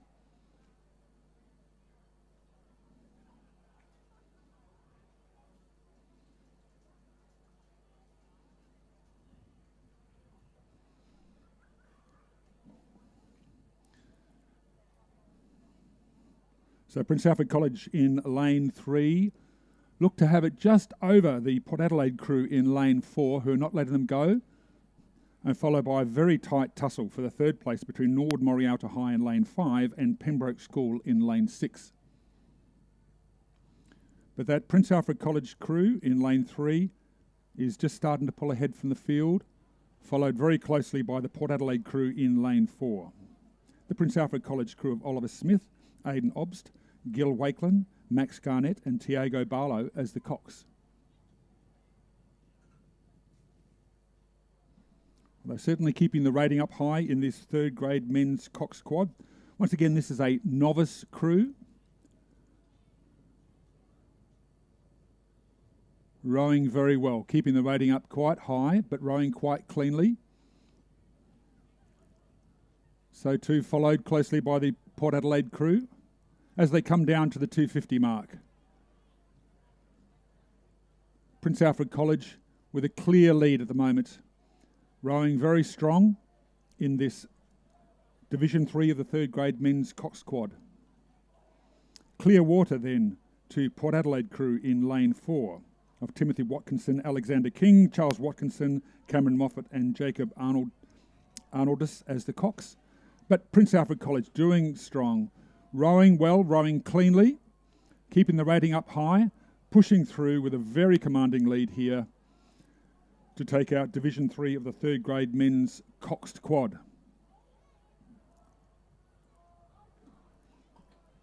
And it's PAC as they cross the line, but Port Adelaide not giving up, pushing it through, as you can see coming through on the screen down towards the final. But the race now is going to be on for third place between Prince Alfred College 6 and Pembroke School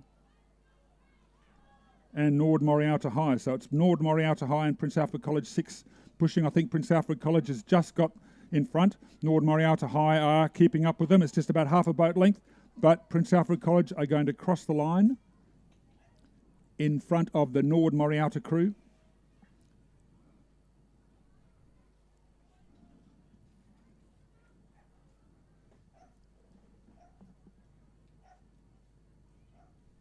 And the Pembroke crew coming across the line in race 54, third grade men's coxed quad. That brings us on to race 55, the third grade men's coxed quad division 4. In lane 2, we have Christian Brothers 6, including Rocky Barone, Ethan Forrest with Brooklyn Selway as the cox. Lane 3, Christian Brothers 4, Rocky Barone. Oh, it's interesting. We've gone down twice, so that'll be an interesting for him. But the Christian Brothers 4 crew include Luke Jones, Austin Balliot, Arian Melwani, and D. Leonard as the cox. Pulteney Grammar 2, Angus Perry, Fred Modra, Timothy Newman, Thomas Livesey, and Harry Lehman as the cox. Pembroke School 2 in lane 5, Yong Wang, Vijay Vijneshwaran, Angus Kyle, Angus Townsend, and Mihan Kure as the cox. Lane 6, Torrens, Leas Wagner, Brooklyn Selway, Bradley Robran, Matthew Haynes, and Finn Redman as the cox. And in lane 7, Prince Alfred College 7, Nick Rasciuto, James Dixon, Nick Christensen, James Williamson, and Henry Stephen as the cox. Now this is the third grade men's cox quad division 4. All of the crews in this event are novice crews with the exception of Torrens in lane 6, who are a third grade crew. As you can see, we have a start in the race. It looks as though the competition at this early stage is going to be between Torrens in lane 6 and Prince Alfred College 7 in lane 7. At this stage, it may be the Prince Alfred College 7 crew of Nick Rasciuto, James Dixon, Nick Christensen, James Williamson and Henry Stephen as cox, who may have the lead in this race.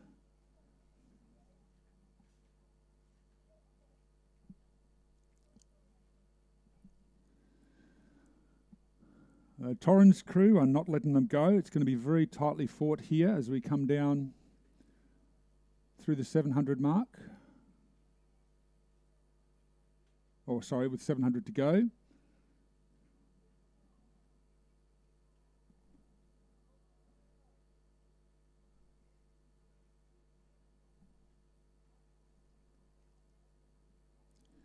And battle for third place at this stage seems to be Pulteney Grammar 2 in lane 4.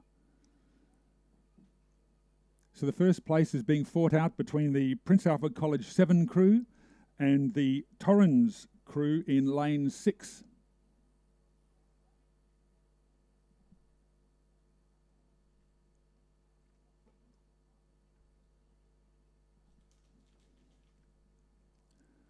So as the crews come down, 300 to go, it looks to be the Prince Alfred College crew and the Torrens crew who are going to be fighting it out here for the first place in race 55, third grade men's cox quad division 4.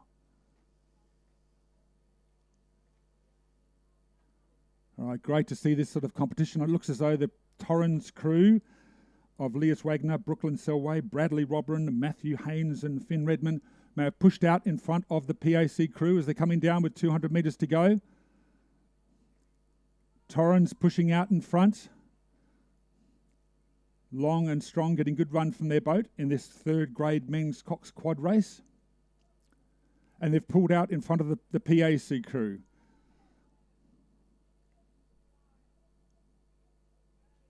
And likewise, the Pulteney Grammar 2 crew in lane 4 have pulled away from the field for the third. But the race is on now for first place between the Torrens crew in lane 6 and the Prince Alfred College crew in lane 7. It's stroke for stroke as they come down. It looks as though Torrens has just got about a quarter of a boat length on PAC. They're racing down towards the line, and it looks as though it's going to be Torrens who will just edge out the Prince Alfred College crew in lane 7 for the win in the third grade men's cox quad division 4, and now the Pulteney crew coming through in third place.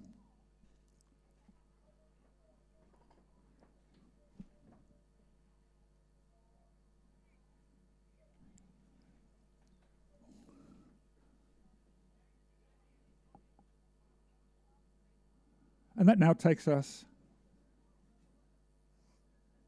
to race 56, the third grade women's coxed quad division 1.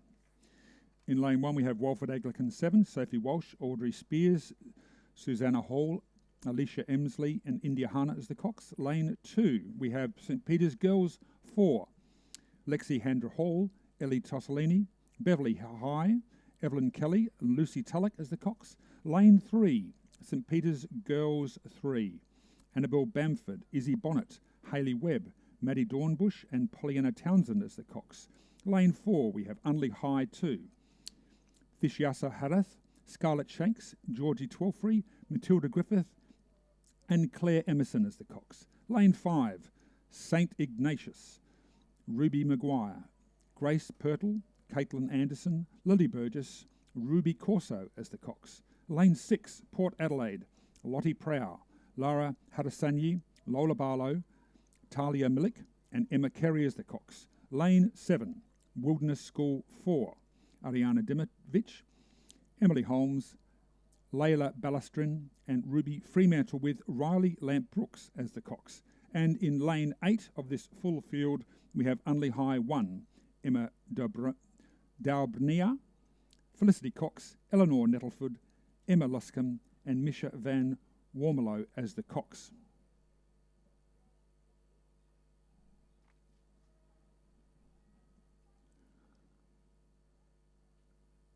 So the crews are still lining up. It looks as though Warford Anglican 7 just coming into their line as their lane 1, as well as St Peter's Girls 4 still coming in.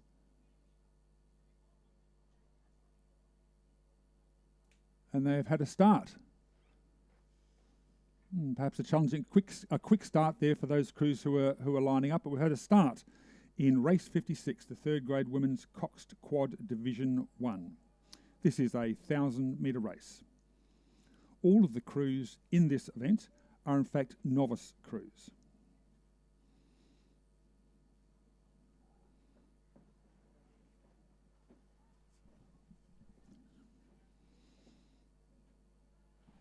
At this early stage, it looks as though Unley High in lane 8 has had a very good start.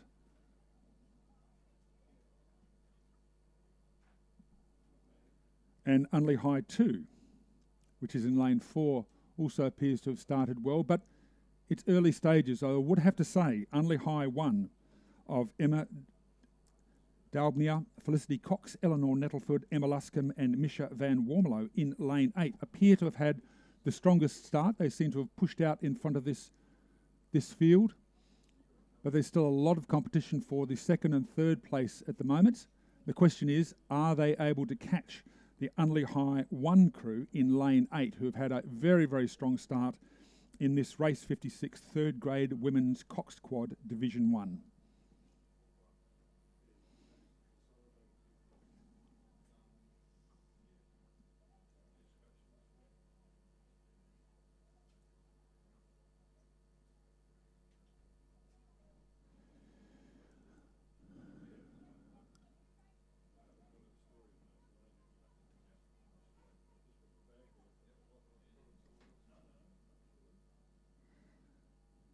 Now, Unley High 1 still leading in lane 8, but there's a big competition on now between Unley High 2 in lane 4 and Port Adelaide in lane 6 for that 2nd position. But it's still in the race, early in the race. They've got over 500 metres to go, so it is still anybody's race.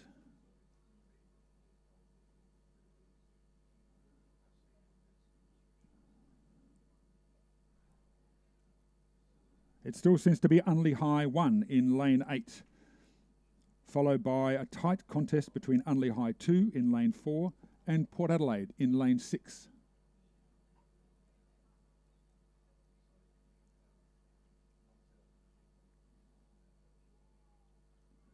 And then we see the Unley High crew rowing cleanly, maintaining a steady rhythm, and we have the Port Adelaide crew of Lottie Prow, Laura Haransi, Lola Barlow, Talia Millick and Emma Carey as the Cox in lane 6. And here we see the Unley High crew, Unley High 2, coming down towards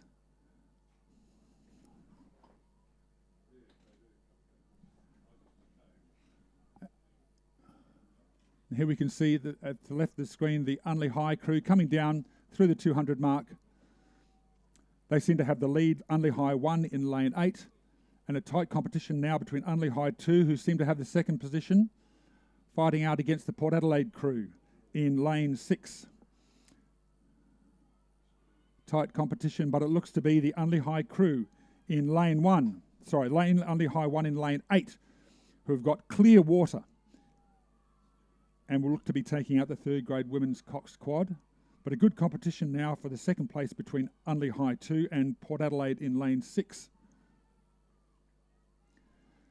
But the Unley High 2 crew have lifted their rating, maintaining their position, pushing out in front of Port Adelaide. I think at this stage they're holding, but Port Adelaide is pushing back. But Unley High, look at this stage, they've almost got a complete length on Port Adelaide, and they will cross the line to come in 2nd, followed by Port Adelaide.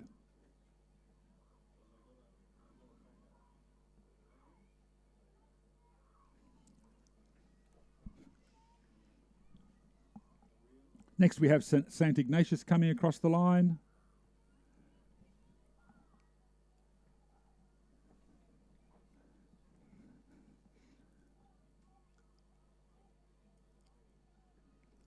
As the rest of the crews are coming down now, we have Walford Anglican 7 in lane 1. And St. Peter's Girls 4 in lane 2.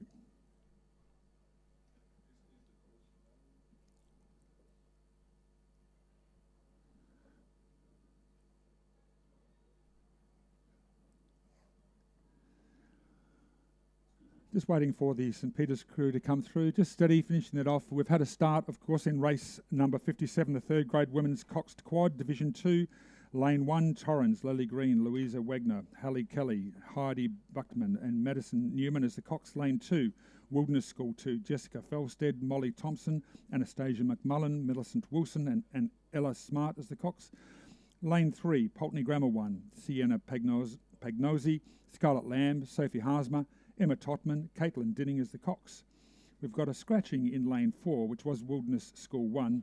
In lane 5, we have Walford Anglican 8, Stavrula Theodorakakis, Casey Thompson, Olivia Tonkin, Lucy Economos, and Isabel Tolinar as the cox. Lane 6, Wilderness School 3, Lily Harper, Lily Nichols, Zali Detmold, and Cox Brige Williams. Lane 7, Walford Anglican 5, Allegra Prince, Eloise Baggett, Charlotte Matthews, Emily Fisielli, Stephanie Burns as the cox. In lane 8, St. Peter's Girls 2, Sophie Wang, Emily Bates, Grace Jones, Millie McDonald and Lexi Fishlock as the cox.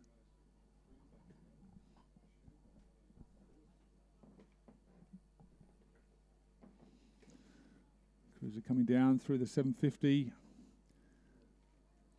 Coming down towards the 500 metre mark. This is, of course, a 1,000 metre race.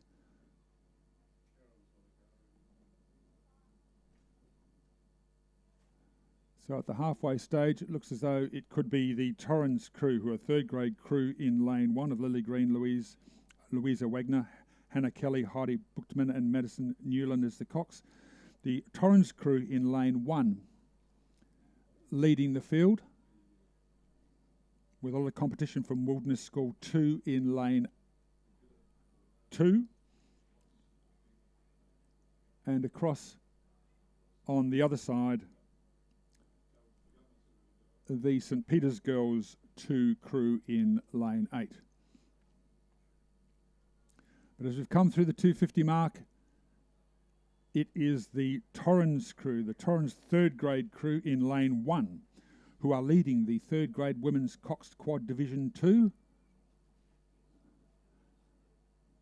Rowing strongly, and on the outside, lane 8, St. Peter's Girls 2. So a tight race now for the second place between Wilderness School 2 in lane 2 and St. Peter's Girls 2 in lane 8. The Torrens crew seem to be doing it reasonably well, that third grade crew. Just strong, getting good run on their boat, lifting the rating, and they've got clear water. They know that they've got the first place, but the race now is on for second place between Wilderness School 2 in lane 2 and St. Peter's Girls 2. And it looks as though it's going to be the Wilderness School 2 in lane 2 who have got the lead at the moment, just in front of the St. Peter's Girls 2. And they're finishing very, very strongly here. The Wilderness School 2 in lane 2 to come through in second place in the third grade women's coxed quad. Followed by St. Peter's Girls 2. And look at the race now on, we've got between those two crews, Wilderness School 3 and Walford Anglican, racing down. Look at this race. It's ball bow by ball bow. Who's going to take it? Oh, just on the line. I'll let the judges call that one. It's great to see that competition. There are races within races in each of these events. Great finish. And that takes us to race 58, the third grade women's cox quad Division 3. In lane 1, Wilderness School 7, Nawal Usmani, Zoa Raza, Annabelle Williams, Chloe Trim and Sophie Proudman as the cocks. Lane 2, St Peter's Girls 1, Lily Marshall, Alison Francis, Izzy Tucker, Stella Spalvins, Abigail Hawkes as the cocks. Lane 3, Murray Bridge, Kelly Tarnby, Bernadette O'Neill, Daisy Madaford, Amelia Duval and Graham Hunt as the cocks. Lane 4, Pulteney Grammar 2, Zara Pagnozzi, Alexis Buccarelli, Hauser Anya, Constance McNamara and Isabella Haasma as the cocks. Lane 5, Walford Anglican 6, Alice Milne, Lucia Sisicopiopo, pardon me for the pronunciation, Bella Iniciariosio, Lily Osborne and Harper Thomas as the cocks. We seem to have scratchings in lanes 6 and lane 7, which was the Walford Anglicans crews 3 and 2. And in lane 8 we have Loretto Marriotteville, Lexi Colleggello, Juliana Blefari, Molly Tunney, Sophie Manning, Olivia Carroll as the cocks.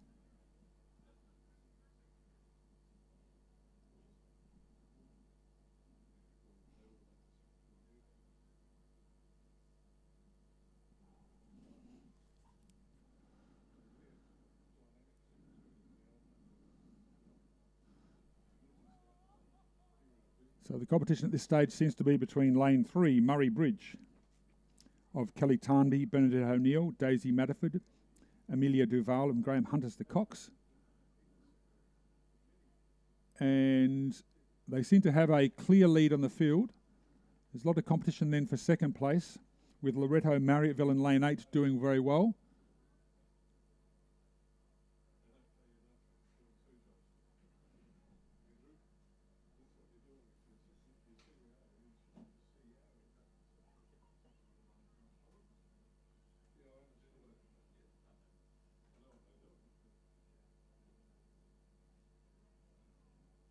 And it is the Murray Bridge crew in lane 3 that are leading this event.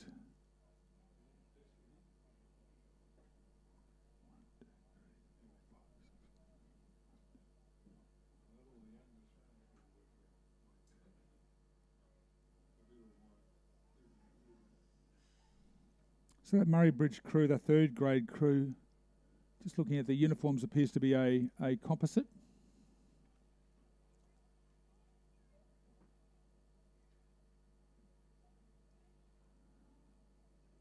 Older crew coming through.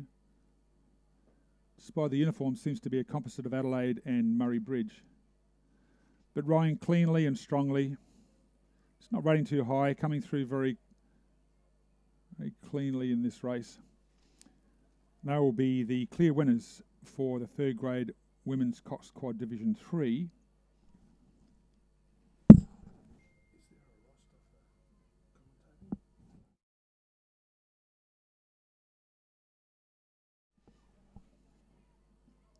And now we have the Loretto Marriotteville crew in what should be the Loretto Marriotteville crew in lane 8. Well, I'd have to say it looks a bit like the Walford Anglican crew coming through in lane 6.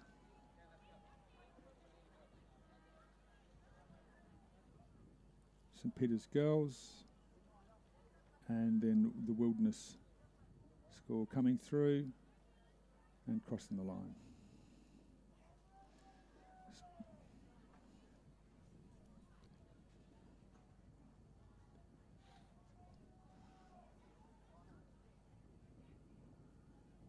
Now the Pulteney Grammar crew in lane 4, still making their way down the course, but we have a start well progressed in race 59, the 3rd grade Women's Coxed Quad Division 4. In lane 1, Walford Anglican 4, Imogen Griffiths, Harriet Patterson, Olivia Masters, Nina Kovac, Natalie Owie as the cocks. Scratching in lane 2 for the Walford Anglican crew. Lane 3, Loretto Marriotteville of Alice Hoskins, Michaelia Hansel, Georgie Johansson, Gracie Thomas and Ella Howard as the cocks. Lane 4, Pembroke School 1, including Julia Lebrou, Phoebe McLaren, Hannah Melser, and Manal Chowdhury as the cox. Lane 5, Nord Morialta High, Erica Shaw, Sophie Bale, Tamara Jones, Angelica Chia, Sophie Aldler as the cox. Lane 6, Walford Anglican 9, Christina Paletto, Olivia Rooney, Alice Milne, Lily Osborne and Mia Threadgold as the cox. Lane 7, Wilderness School 5, Yasmin Zarabi, Emily Madison, Sophie Wheeler, Ella Rue and Graziella De Maria as the cox. And Lane 8, Wilderness School 6, Caitlin Monu, Shakti Reddy, Amanda Savanas, Mackenzie Wilkes and Zara Hill as the cox.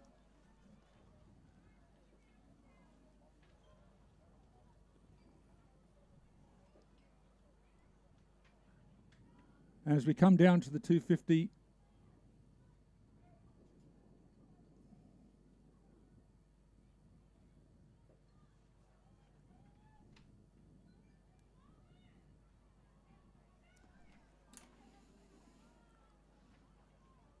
just checking out the crews in race 59.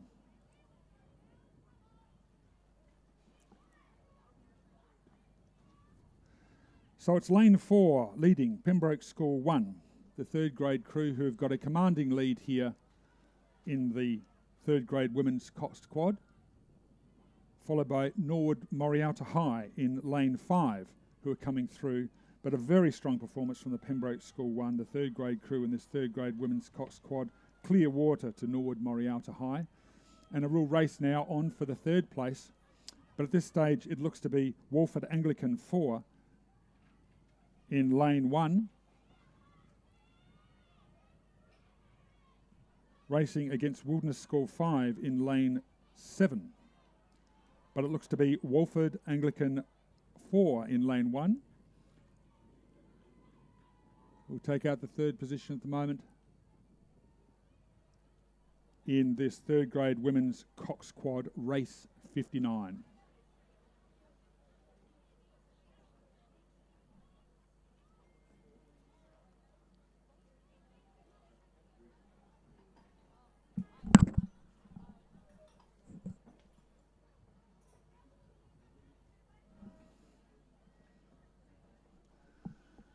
This then takes us on to race 59, the third grade women's coxed quad. This is a 1,000-metre event. It's this Division 4 in this event. It's the last division in the third grade women's coxed quad. We have in lane 1, Walford Anglican 4.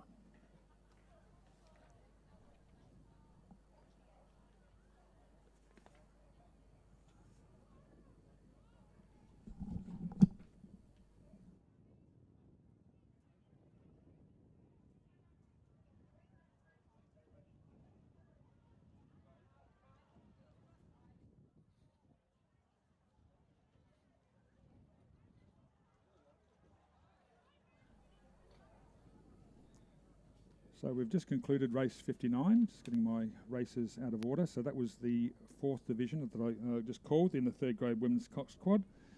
And this now takes us on to the Schoolboy Coxed 4s, which is race 60.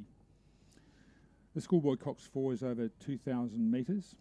We have a full field for race 60. In lane 1, we have Unley High of Joseph Neat, Hayden Dalbnier, Mitchell Luscombe, Jasper Boyce and Emma Dalbnier as the cox. Lane 2, we have Pulteney Grammar, David Perry, Lachlan Perry, Samuel Darker, William Thompson, Liam Luther as the cox. Lane 3, Nord Morialta High, Angus Walker, Patrick Partridge, Aditya Sugunandandan, Johan Harding, and Alana Hayes as the cox. Lane 4, St Peter's College 2, Isaac Johnson, Dakota Gordon, Tom Edwards, Murphy Eaton and Henry Sawyers as the cox. Lane 5, Prince Alfred College, Jake Hamoud, James Ty, Angus Rickard Bell, Leroy Condis as the cox. Lane 6, St Ignatius, Finn McCormick, Alexander Stankiewicz, Pietro Totani, Henry Moulds and Lily Burgess as the cox. Lane 7, Nord Morialta High, Rayan Whitford, Hyunbi Moon, Jack Evans Wood as the cox. And lane 8, St Peter's College 1, Fraser Connell, Xavier Van Ugen, Thomas Hamilton Smith, Hugo Worm and Thomas Whiteman as the cox.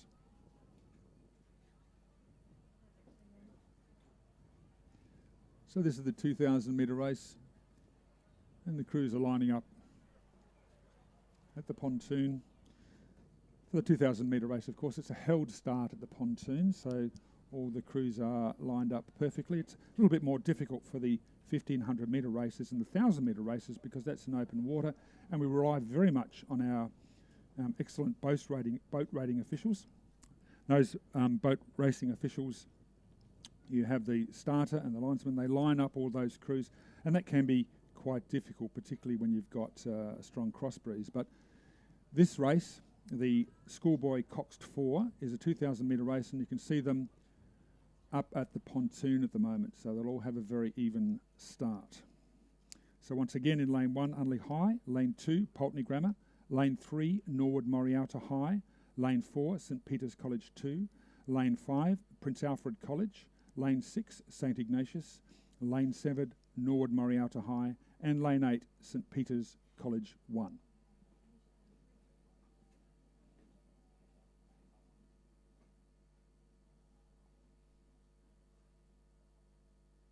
And we have a start in race 60, Schoolboy Coxed 4.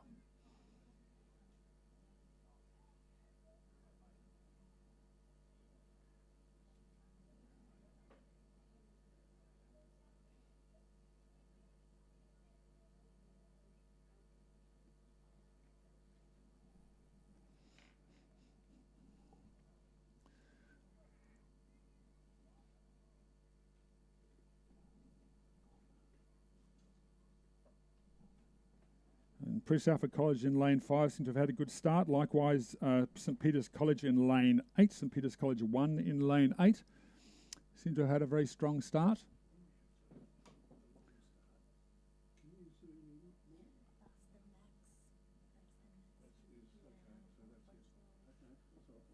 Still very evenly spaced at this early stage in the Schoolboy Coxed 4 2,000 metre race.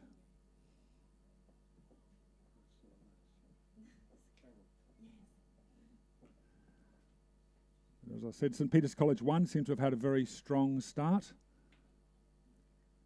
Out there in field, likewise, Prince Alfred College. But Norwood Morialta High in lane 7. Also very strong and up there with them. So not a lot to call in this very early stage of the Schoolboy Coxed 4, race number 60. With what appears to be a slight lead from St Peter's College 1 in lane 8.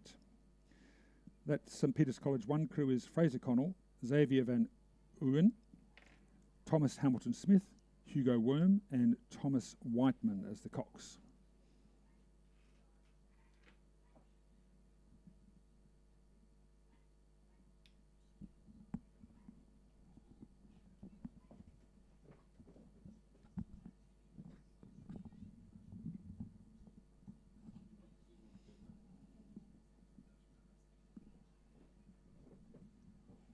Well, St Peter's College 2 and Prince Alfred College seem to be having a real tussle there in the middle of the field. St Peter's College 2 in lane 4 and Prince Alfred College in lane 5. So matching each other, it might be the Prince Alfred College crew who's slightly in front at the moment, but neither of those crews will want to let the other one get away.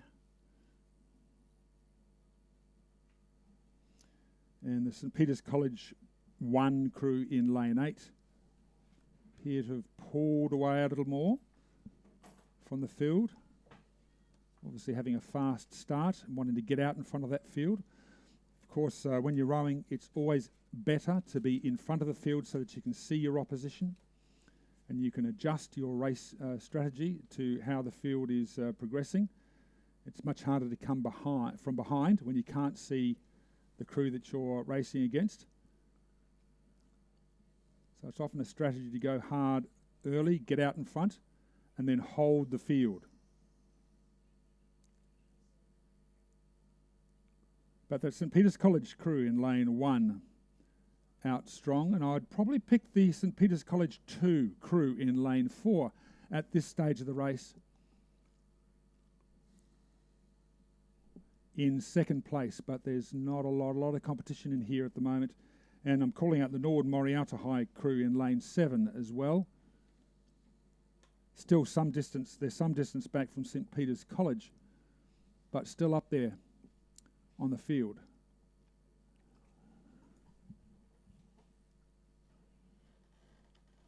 Well, they've all come down through the 1,000 metre mark, so it's over halfway through this race.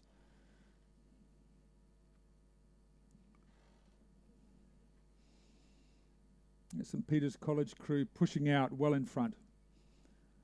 If they can maintain this pace, though, we're going to be very, very hard to catch. And so the race then is going to be for second place at this stage of the race. It's such a strong start from the St Peter's College crew.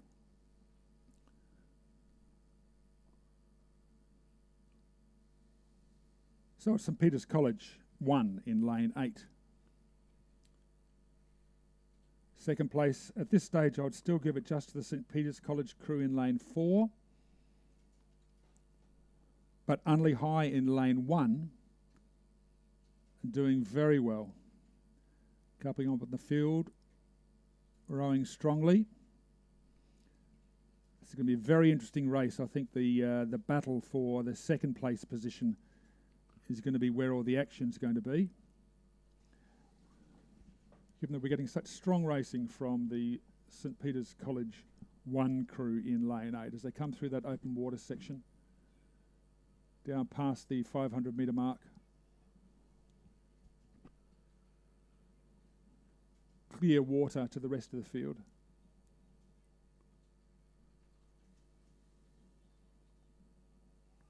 So the interest here is going to be in the race for second position.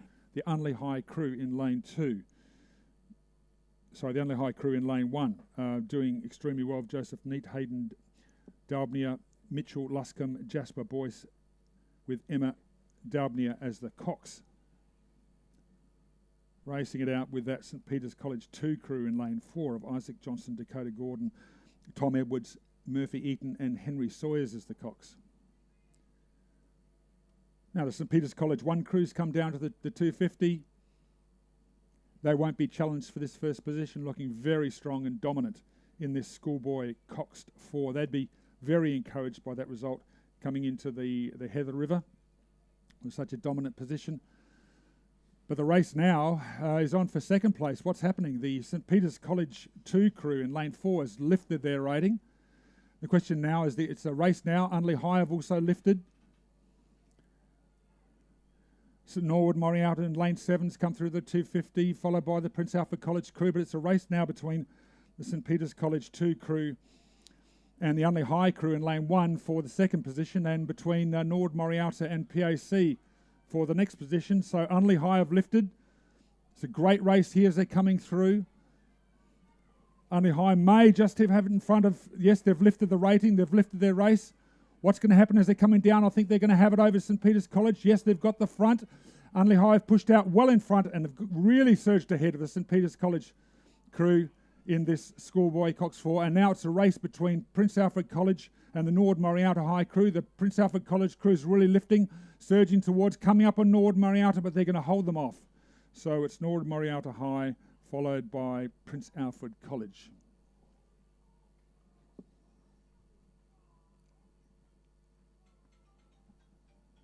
And now the Pulteney Grammar crew coming through across the line.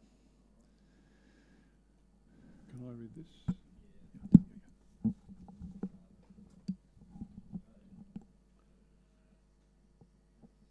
And that concludes race 60, Schoolboy Coxed 4s. Phil Manglesdorf here. Okay. Just a couple of reminders about the racing today and the situation here. We remind everyone that masks must still be worn inside. We have had changes of the COVID instructions. COVID marshals are here to remind and assist with compliance, so please wear your masks inside all the buildings. We do know the rule change from the state government that you are allowed to wear your masks outside, and we encourage you to do that. Thank you. This brings us to race 61, the Schoolgirl Coxed 4. Thank you very much for that message, Phil. This is Schoolgirl Coxed 4 Division 1, this 2,000 metre race. We have a scratching in lane 3 of Loretto Marriedville. So the crews that we have remaining are in lane 4, Pembroke School of Sky Mumford, Ebony Blackburn, Claire Rogers, Lucy Townsend with Lexi Reynolds as the cox. Lane 5, Seymour College, Sydney Andrews, Natalie Lockyer, Becky Marlowe, Mia Bodycoat and Erin Webster as the cox. Lane 6, Scotch College Adelaide, Georgie Lyons, Amy Howard, Lulu Teat and Tilly Jeffries as the cox. And lane 7, Unley High, Ruby Gord, Maya Charters, Cameron Murphy, Alia Altus and Ella Lilybridge as the cox. So race 61, Schoolgirl Coxed 4 Division 1, 4 crews. Quite an even field at the moment. I think it's tight race between Pembroke in lane 4, Scotch College Adelaide in lane 6 and Unley High in lane 7. Not a lot to call between those three crews at this early stage in the race. Can I do this? Okay, just a thank you for our sponsorship, the Refuel Regatta live stream sponsor. Thanks to our sponsors, the Refuel Creative, for running our Regatta live stream today. Refuel specialise in results-first digital marketing using SEO, Google Ads and social media strategy to grow brands and increase sales for small and large businesses in Australia and beyond. Meet the team at refuelcreative.com.au. And on that, also a reminder to those listening and watching on live stream that you can follow the Rowing SA website. It's also on Instagram. The Regatta updates, the links and highlights are posted regularly, and all the results are on the Rowing Manager website, so that the draw, the lane draw, and as well as watching the racing, you can get all the results. Over to you, Greg Waters. Thanks, Phil. Back to race 61, Schoolgirl Coxed 4 Division 1. This is a great race we have here between the three crews, Pembroke School in lane 4, Scotch College Adelaide in lane 6 and Unley High in lane 7. At this stage of the race, I'd probably give it just to the Pembroke School in lane 4 of Sky Mumford, Ebony Blackburn, Claire Rogers, Lucy Townsend and Lexi Reynolds. But they're definitely being challenged by the Scotch College Adelaide crew in lane 6 of Georgie Lyons, Amy Howard, Lulu Teat and Tilly Jeffries as the cox. And just slightly back at this stage, the Unley High crew in lane 7. So the race now is between the Pembroke School in lane 4 and Scotch College Adelaide in lane 6. As we come through that open water section, it is the Pembroke School in lane 4 who has the lead in this Schoolgirl Coxed 4 Division 1 race.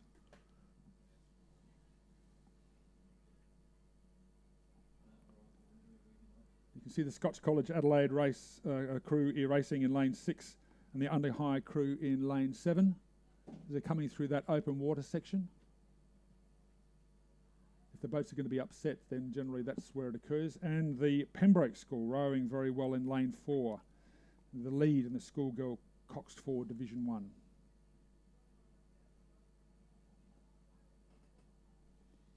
And back in the field, we have the Seymour College crew in lane 5. Sydney Andrews, Natalie Lockyer, Becky Marlowe, Mia Bodycoat and Erin Webster as the cox. Right, so we've come through the 250 mark, and it's definitely the Pembroke School crew in lane 4 with a strong lead to Scotch College Adelaide in lane 6, followed by Unley High in lane 7. The Pembroke School girls in this Schoolgirl Coxed 4 not having to rate too high. They've got a lead there. They can just hold off the opposition in Scotch College Adelaide. Just rowing steadily. Just keeping a steady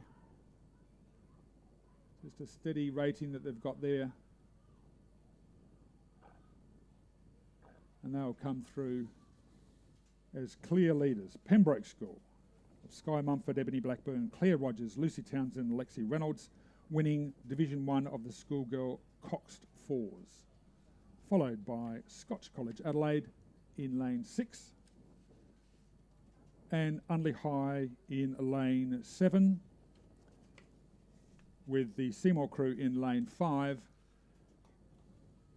just coming down to the 250 with 250 metres to go. Might shift our focus then to race 62, the Schoolgirl Coxed 4 Division 2.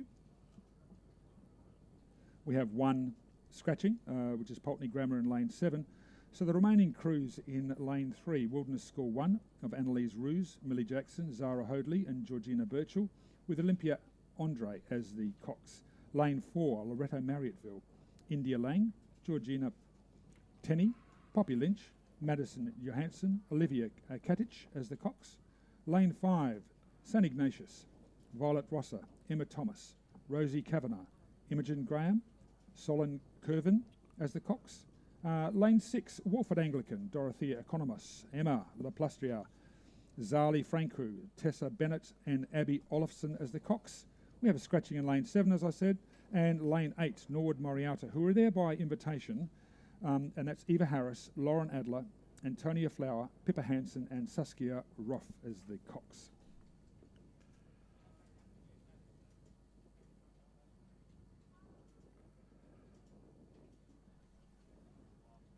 So it looks as though it's the Walford Anglican crew of Dorothea Economos, Emma Laplastia, Zali Franku, Tessa Bennett and Abby Olofsson in lane 6, who is leading the field as they come through the open water section of this race, the Schoolgirl Coxed 4 Division 2.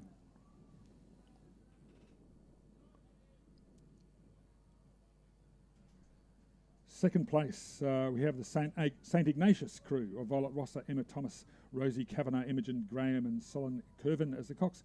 In second place, back to Norwood Moriata in lane 8.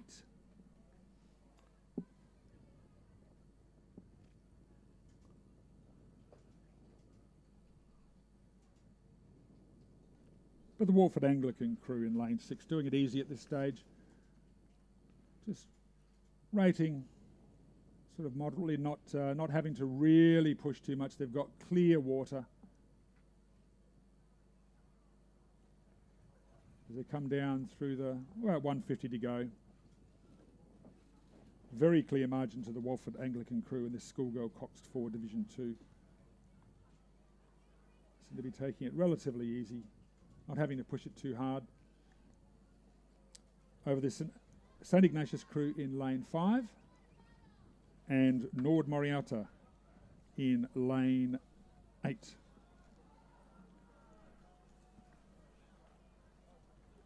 So Walford will take out the Schoolgirl Coxed 4 Division 2.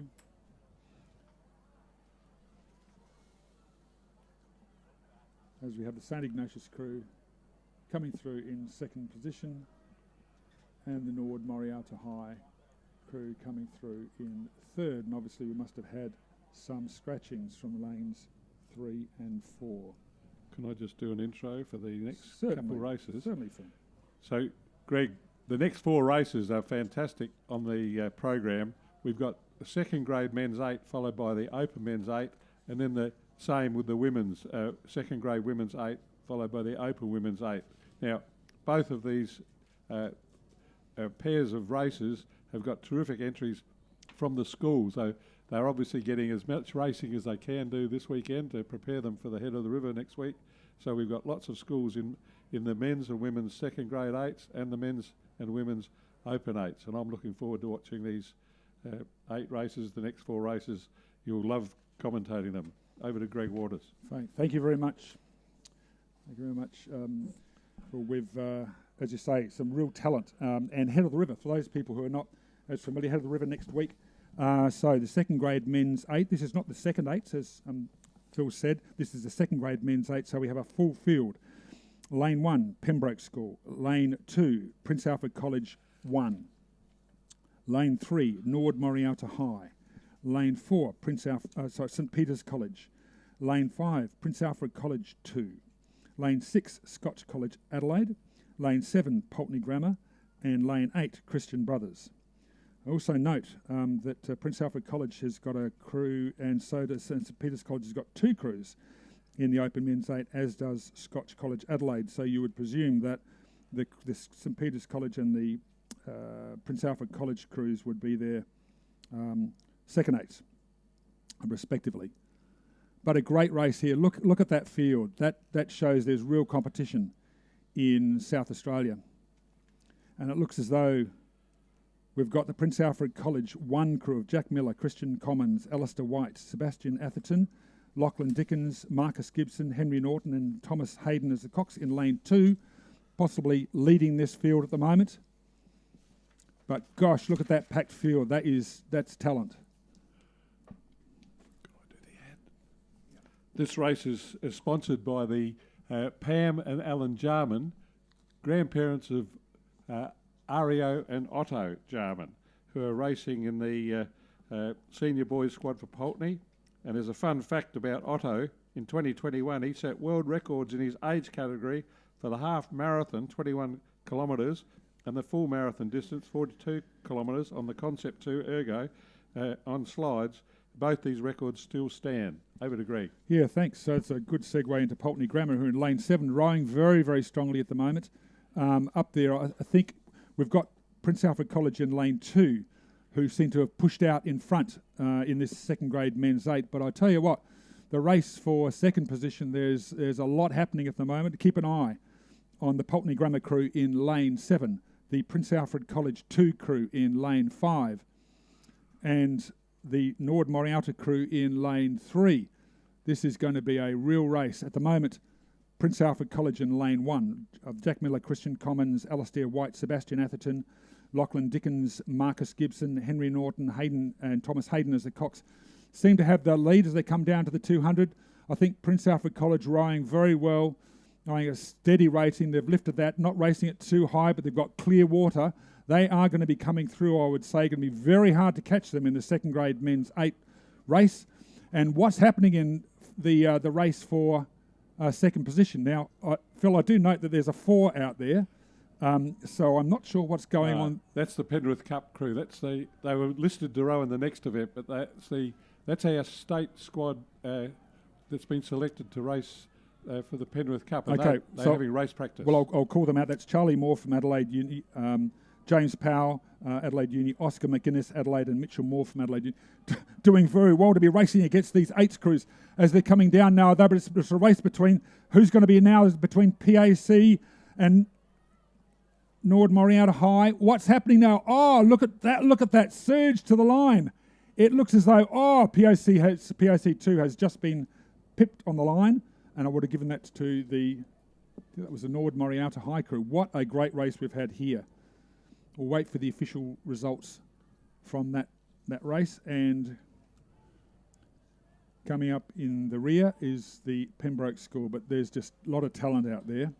So they were the second and third 8s racing against each other. And didn't the Penrith Cup lightweight men's 4 just fly down the field? Yeah, they needed some race competition, Greg. They had very little lightweight competition. Adelaide Uni, I think, won all the state championships in the lightweight men. So those guys really want some race practice, and they got some then. That was really good work. It's great. Now, this is going to be an interesting one because, of course, the Open Men's 8, we've got what looks to be the Prince Alfred College first 8 lining up against the St Peter's College first and second 8, and the Scotch, what I presume is the Scotch College Adelaide first 8 against the Adelaide Uni Composite crew. Now, that Adelaide Uni Composite crew looks very much to me like the King's Cup squad because they've got like James Price and Drew Clements in there from the Adelaide Club. They're both King's Cup reps before. You also got Thomas Johnson, Matthew Nielsen from Adelaide. He's rode King's Cup as well, and Ross Hamilton, and from last year's King's Cup crew. So I suspect this is the King's Cup squad. Yeah. So so if you're a betting person, you'd have to say look for lane 3, the Adelaide Uni Composite crew. Having said that, think of the bragging rights for the first 8 crew. You know, we've had this in the past with the Open Men's 8, where in fact it has been won a number of times, in fact, by St Peter's College. So this is going to be a real race. It's going to be a fast race. And Prince Alfred College won one year too, I reckon. Yes, so I'm expecting the Adelaide Uni Composite crew, which is James Price from Adelaide, Thomas Johnson from Torrens, Matthew Nielsen from Adelaide, William Smith from Adelaide Uni, Drew Clements from Adelaide, Ross Hamilton from Adelaide Uni, Jeremy Beale from Adelaide Uni, Nick Blackman from Adelaide Uni, and Aidan Hughes is the cox. Interestingly, Ross Hamilton's not only in the King's Cup crew, but he also stroked the gold medal winning Masters 8 at the Nationals last year as well. Bit of an all-round athlete, that one. So we have at the Adelaide Uni composite crew in lane 3. We have in lane 4 the Prince Alfred College crew of Edward Henbest, Jonathan McKay, James Williams, Henry Belcher, Joshua Feldhoff, Thomas Saunders, Hamish Bell, Shay Olsen-Jones is the cox. Lane 5, St Peter's College, Kyle Miller, Edward Chipperfield, Ferris Harb, Fraser Balnaves, Max Henry, Jake Nesbitt, Albert Howard, William Howard and Jamie Graves as the cox. St Peter's College 2, Flynn Carroll, Will Osborne, Ryan Fowler, Henry Mayshall, Eddie Hetherington, William Barone, Hamish Scott Young, Joseph Retosa and Philip Scalzi as the cox. And lane 7, Scotch College Adelaide, Louis Fielder, Rhys Davies, Henry Felke, Eddie Hesketh, Jaden Pereira, Adam Holland, Harry Dangerfield, Damien Wismer, Jack Walter as the cox. So that was the uni composite crew that were first over the line, and the pair of St Peter's crews were second and third. I assume it was the first 8 that were from lane 5 that was second. Yes. Just watching the replay there.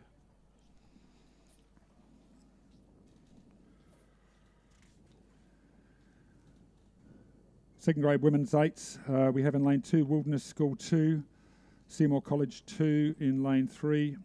The Wilderness School College 2, Imogen Hawker, Marjorie Tucker, Molly Dwyer, Gina Rinaldi, Gracie Dowling, Aisha Alzakazare, Isabel Jackson, Lulu Detmond and Sophie Taib as the cox.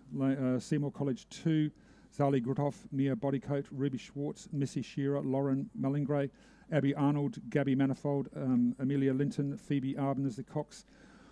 Lane 4, Wolford Anglican 1, Mimi Bridgman, Erin Westwood, Phoebe Luden, Allegra Taylor, Molly Stewart, Evangeline Fragos, Olivia Bridgman, Sophie Lindner, Scarlett Paps Burford as the cox. Scratchings in lanes 5 and 6. Lane 7, Scotch College Adelaide of Ari Ravel, Grace Corley, Hope Ratliff, Georgia Ryan Kane, Ella Iffold, Sienna Davies, Jasmine Guns, Lucy Seppelt, Emma Venus as the cox. And lane 7 for Torrance, Hannah Kelly, Lily Green, Heidi Buckman, Louisa Wegner, Sophie Buckner, Lily Keane, Imogen Graham, Alicia Doherty Garside and Madison Newland as the cox. So at this early stage, Scotch College Adelaide in lane 7 seems to be doing well.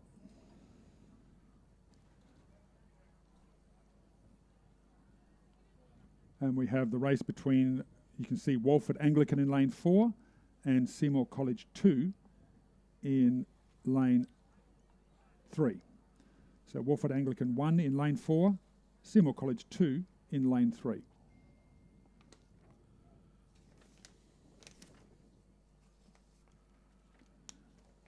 This race sponsored by the Pulteney Grammar School sponsor, Rain and Horn Events. This race is proudly supported by Australia's only real estate super brand, Rain and Horn, called Trinity McNamara, Principal of Rain and Horn, Adelaide City, Fairview Park, and Salisbury for a no obligation appraisal of your home or investment property. Thanks to Rain and Horn sponsoring this event. Greg. Thank you. So I've just had it pointed out that we've had a scratching in lane 1 and in lane 2. So it's Seymour College 2 in lane 3, Walford Anglican in lane 4, and Scotch College Adelaide in lane 7. And you can see those 3 crews out there on the field. Not much between them. Now last week, the Seymour College 2, this is the second 8 competition, Seymour College 2 crew came through with a very strong win. But today, let's see what's happening. It's pretty close, I think. It's pretty close. This is going to be a great race coming down at the moment. Hard to call. Any of the crews can take this one at the moment. Scotch College in lane 7, Walford Anglican in lane 4, and Seymour College in lane 3.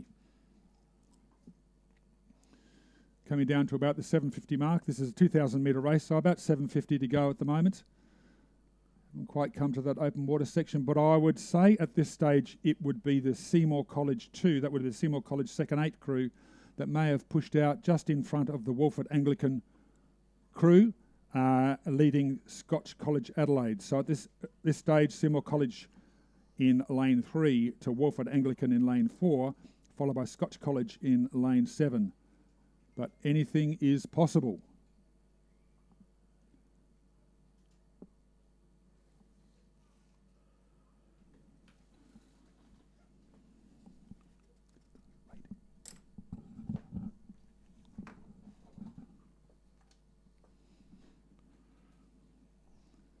The Seymour College crew rating well at the moment, definitely racing as they're coming through.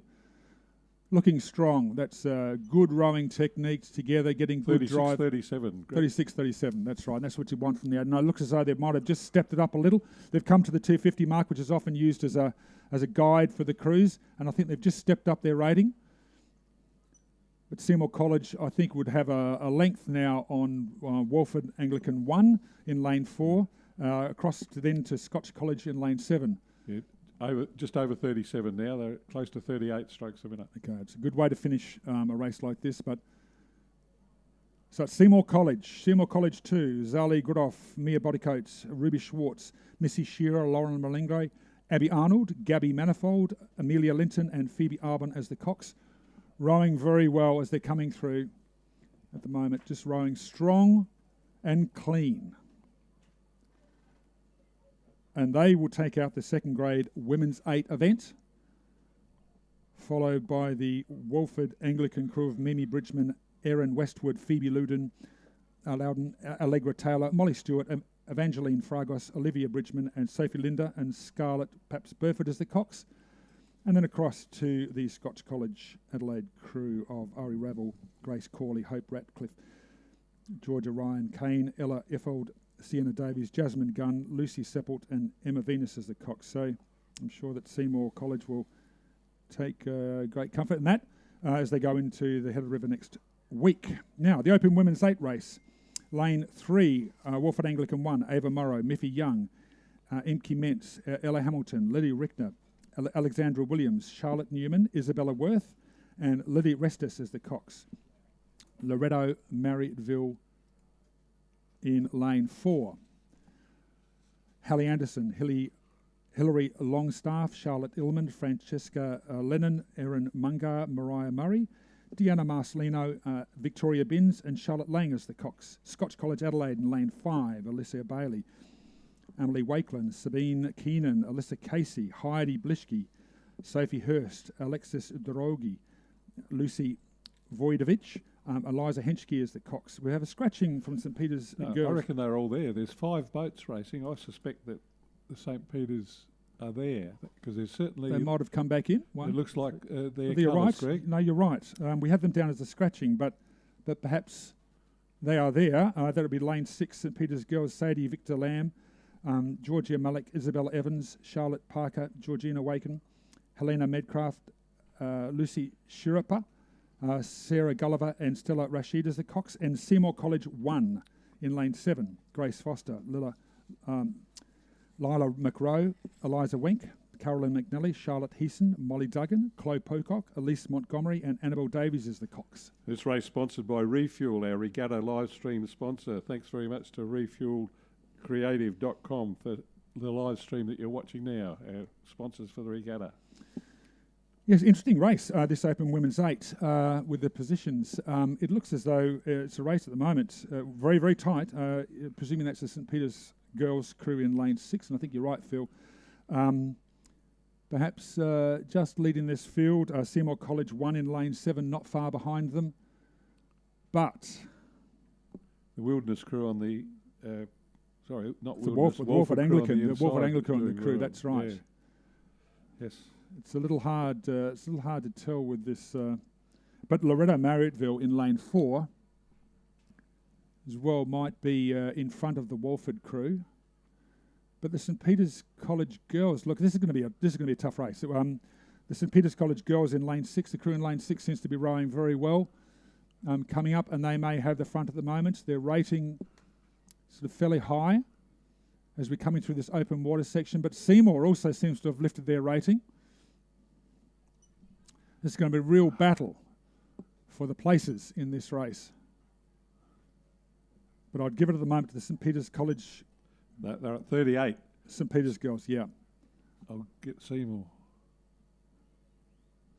So St Peter's girls, Sadi, Victor Lamb, Georgie Malik. 37, the Seymour. There's some Georgie Malik, Isabel Evans, Charlotte Parker, Georgia Wakeland, Helena Maycraft, Lucy Sherpa, and Sarah Gulliver and Stella Rashid as the Cox in lane 6 look to have the lead at this in the moment.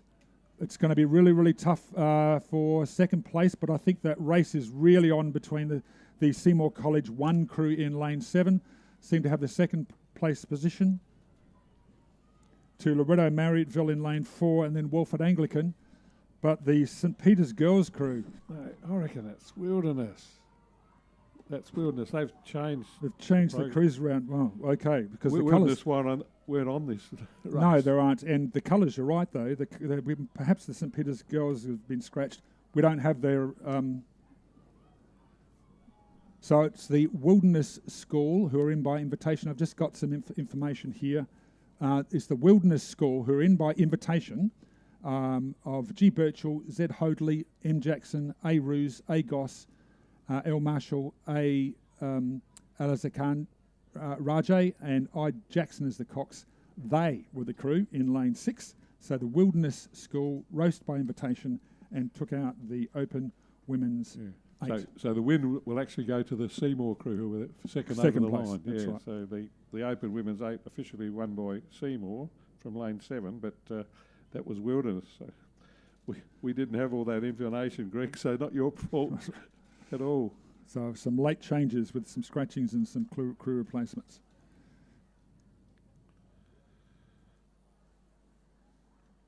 And the last race before the lunch break, this is a 1,000-metre race. It's the Masters Mixed Coxed 4. So mixed means that men and women race in it, so 2 men and 2 women.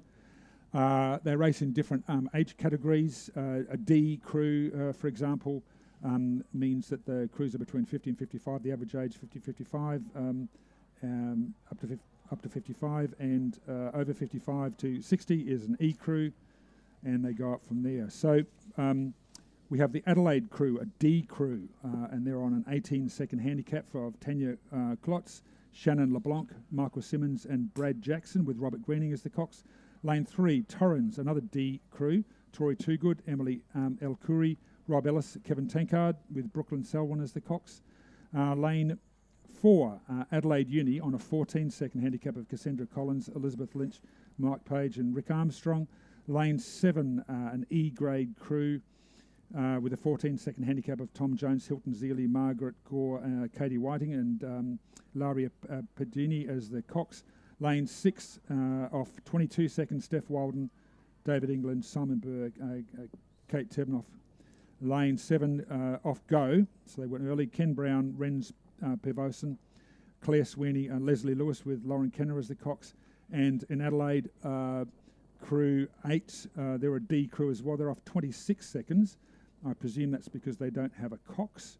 They're rowing coxless, and that will be Tanya Klotz, Shannon LeBlanc, Brad Jackson, and Michael Simmons. And because of these handicaps, these age handicaps, which is the way the Masters races are done, when you race the different age groups against each other, you would expect to see, an early lead, say, from the Riverside crew in lane 7, which is what we're seeing, and the younger crews slowly pulling back that that handicap as they go through. And thanks again to our sponsors for this race, Refuel Creative, for running our regatta live stream today. That's the team at refuelcreative.com.au. They're supplying the sponsorship of this live stream that you're watching at home. Thanks. So at this stage, we have lane 7, the Riverside crew, still out in front, and they start off with that handicap. Adelaide Uni on a 14-second handicap, coming up and rowing very well in lane 4. The Torrens crew, it's a very strong crew of Tori Toogood, Emily El Khoury, Rob Ellis, Kevin Tankard, had an 18-second handicap. and they've made that up. So they're coming up. They started 4 seconds behind the uni crew in lane 4, and they look to have made that time up. And I think they're a crew to watch as they come through. 2 internationals there, Greg, Tori Toogood, and I didn't realise until last week it's Emily Haynes she was before she got married, so she's an international rep too. So yeah, and Rob Ellis and Kevin Tenkard, I tell you what, they're exceptional individual scullers, and in the double scull as well. So that's a quality crew.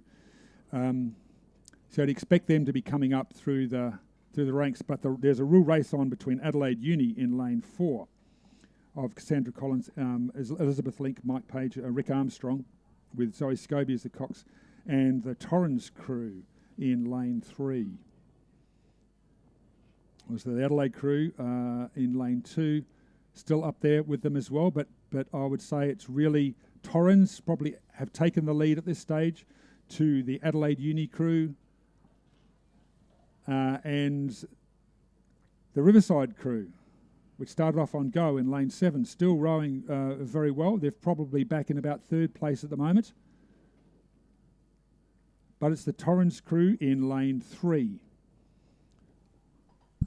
who seem to have the lead as we're coming through that open water section over the Adelaide Uni crew across to Riverside in lane 7.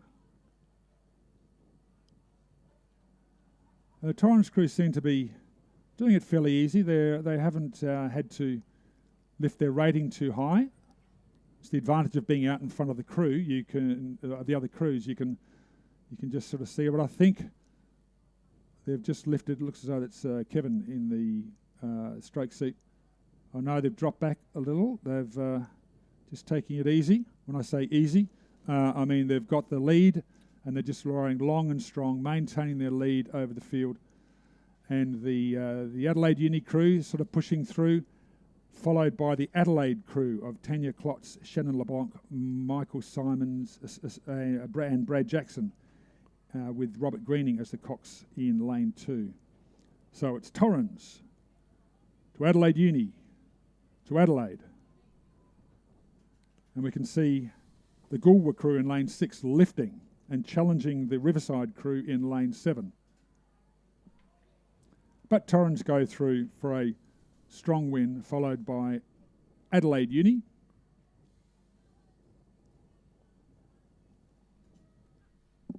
Adelaide and the Goolwa crews pushed past that older crew, as you said, at Riverside, followed by Riverside in lane 7. And then the Riverside crew in lane 5 of Tom Jones, Hilton Zealy, Margaret Gore and Katie Whiting.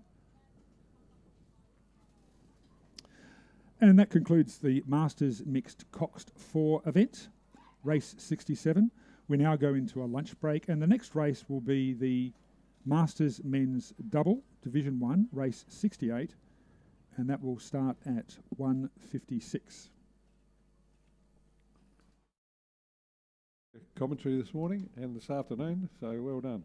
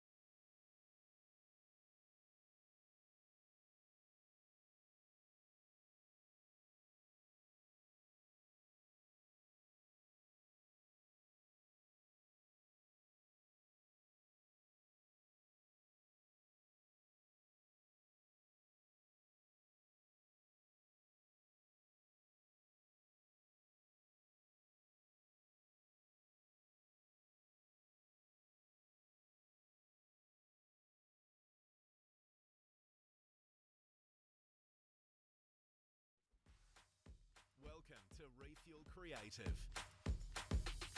We are marketers, crayon wielders and data nerds, raring to help you grow your business and have fun while we do it. Seriously? We are specialists in SEO, content creation, digital marketing, Google Ads, workflows and much, much more. We provide end-to-end solutions to help increase your leads, conversions and revenue. We are HubSpot solutions partners with a savvy team of tech collaborators primed to support your success every step of the way. Ready to get on board? Connect with us today and let's power up your business together.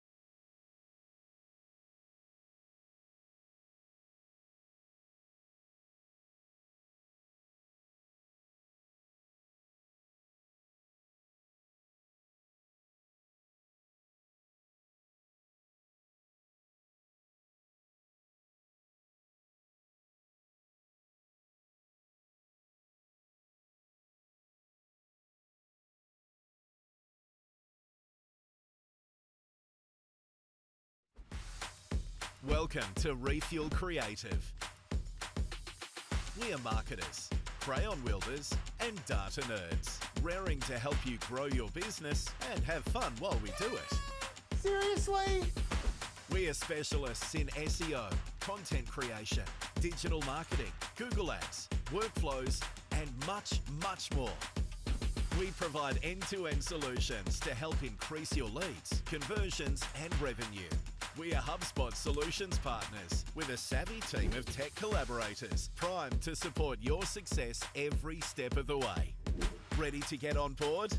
Connect with us today and let's power up your business together.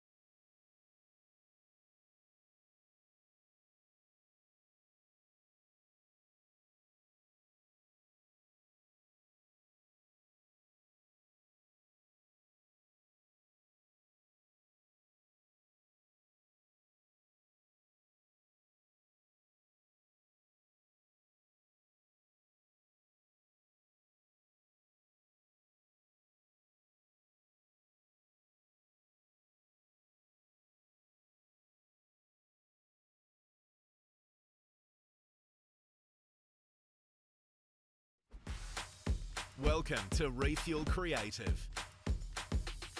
We are marketers, crayon wielders and data nerds, raring to help you grow your business and have fun while we do it. Seriously?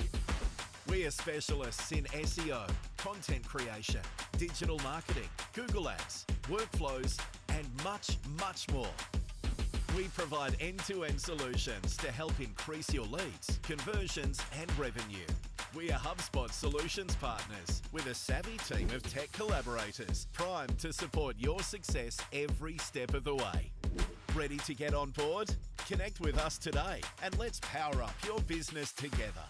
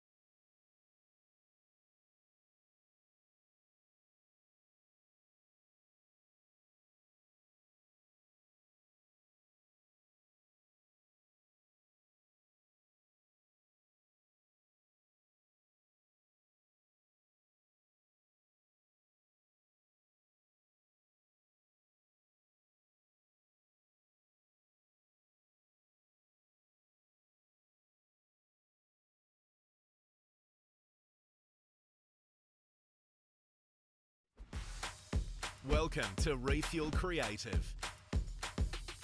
We are marketers, crayon wielders and data nerds, raring to help you grow your business and have fun while we do it. Seriously?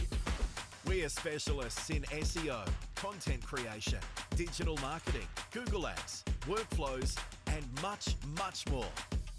We provide end-to-end solutions to help increase your leads, conversions and revenue. We are HubSpot solutions partners with a savvy team of tech collaborators primed to support your success every step of the way. Ready to get on board? Connect with us today and let's power up your business together.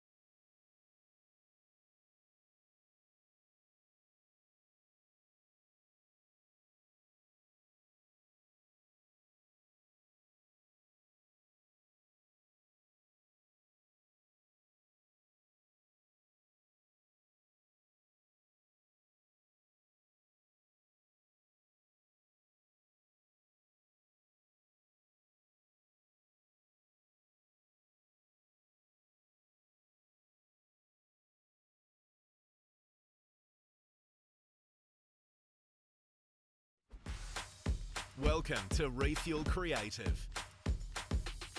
We are marketers, crayon wielders and data nerds, raring to help you grow your business and have fun while we do it. Seriously?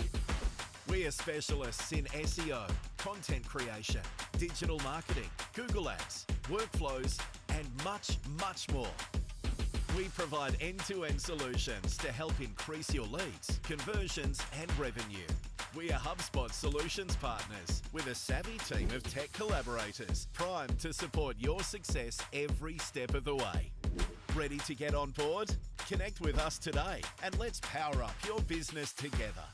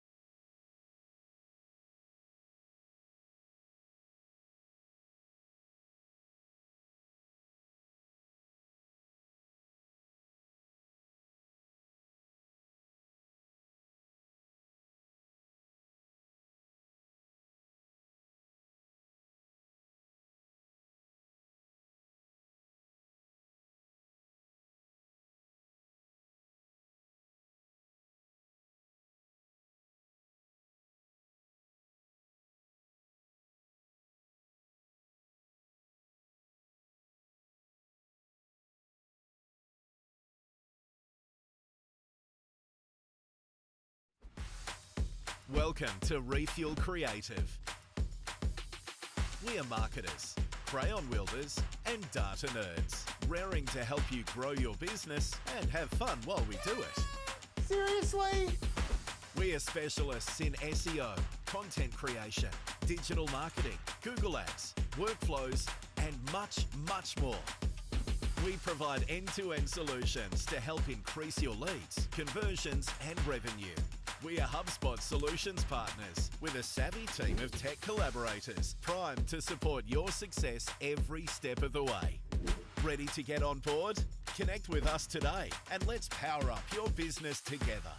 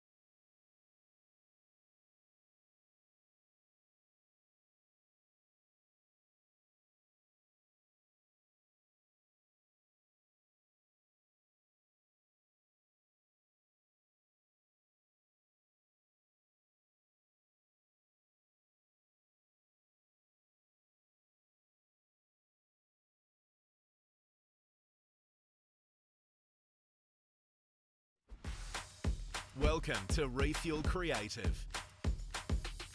We are marketers, crayon wielders and data nerds, raring to help you grow your business and have fun while we do it. Seriously?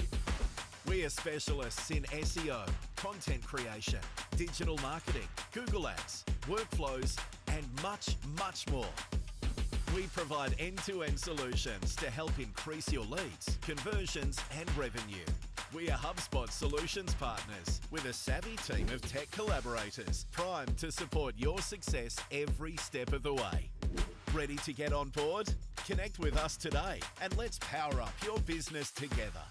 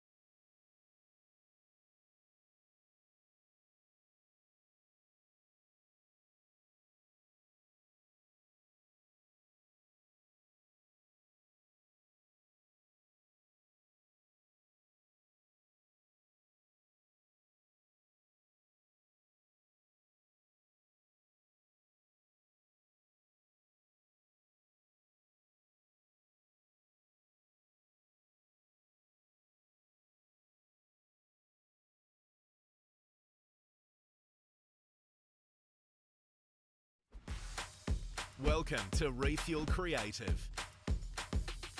We are marketers, crayon wielders and data nerds, raring to help you grow your business and have fun while we do it. Seriously? We are specialists in SEO, content creation, digital marketing, Google Ads, workflows and much, much more. We provide end-to-end solutions to help increase your leads, conversions and revenue. We are HubSpot solutions partners with a savvy team of tech collaborators primed to support your success every step of the way. Ready to get on board? Connect with us today and let's power up your business together.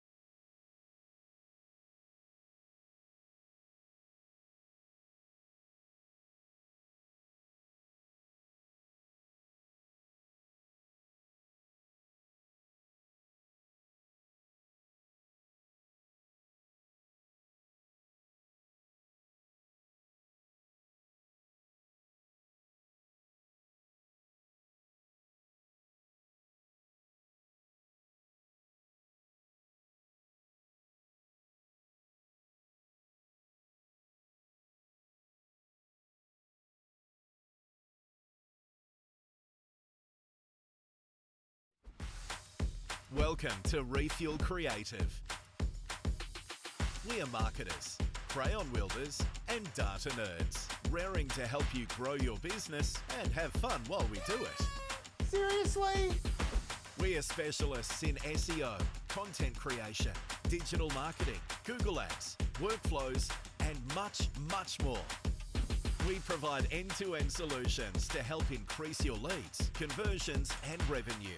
We are HubSpot Solutions Partners with a savvy team of tech collaborators primed to support your success every step of the way. Ready to get on board? Connect with us today and let's power up your business together.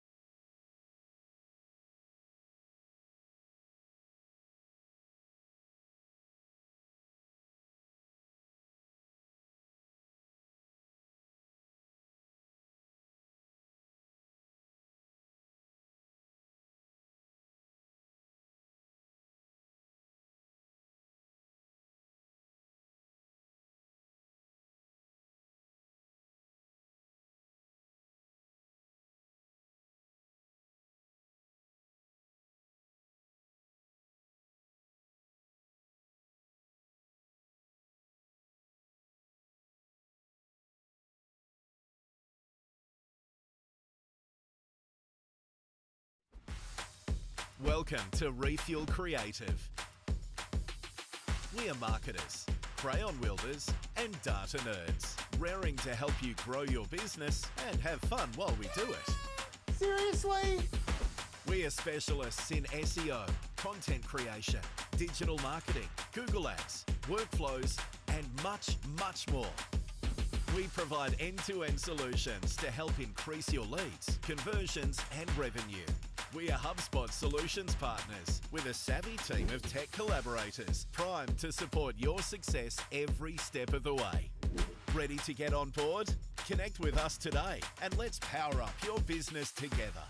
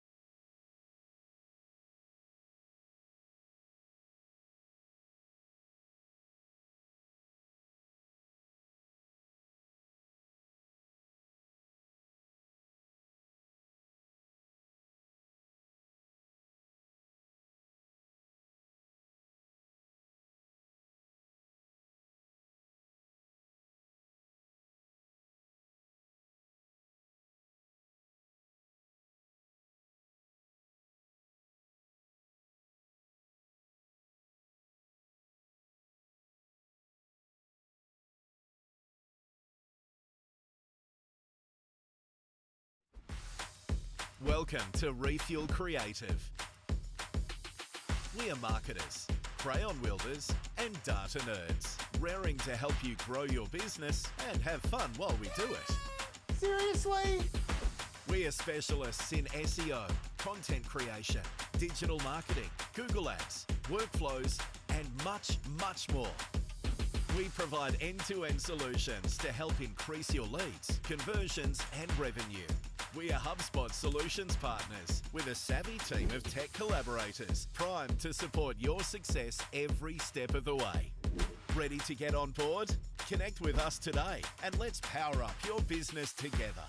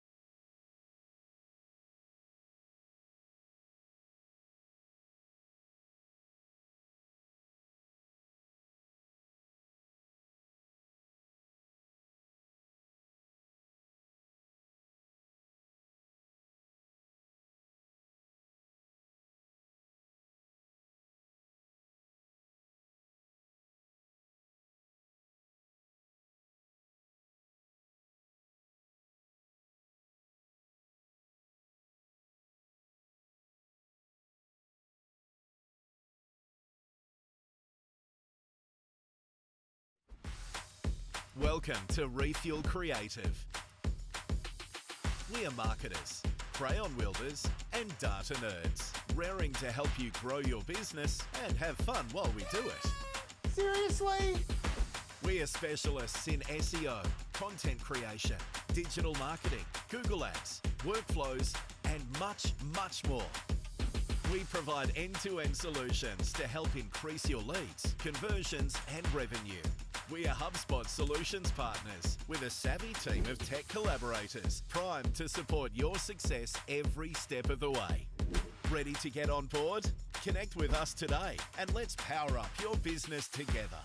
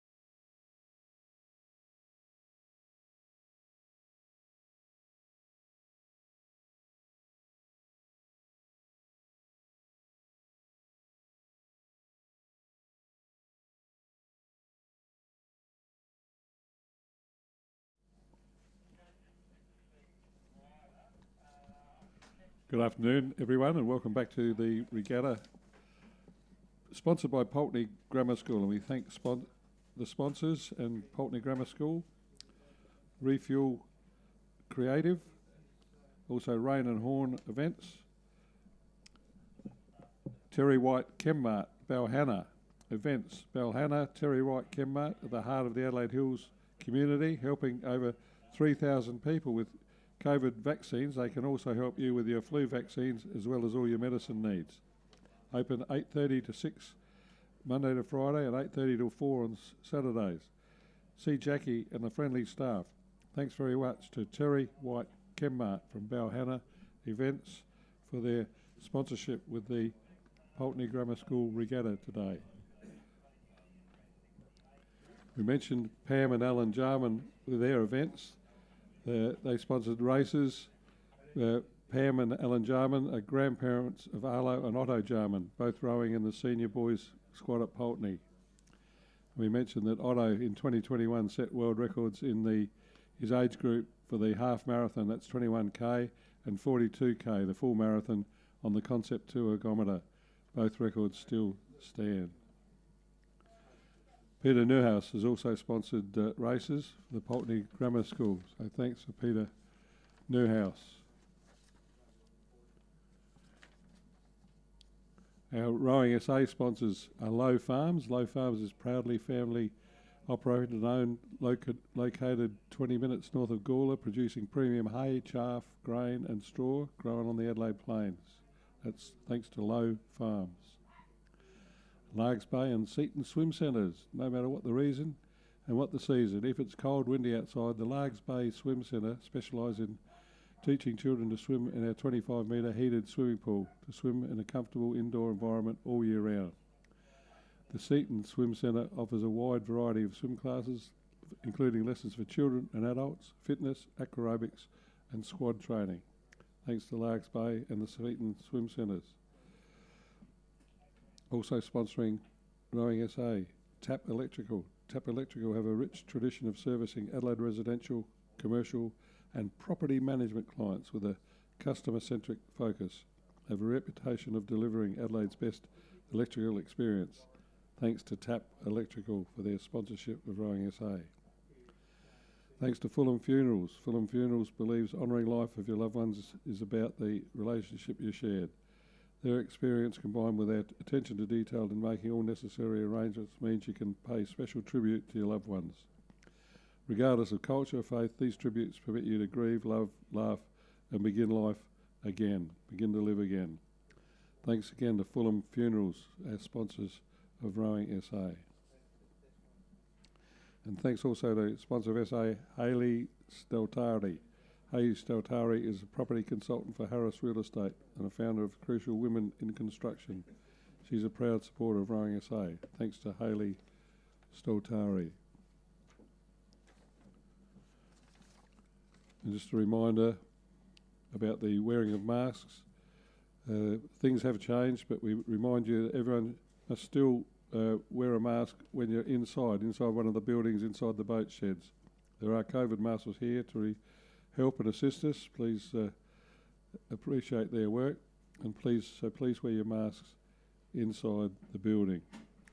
And we do have crowd restrictions here. We do ask if people have finished their rowing, families, you can leave the site so we keep our numbers down for the COVID rules, and you can also watch the action on live stream. You can see all the results, get all the racing from the live stream and from the Rowing SA website and Rowing SA Manager site. Thanks again to Refuel, our Regatta live stream sponsors. Refuel specialise in results first digital marketing using SEO, Google Ads and social media strategy to grow brands and increase sales for small and large businesses in Australia and beyond. Meet the team at refuelcreative.com.au. Thanks for their sponsorship of providing this live stream video for today, live stream that we're getting. Thanks to Refuel, refuelcreative.com.au. racing's about to start. We've got the Masters men's double sculls, a couple of 1,000-metre races coming up shortly. In fact, the first one has started. That's got Port Adelaide in 2, Phoenix in 3, Riverside in 4, another Riverside crew in 5, Torrens in 6, and Adelaide Uni in 7.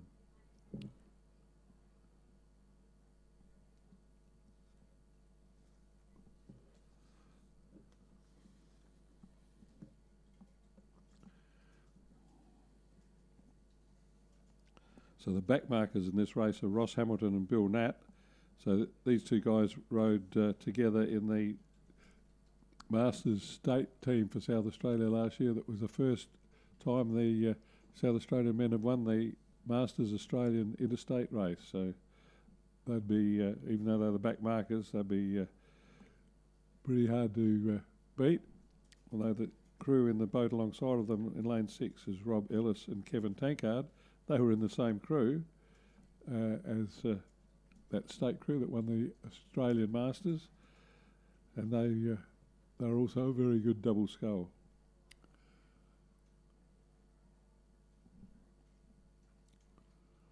And I'd say it's those two crews on the far side that are battling for the lead.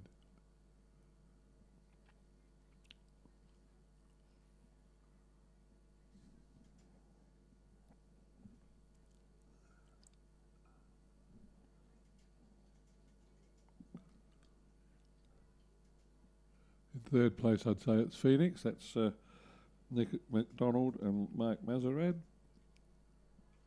So Nick McDonald was in that same South Australian Masters crew. Great to see all these guys racing again. Hopefully they'll make up that state team again next year for this year's titles.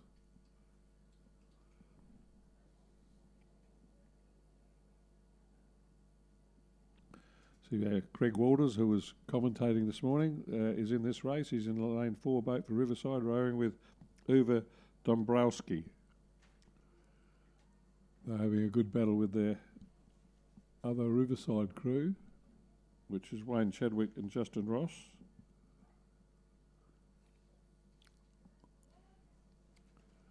But I think it's it's pretty close. Like I said, Adelaide Uni maybe just in front of Torrens, who are just in front of the Phoenix crew.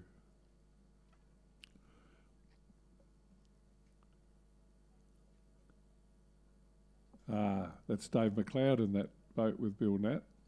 So Dave McLeod in the Port Adelaide outfit with Bill Natt. And Dave McLeod was also in that Masters crew that won the interstate race. So leading the race, it's Dave McLeod and Bill Natt from Adelaide Uni Port Adelaide crew. Then it's the two Torrens boys and Phoenix coming third. Then the two Riversides and Port Adelaide having a great battle for the minor placings. And about to cross the line, no doubt about the winners, the Adelaide Uni. Adelaide Uni ahead of Torrens. And then Phoenix.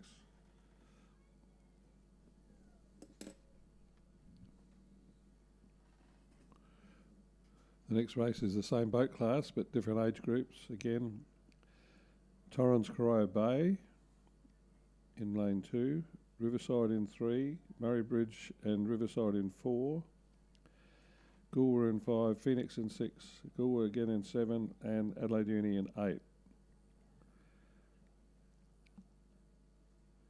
So the last 4 boats are all off go. They're the same age group, and the other 3 boats are giving away a 7-second handicap. So that's pretty close, and they're well underway off the 1,000-metre mark. So short distance race for the Masters.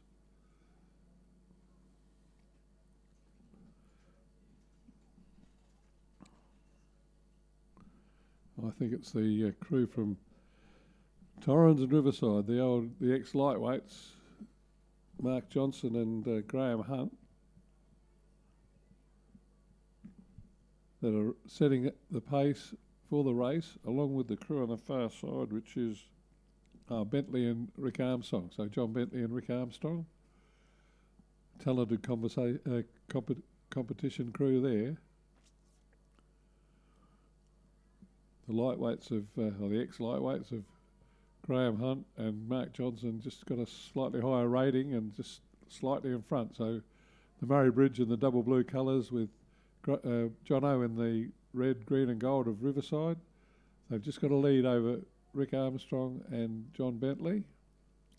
Those two boats have cleared out on the rest of the field. I'd say it's the Torrens and Corio Bay. Welcome Corio Bay from Geelong. They're coming third. It's Michael Heaton-Harris and Chris Heaton-Harris. But it's approaching the finish line now. I don't think they're going to close the distance. I'd say it's the Riverside and Murray Bridge crew that's going to win, and Adelaide Uni clearly second. Then it's the Heaton-Harris family boat going to be third from Torrens and Corio Bay, just in front of Riverside. Then Goolwa and two Goolwa crews bring out the rear.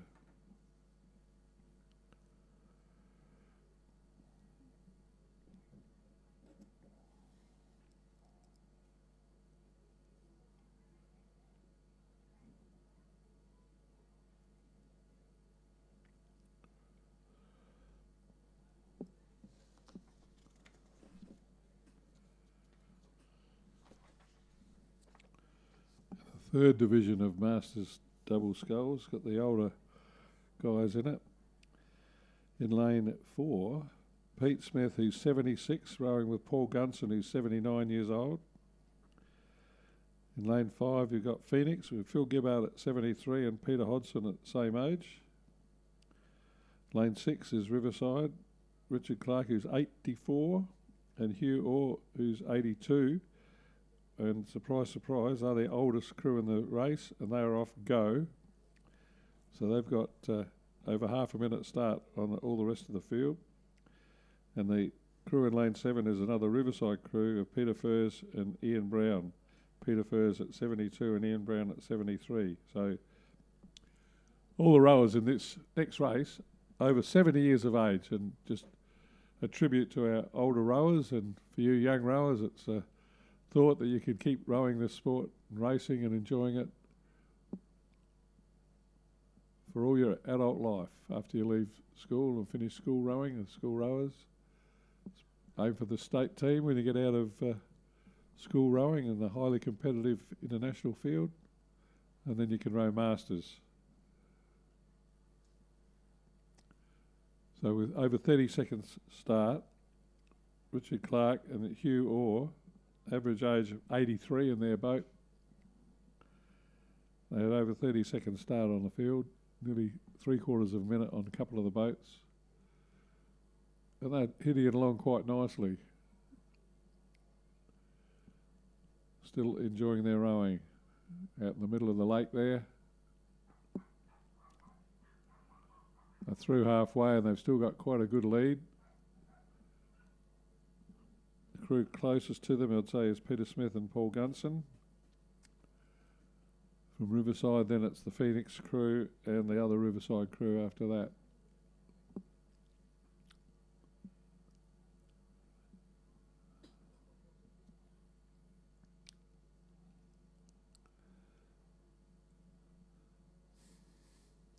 Double scull boat, a very good boat to race in. It's usually two people get a good combination together, get their blade work together, and these old men of the sea, you'd call all these guys, all over 70 years of age, every single one of them in this race, sculling and rowing their boats beautifully.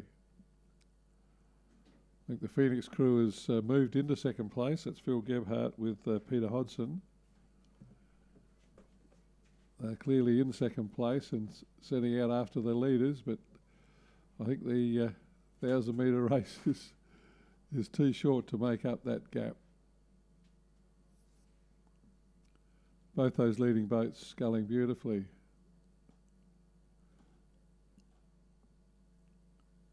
Very experienced rowers and scullers, all these guys.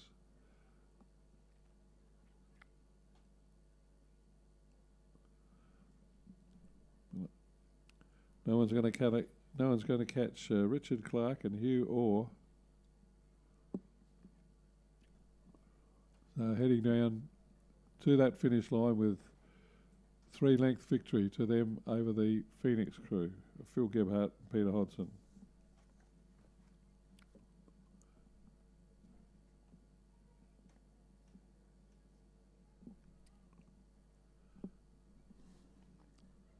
And it's Peter Smith and Paul Gunson are going to be third. And Peter Furs and Ian Brown will be fourth. It's the third division of the Masters men's double.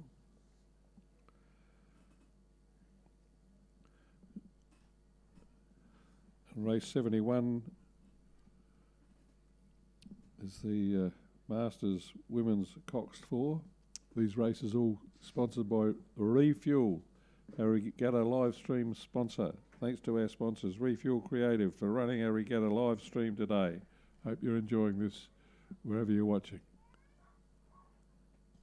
Thanks again to Refuel. Their website is refuelcreative.com.au.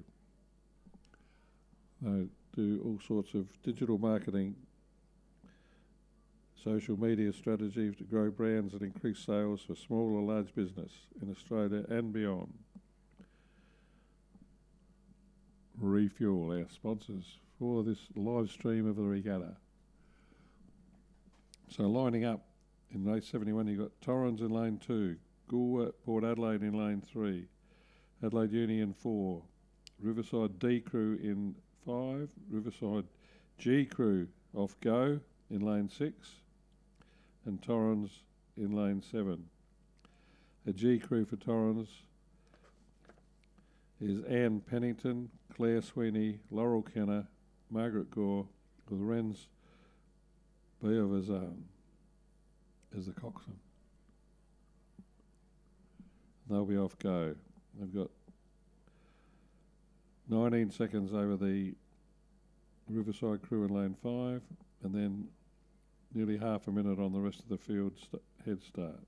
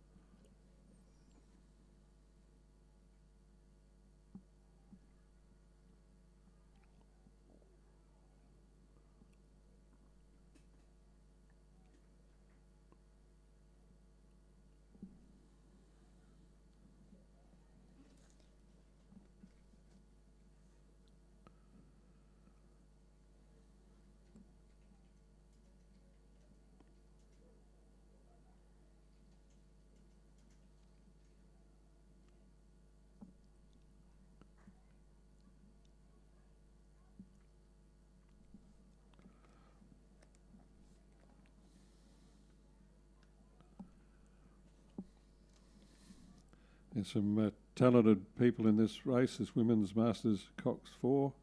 See the Torrens crew's got Denise Abood, Donatella Mazzolino, Deborah Bassett, and I see it's got Robin Gray Gardner here. Now, I haven't seen Robin Rowe for ages.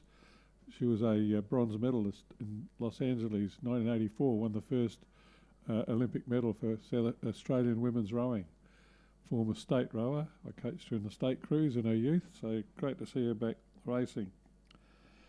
The Goolwa Port Adelaide crew, Steph Wilden, Colette Barry, Alex Smith and Kate Tebnev. Again, Alex Smith was a Australian and South Australian representative rower in her youth. She raced in the Commonwealth Games. The last time we had rowing in the Commonwealth Games in Edinburgh in 1986. I was lucky enough to be there and see Ali row in the women's pair.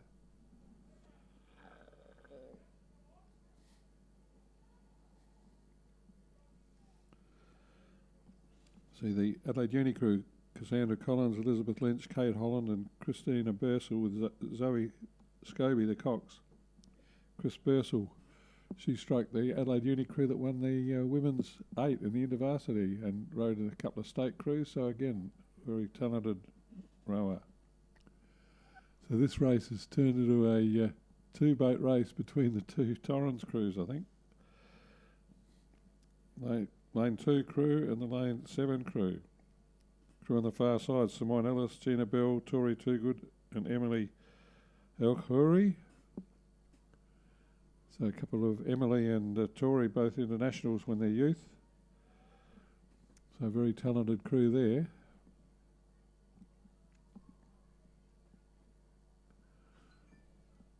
I think the crew on the far side from Torrens might well be the leaders. It's an all Torrens Quinella by the look of it, the first 2 place getters, that all the red and white hoops of Torrens running first and second. And the Port Adelaide Galway crew running third at the moment, ahead of the Uni crew and the 2 Riverside crews.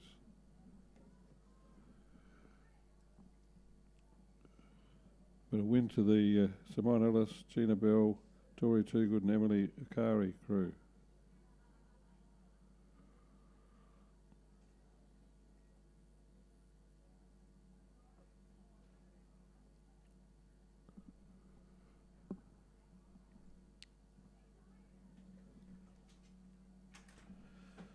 Pretty talented competition, that Women's Masters Coxed 4. A win there to, well, Quinella, first and second to Torrens. So the back marker, the youngest crew went the fastest, caught all the older crews that started before them with a handicapped start provided for the different age groups. And here's the first of a host of schoolboy races. The school races are starting from 1500 metre mark. These are all a bracket of year 10 quad sculls. You got St Scotch, Pembroke, St Ignatius, Norwood Moriata and Unley. And it's the Saints crew on the inside leading from Pembroke.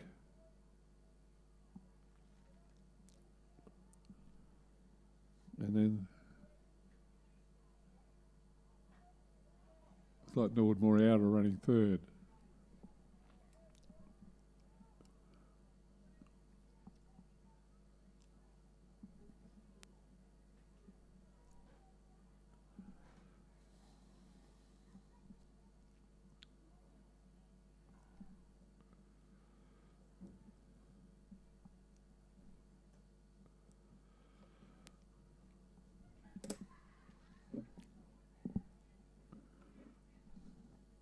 So a win there to the Saints crew of Oliver Hamilton, Joseph Giudiradini, Thomas Parkinson, Joshua Ledger, Liam Durden, coached by Alana Gilsmore.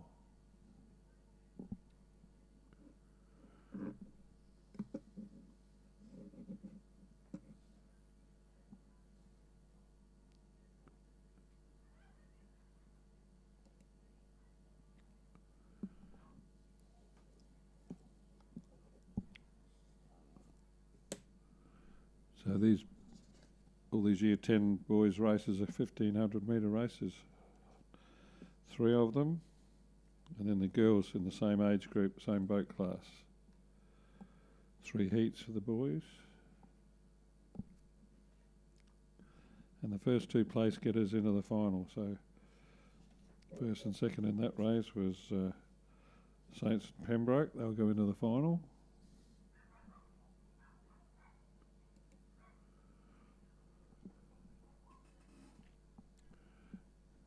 73 started. It's got Scotch Prince in 2, Princess in 3, Saints in 4, Pembroke in 5, Princess again in lane 6. That's their number 3 boat, and Unley High number 3 in lane 7 in the year 10s.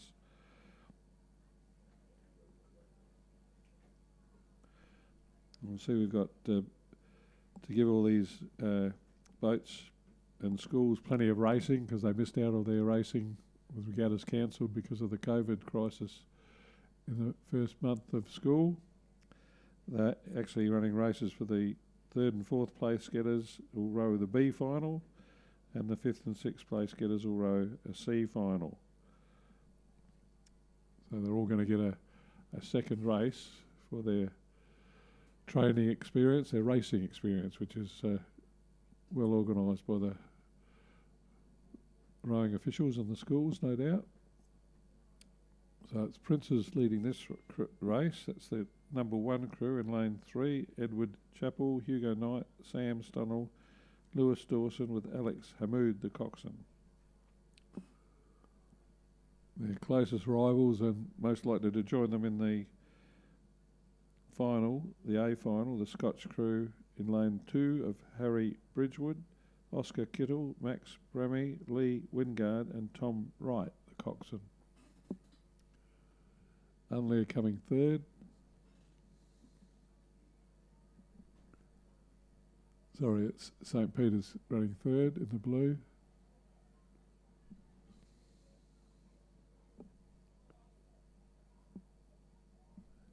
Then Prince Alfred number 3, Pembroke, and on the far side the Unley crew. But heading down towards the finish line at Saints and Princes and Scotch, the leading boats. See them on your screen there. Princes a couple of lengths clear of Scotch, so Princes and Scotch will be the finalists in the A final.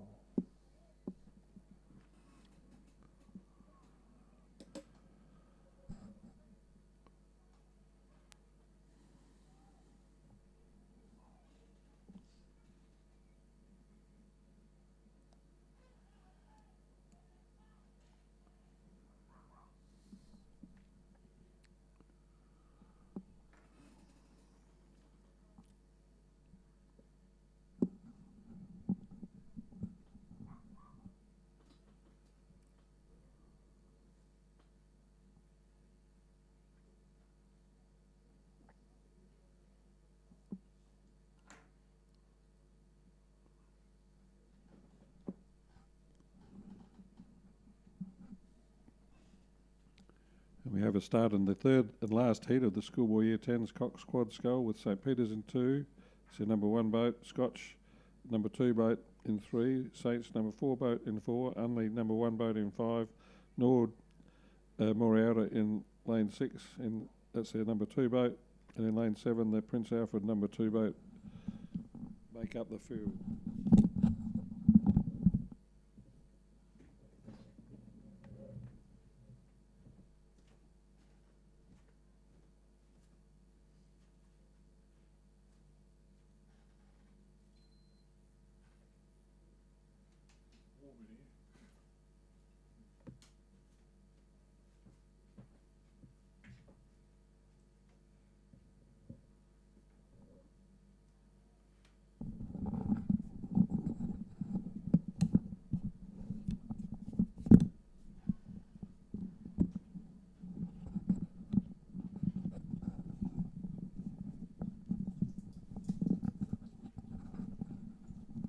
So 1,500 metre race for the Year 10s.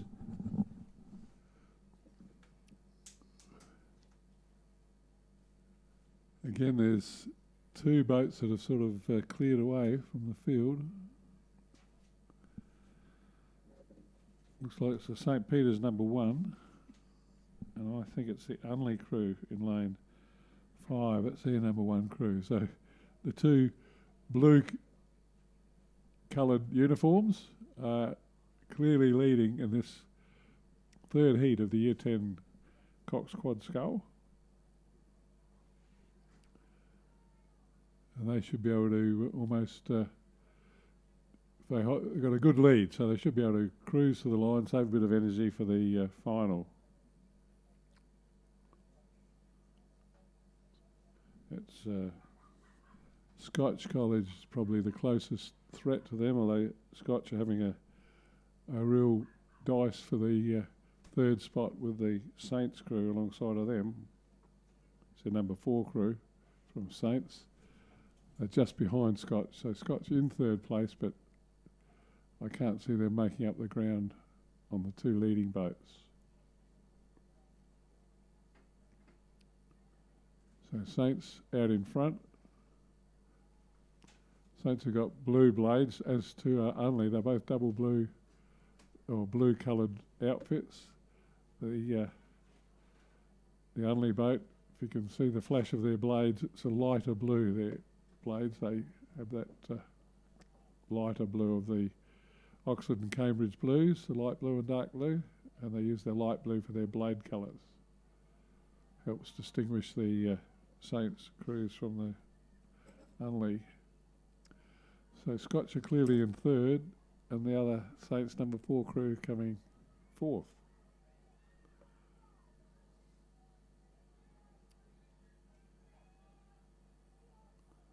Saints just putting on a burst at the finish. They've been cruising a little bit, but I could hear the coxswain actually calling for them to finish it off, and they're doing exactly that. They've really finished off with a burst. Saints number 1 crew. Archie Young, Oliver Ferguson, George Wicks, Hugh Hazel and Lachlan Hunt, coached by Joe Franco, former world champion lightweight rower, or sculler. And the only crew coming second and into the final was Rio Manning, Patrick Lee, Nate Lassou, Jack Wilkin and Max Munt, the coxswain.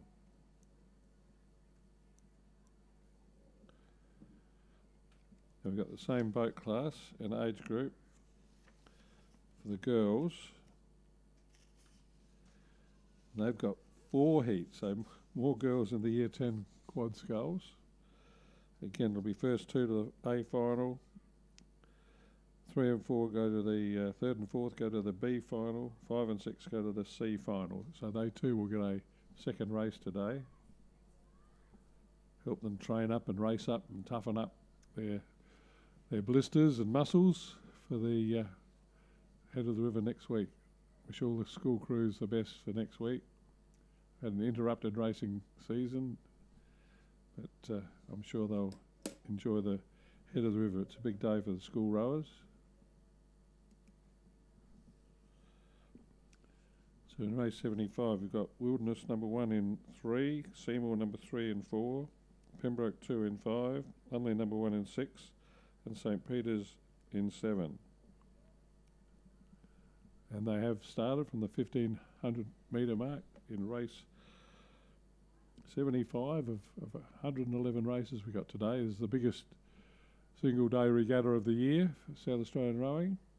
Biggest in numbers, biggest in entries, biggest number of races in one day. And thanks to all our boat race volunteers, and all the volunteers, and especially to Pulteney Grammar School for hosting this regatta. It's very difficult times to be gathering volunteers to work at the regatta, and we appreciate all the work that Pulteney Grammar School have done in hosting the regatta and providing all the volunteers to help run the regatta.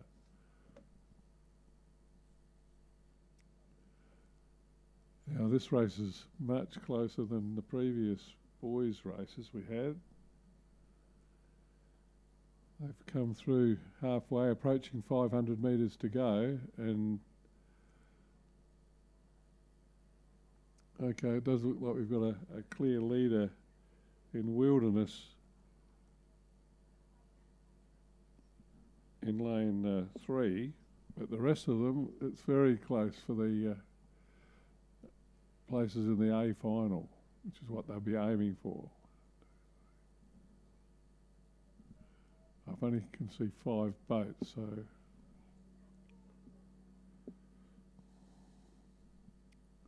that's right. That's correct. So they're all there.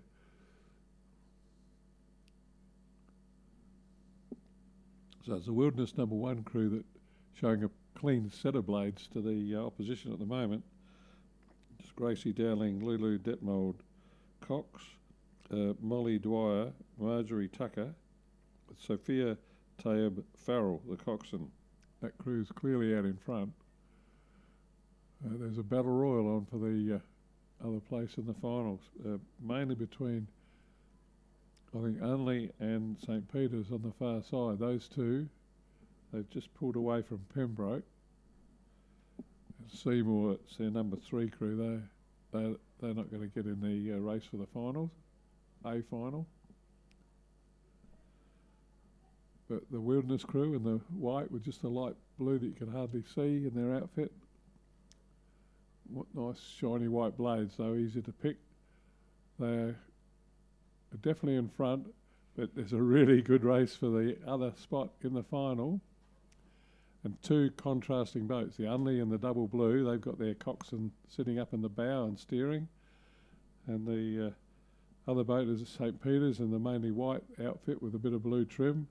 They are almost stroke for stroke and side by side as they head down towards the finish line. They've got the coxswain in the stern of the boat. And no doubt that coxswain can see what they're doing. That girl, she'll be able to encourage them and really try and coach them over the line. And between them, they've caught up to the Wildy crew, have been just taking it a bit too easy. They're getting overlapped at the moment by the battle for second. But it looks like St. Peter's have gone past. Yeah, they've got past the Unley crew and going to take second place, which will get them into the A final. So it's Wildy hung on to first, Saints are second, and Unley third.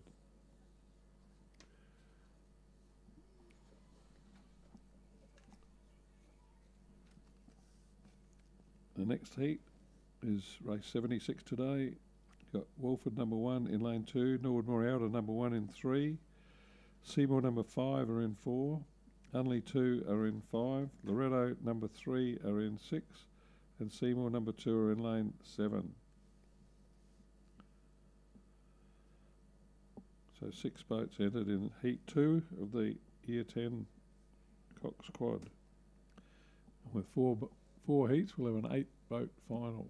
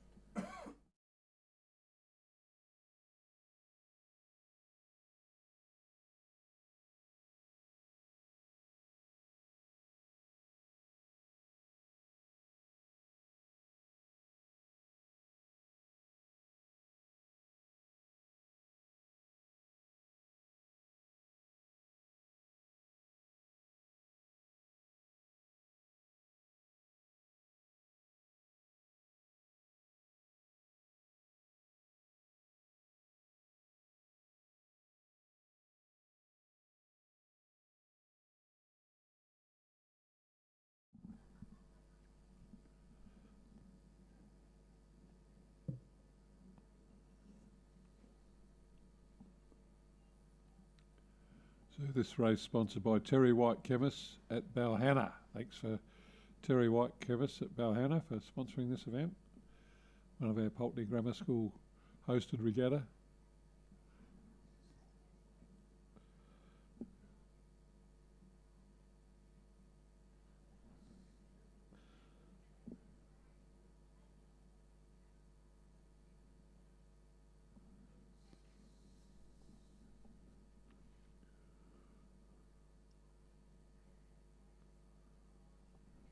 So I think the Walford number 1 crew, they're in lane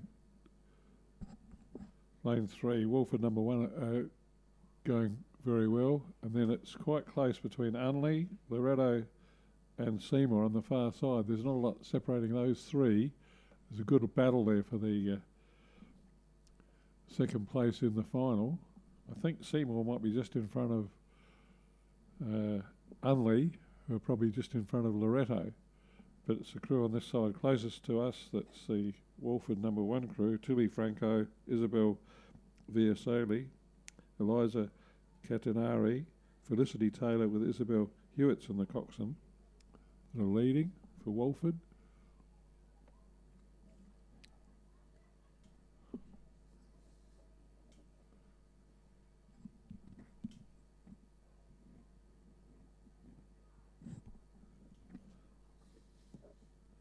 Yeah, the Seymour number 2 crew over on the far side: Emily Gerard, Daisy Howard, Abigail Worm, Isabella Lays, and Piper Fox, the coxswain. They are in second place. Only are running third, just ahead of the Loretto.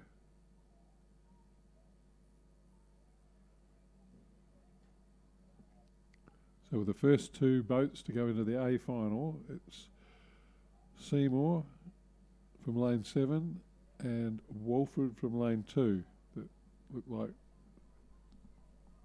being those 2 boats to progress to the A final. The others will either be the B or C finals. It's going to be very close between these 2. I think maybe the Seymour crew on the far side are in front. Yep, Seymour are going to cross the line first, ahead of Walford.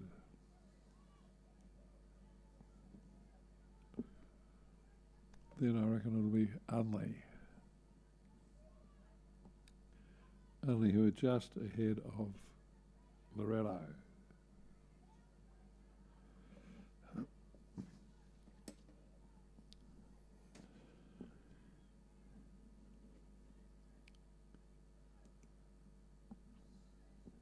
That sets us up for the third heat.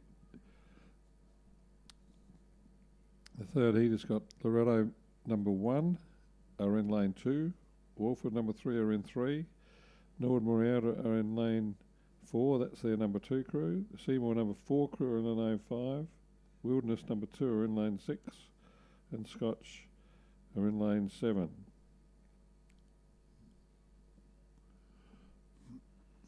So they start from a drifting 1,500 metre start.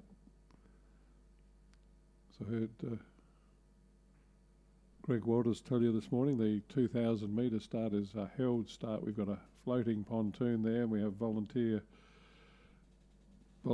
who hold the boats, hold the stern of the boat in line on the 2,000 metre start. It's very efficient, very famous way of starting racing rowing boats, and obviously get very good line up and perfect starts compared with the drifting start we do with the 1,500 metre races. Obviously can't have a pontoon at each of the different start distances. They get in each other's way. They have started in this race, and I'm pretty sure I've got some scratchings because I can't see a full field there. I only see 4 boats.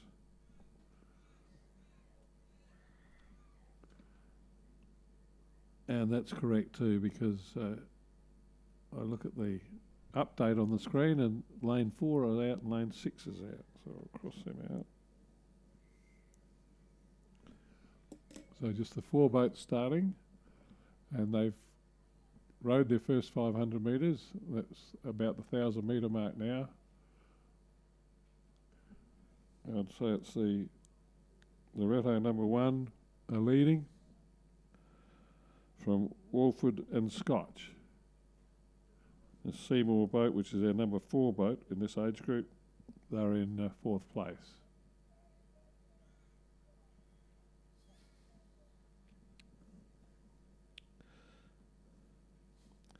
So the Loretto boat in lane 2 is Emily Lang, Fernay Rosenbauer, Isabella Deans, Bianca Kohlberg, Emily Degar, the cox, and the coach Rebecca Koch.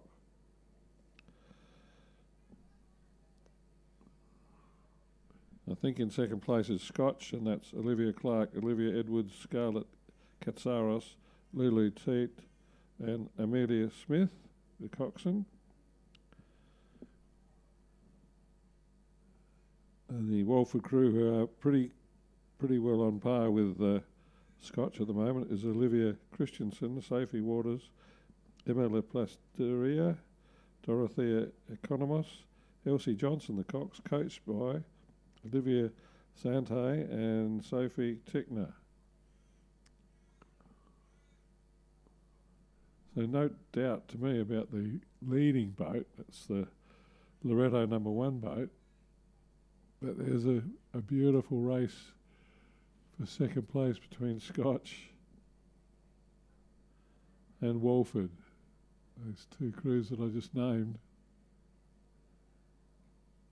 They're battling for the second place and the other place in the final. The first 2 places go to the A final. I think barring accidents, the Loretto crew in lane 1 who've just dropped their rating down to about 24 strokes a minute. So they're cruising to the line. Whereas Scotch and Walford are battling their way to the line. They're having a real race to try and get into the final, get their best result. Best result for them today is to get in the A final.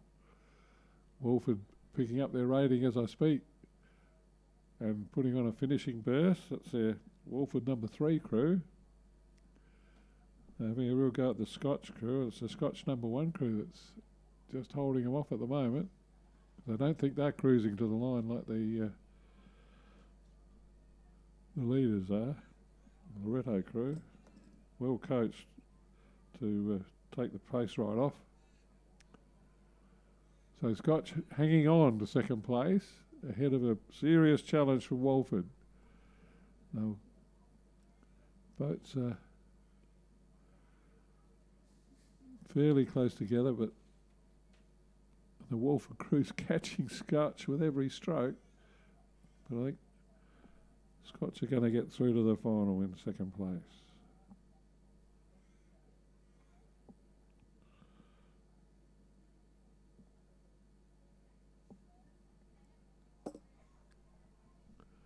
And the 4th and last heat started. We've got Loretto number 2 are in lane 2, Walford number 2 are in lane 3, Wildy number 3 are in lane 4, Pembroke number 1 boat is in lane 5, Unley number 3 boat is in lane 6, and Seymour number 1 is in lane 7.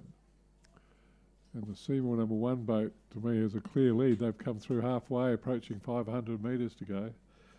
The Seymour number 1 boat is Alex Wheaton, Georgia Waters, Grace Barrera, Daisy Holland with Olivia Rhymes, the coxswain. And they're showing a beautifully timed set of blades to all those behind them who are in reverse lane order, I suspect. I'll just check. Got some scratchings. Yeah, the wilderness is that lane 4 is not there.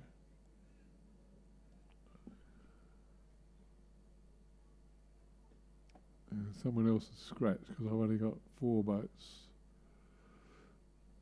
So with 2 to go to the final. Seymour out in front.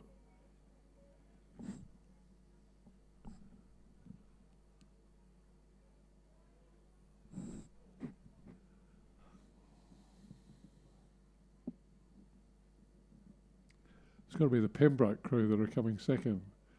Pembroke got jazzy green caps on. They're got their work cut out to hold off that Walford crew, I think.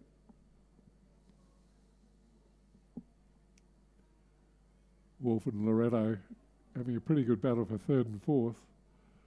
But no doubt about the leaders out in front is the Seymour crew.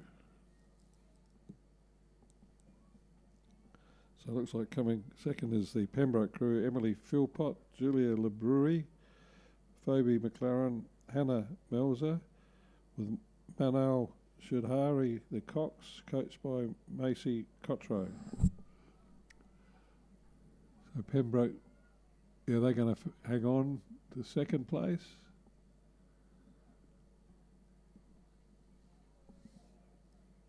And it's going to be Walford in third ahead of Loretto. So the only crew weren't there, not scratched on my screen here. Okay. We've got a grade club race, a club premiership points race for third grade men's coxed 4, and mainly school crews in it. Like I said, all these school crews getting lots of racing practice. So you've got Pulteney in lane 2, Nordmore Outer in 3, CBC in lane 4, Riverside Club crew, which is a novice crew, in lane 5. Good to see Riverside with a club crew, novice crew. Then in lane 6, Prince Alfred number 1, lane 7, Princess number 2, and in lane 8, St Ignatius. So this is a final, straight out grade premiership points crew. So Matthew Walker, George Harmer, Seamus Adams, and Angus Rawson with Kieran Montgomery, the coxswain. That's the Riverside crew. That's a club crew against a whole host of school crews. They're all ranked as third grade except the Prince's number 2, which comes up on our computer as a novice crew. Novice would be fourth grade if we numbered them that way. Our elite people are first grade, then we have second grade.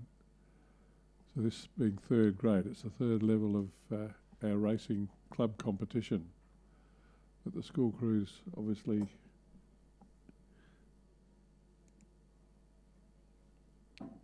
enjoying their chance to race in the club competition. Now I don't have any scratchings on my screen here, 1, 2, 3. And in fact all 6 boats are there. No, there should be 7.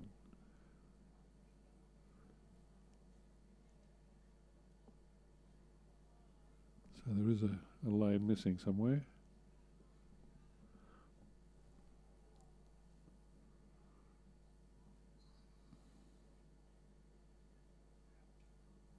And so it's the Prince Alfred College crew, the number 1 crew,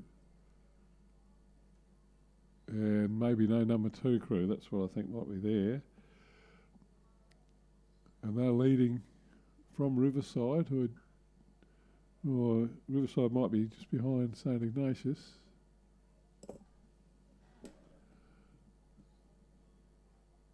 And the other crew doing well is the Pulteney crew on the inside, our host club today. Thanks again to Pulteney and all their sponsors who's sponsoring this race. The Rain and Horn are sponsoring this race. Thanks to Rain and Horn sponsoring this event. So this is a final, so the winners take the premiership points here, and it's Prince's leading from, I'd say, St Ignatius. Then Riverside.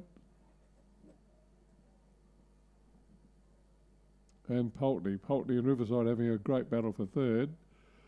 St Peter's looked to be clearly in front of St Ignatius.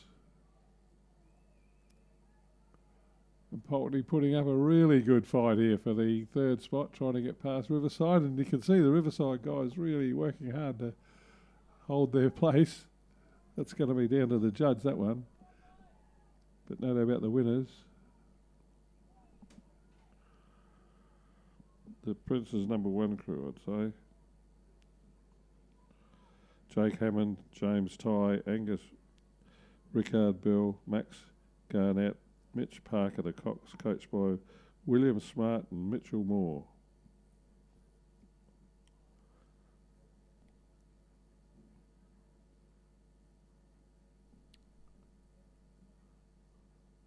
Can't tell you who got third and fourth out of that. It was a close finish. The judges got the right angles for all that. They got their photo finish camera. They can, they'll sort that out. We've got another third grade event, this time for the women. I think there might be 2 of these. Yeah, of course.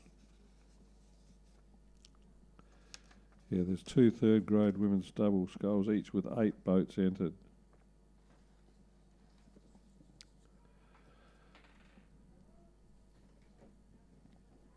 So So the first one has Pembroke in 1, Port Adelaide in 2, Nordmoriouta in 3, Port Adelaide again in 4, Nordmoriouta again in 5, Murray Bridge in 6, St Ignatius in 7, and Pulteney in 8. So 1,000-metre race for 3rd grade. The old drifting start.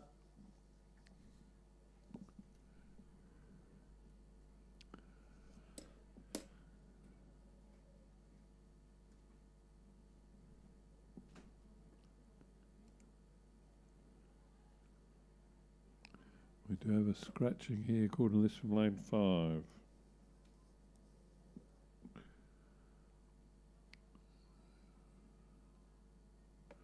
So still 7 boats to race. You got 1,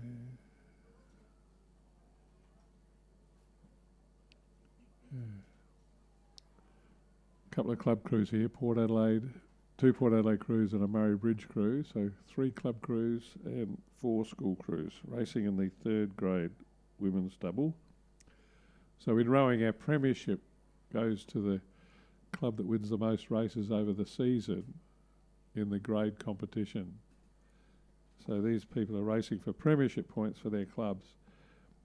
And for the schools, they're probably not so much worried about the premiership points because the senior 1st and 2nd grade races, the clubs accumulate plenty of points for them during the season, and usually a club wins the premiership as opposed to a school.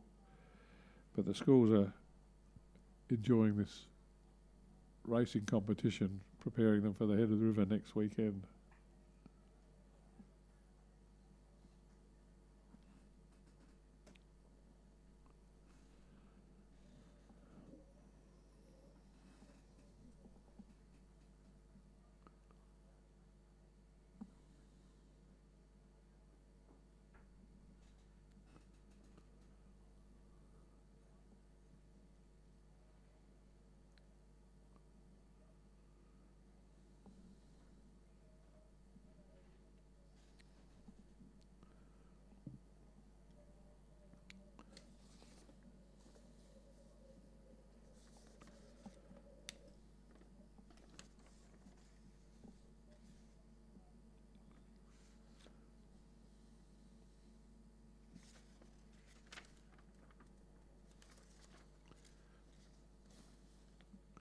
So that previous race was sponsored by Rain and Horn, one of the Pulteney sponsors. Thanks to Pulteney for organising these sponsors and the regatta with their volunteers.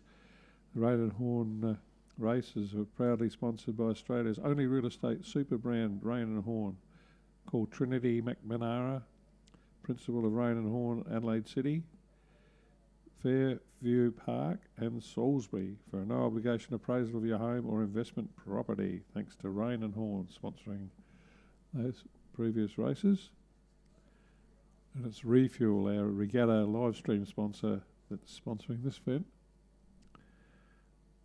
Refuelcreative.com.au for specialised results in first digital marketing using SEO, Google Ads, social media strategy to grow brands and increase sales for small and large businesses in Australia and beyond. Thanks again to Refuel, our regatta live stream sponsor at refuelcreative.com.au. So we've got to start in this double scull, 3rd grade.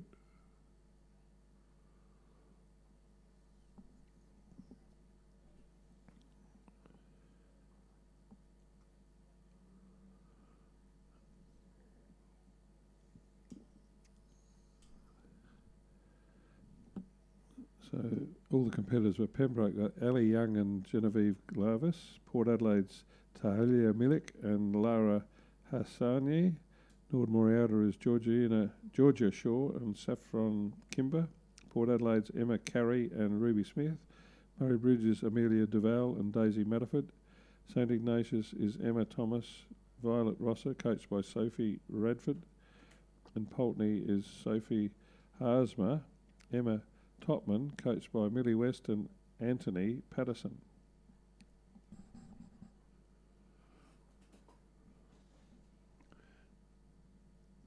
And they're starting to spread out a little bit. I reckon it's Port Adelaide Crew in lane 4 and St Ignatius. No. Murray Bridge in lane 6. Those two club crews might be leading the way. So Port Adelaide in the famous black and white, Murray Bridge, famous blue collars of the Murray Bridge Cods, who represented Australia in the 1924 Olympics. Those two crews are going stroke for stroke through the 500 metre mark. Murray Bridge in the blue, Port Adelaide in the black and white. In this third grade premiership point, club points for the women's double scull.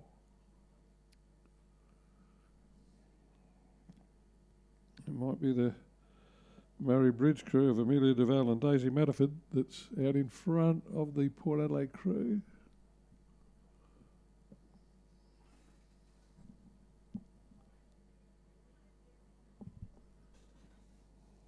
And the Nordmore Outer crew have gotten away from Port Adelaide. It's probably Pembroke, I think, have moved into third. But it's, yeah, Murray Bridge in the double blue. They're out in front. They've got daylight now between them and the rest of the field as they're into the last 250 metres of the course. That's where the red boys mark most of the lanes. It's a traditional rowing modern concept. So Murray Bridge leading from Nordmore Outer. The Georgia Shaw and Saffron Kimber in second. Pembroke are clearly third now. But Murray Bridge, it's the third grade premiership points. They'll actually get points for the country premiership. We've got a country premiership especially for the country clubs, and Murray Bridge will pick up a win in there for towards the country premiership. It's going to be close for second and third. You can see that. Pembroke nearly catching. I'll leave that up to the judge. I think Pembroke, don't know if they caught him. Nordmore Outer, I think, got second. So race 82 will be another division of the third grade women's double scull. Again, it should have 8 entries. We'll see if we've got any scratchings.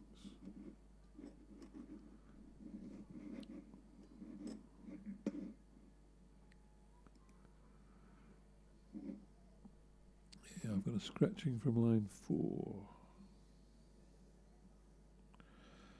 So 7 boats, Nordmore Outer in 1, Mia Playford and Alana Haynes.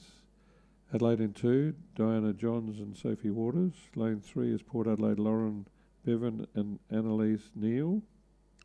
Lane 5 is Port Adelaide Lottie Prow and Lola Barlow. Lane 6 Seymour and Sydney Andrews and Becky Barlow.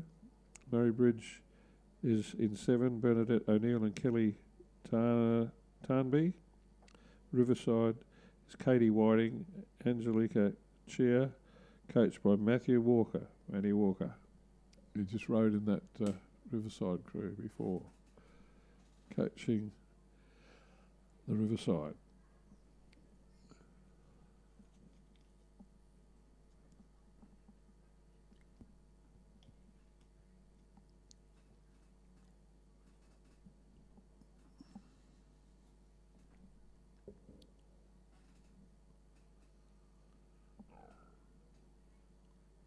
We do have a start in that race. That's sponsored by Refuel, our live stream sponsors, thanks to Refuel.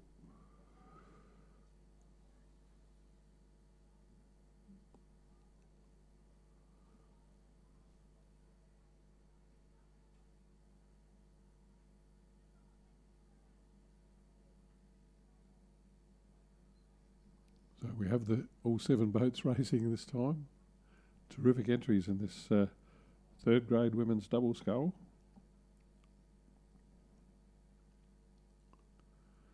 They've probably coming through halfway, approaching 500 metres to go from their 1,000 metre race from the drifting start. Gee, this is a close event, I think.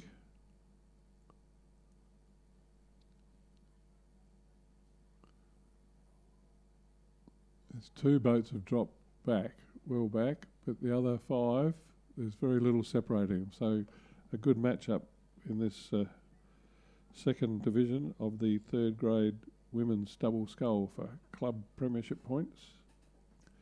So we saw, like I said, Murray Bridge won the previous one, so they got premiership points towards the country premiership, being a country club winning a grade event.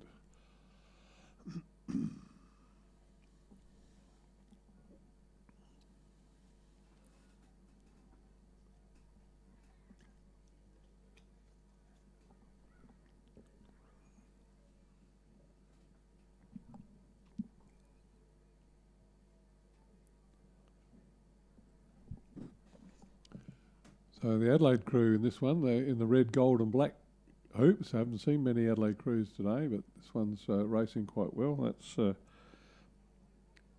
Diana Johns and Sophie Waters. And their main opposition seems to be from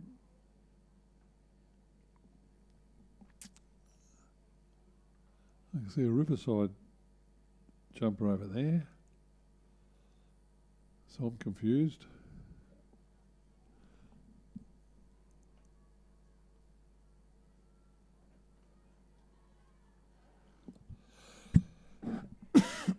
Excuse me. So it's the lane 8 boat, it says. I got the 8. Yeah, it is the Riverside, so, but one of the girls not in a Riverside outfit. But I think it's the Adelaide crew might be just in front, but looking very bit tired at the moment. They haven't got a very high rating. They're only just holding the lead. Oh, I'm not even sure if they've got the lead. It's pretty close. Adelaide in the red, gold and black, closest to the camera. Might just hang on and beat the Riverside crew on the far side, and then the school crews, they're all having a good close competition there for the minor placings. I think they just got there, Adelaide.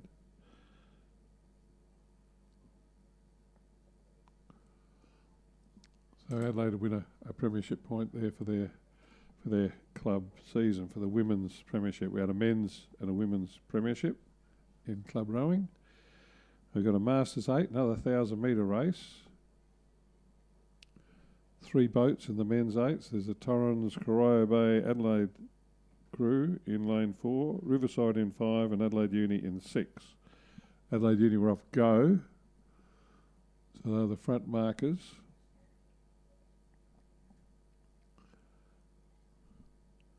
And the Torrens composite crew are the back markers. So Riverside were in the centre and they're still in those positions. Adelaide Uni started first, they're still in first place. Riverside started second, they're still there, and the composite crew is still third. So the oldest crew in these Masters races gets an advantage of having a handicap start bigger than the other boats.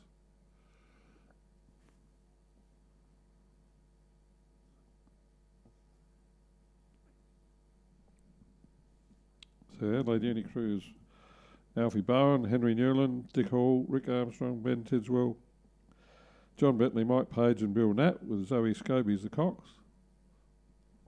The Riverside crew are catching them. Renz Boyson, Brian Glawson, Ken Brown, Hilton Zeeley, Greg Walters, Uwe Dombrowski, Wayne Chadwick, Justin Ross with Anthony Perry, the coxswain.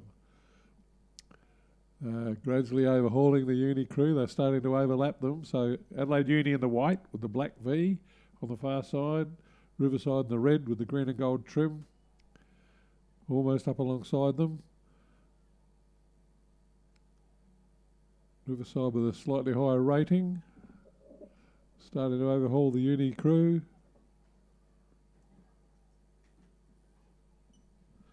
Riverside rating almost 40 strokes per minute. Adelaide Uni not quite so high, just holding them off at the moment, but that's subject to change. Those two have gotten away from the Corio Bay, Torrens and Adelaide crew that I can see in third place. Oh, this is going to be a good one. I hope the judges are awake because it's a close race.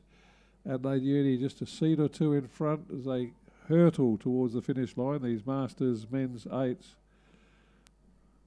I'll leave that up to the judge, but I think a narrow win to Adelaide Uni, very close over Riverside, and the Torrens composite crew in third place.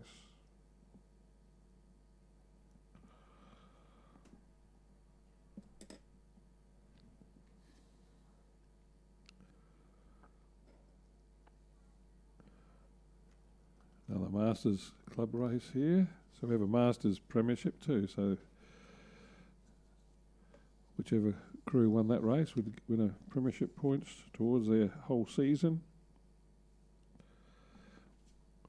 The other thing we have in rowing is a state championship in the different boat classes. So we had our big state championship races a couple of weeks ago where the Adelaide won the Open Men's State Champion Eights with Alex Hill, our Olympic gold medalist from the Adelaide Club, former Prince's rower, a boy from Loxton. He stroked the Adelaide Club to win the Men's State Championship Open Eights. That's the most elite blue ribbon event for the men's racing for the year, and the eights. And in the women's race, it was a win to Adelaide Uni over Adelaide. Adelaide were going for their 8th title in a row in that state championship regatta, but were beaten into second place by Adelaide Uni, stroked by Jo Malcolm, who often does the commentary here, but haven't seen her today. Could be busy.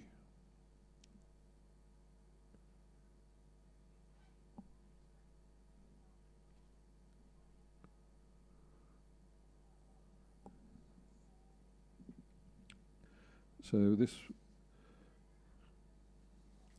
Masters race now is the women's quadruple scull, with Torrens in 3, Gore in 4, Riverside in 5, another Riverside crew in 6, and Phoenix in lane 7.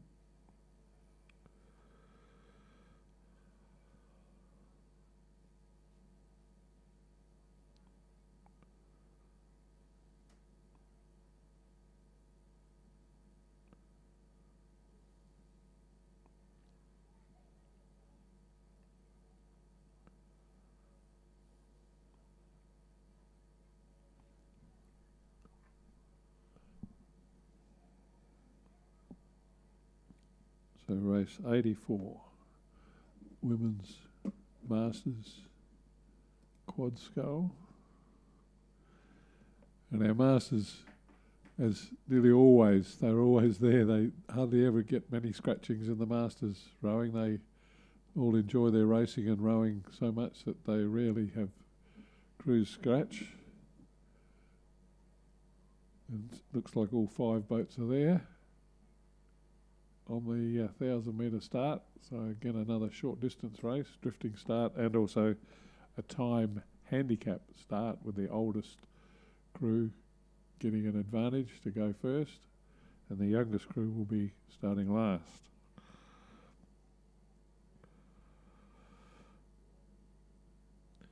The youngest crew here is the Torrens crew in lane 3. So they have the back marker, and the front marker will be the Riverside crew in lane 6 of Anne Pennington, Claire Sweeney, Leslie Lewis, and Chili Parker. Now, Chili Parker was a former international rower for West Germany in the old, before the wall came down. She rowed in the Olympics for West Germany and World Championships. Did Chili Parker, so she's in the stroke seat of the Riverside crew. She's 74 years old. Good on you, Chili, still having a race.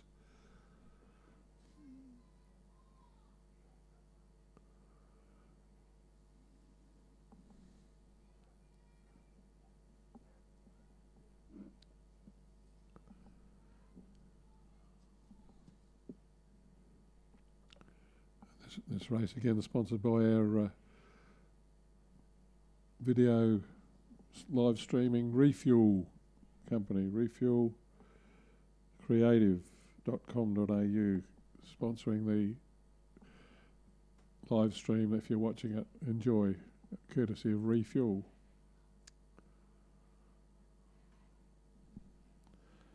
The Torrens crew in the lane closest to the camera in lane 3. Looks like they've caught the rest of the field already from the back marker position. That's Denise Abood, Donatello Mussolino, Tori Toogood and Simone Ellis.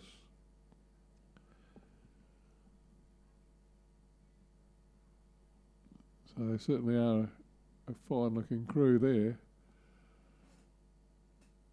Beautiful blade work, beautiful timing.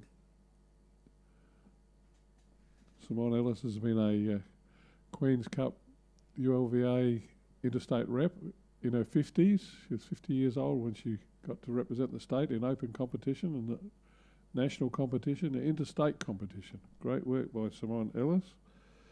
And she's got in the boat there Tori Toogood, who was a silver medalist in the world in the pair back in her young days.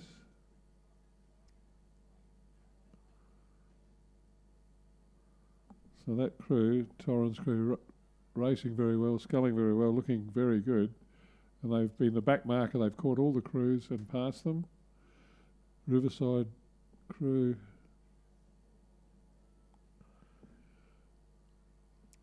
That's the oldies, I reckon. They're just hanging on to second place.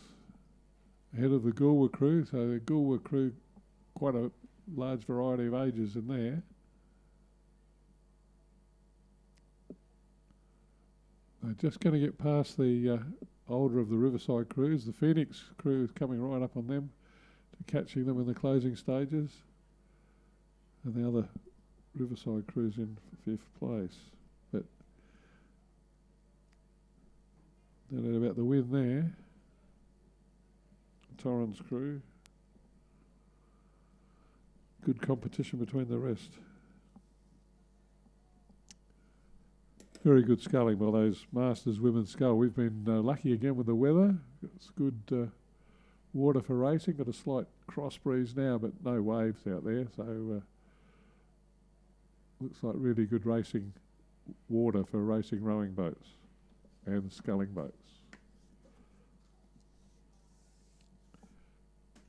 Now we've got a series now of 2,000 metre races, so they all have those very even held starts at the 2,000 metre mark. Thanks again to all our volunteers. They can't hear me down there, but any family or friends here can pass on those best wishes to the volunteers and thanks. Thanks to all our boat race officials, our umpires and referees, timekeepers, judges. They all do this for nothing. They're all amateurs, unpaid volunteers that out there all day, help us run the regatta.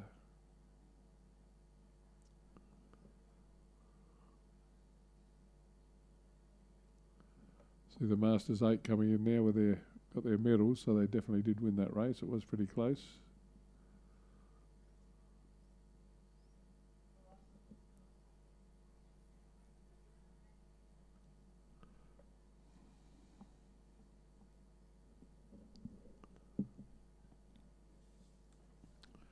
So the Refuel is sponsoring this race. So mention again the other Pulteney Grammar School. Thanks for them for sponsoring the regatta and providing all the volunteers.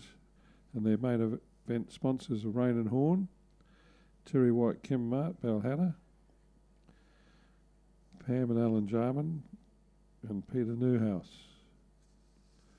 And of course Refuel, who are sponsoring the live stream of our regatta today. Carol up here doing all the work on our electronics board and monitoring all our camera work.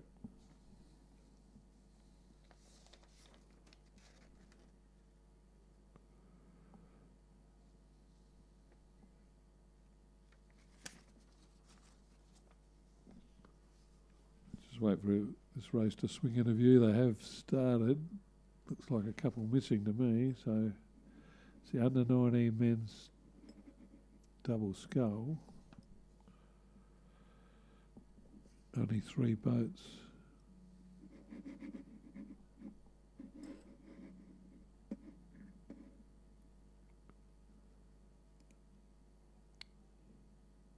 Only 2 boats left in it. Adelaide Uni in lane 3 and Port Adelaide in lane 6. The other boats have scratched.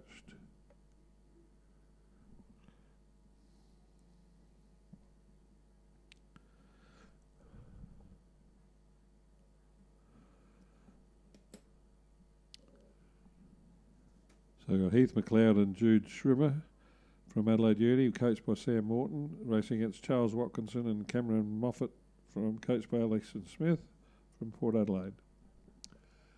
They've got a long way to go, those two boats.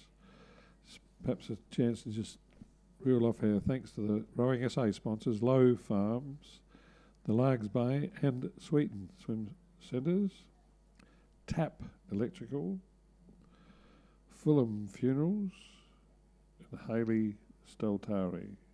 So some of our Rowing SA sponsors.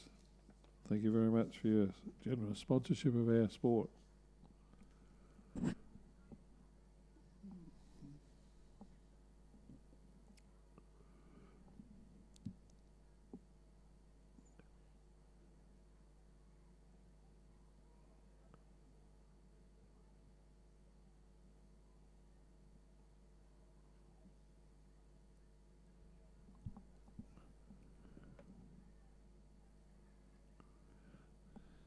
So just Adelaide Uni and Port Adelaide, both of these clubs row in black and white or white and black. Adelaide Uni got their white, mainly white outfit with a black V. Port Adelaide, of course, in black and white hoops, not the vertical stripes of the famous Alberton Football Club at Port Adelaide.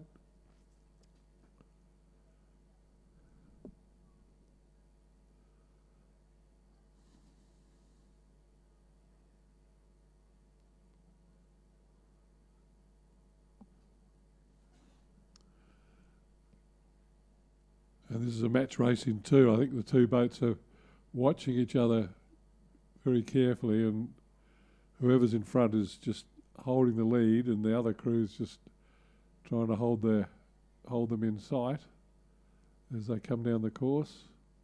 Well, they're coming to the halfway mark now. I do think the Port Adelaide crew have got the lead over Adelaide Uni.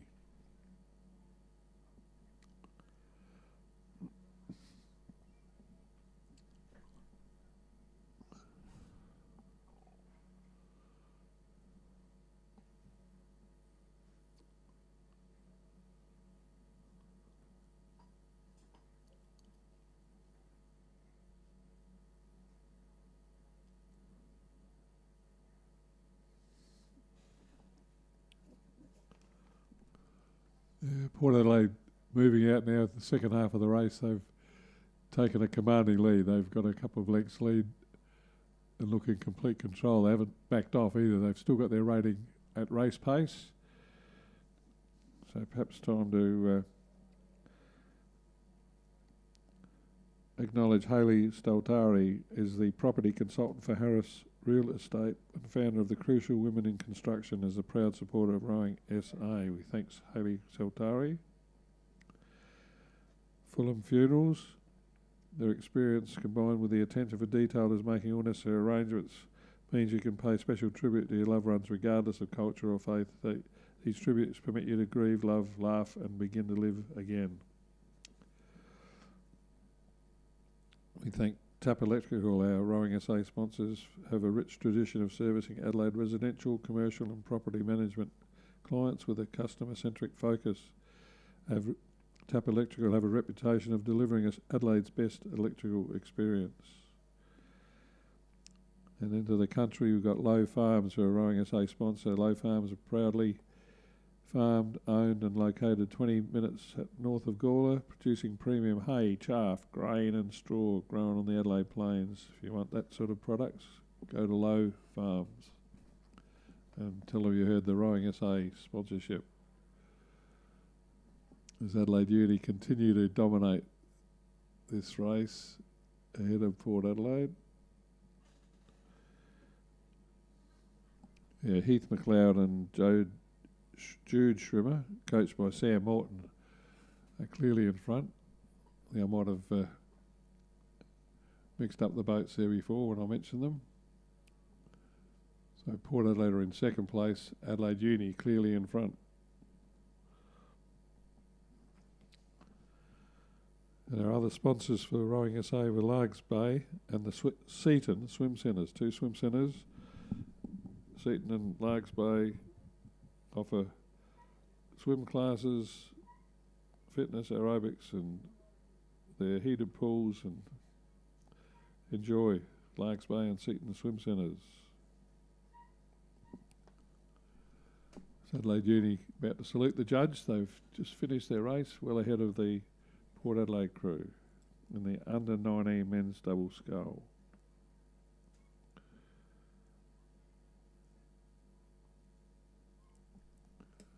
And already started as the open men's double scull. Let's see if we got the double scratchies. Oh, we've got a full field here. Sorry, no, Phoenix have scratched. So Adelaide Uni is in lane 2, James Powell and Harrison Francis, coached by Sam Morton. Torrens is Matthew Hines and Bradley Robin. In 4 is another Torrens crew, Noah Buxton and Callum Deckers. And in 6, Adelaide Uni, Nick Burr, Heath McLeod, coached by Sam Morton. So those boats left the 2,000 metre start and approaching the probably just through the 1,000 metres. It's Adelaide Uni again in front. This time it's the crew in lane 2, closest to the club rooms on the western bank. And they've got a clear lead over the Torrens crew in lane 4 of Buxton and Deckers. Then the other Torrens crew will be 3rd, and the other Uni crew on the far side will be running 4th.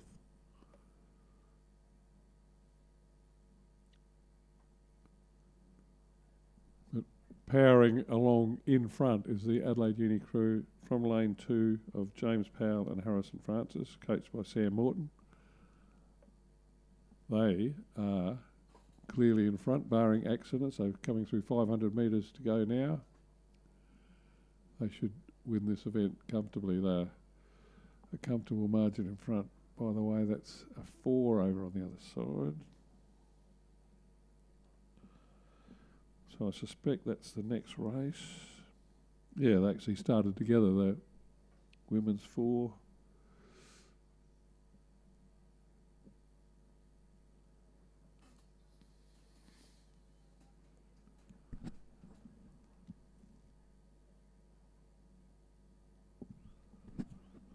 So we've got a scratching of the next race. Torrens is scratched, so Loretto, boat on the far side, it's a women's open coxless 4.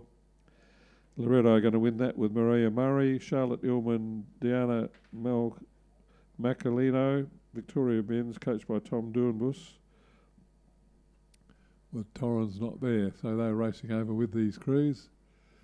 There's the Adelaide Uni crew in front. 2 Torrens crews, so the other Adelaide Uni crew out there. So it's Adelaide Uni, James Powell and Harrison Francis, coached by Sam Morton. They're going to win the Open Men's Double Scull, and Loretto are going to win the Open Women's Coxless 4.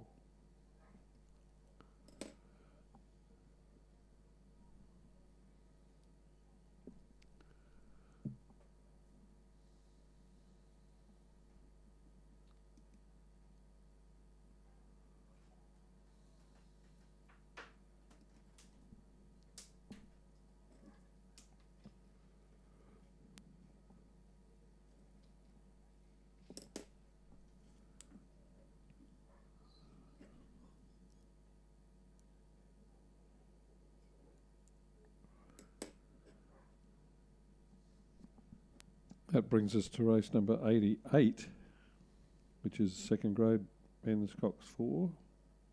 It looks like an all schools entry.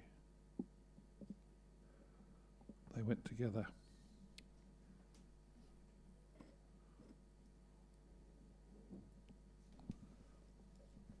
The 2 together.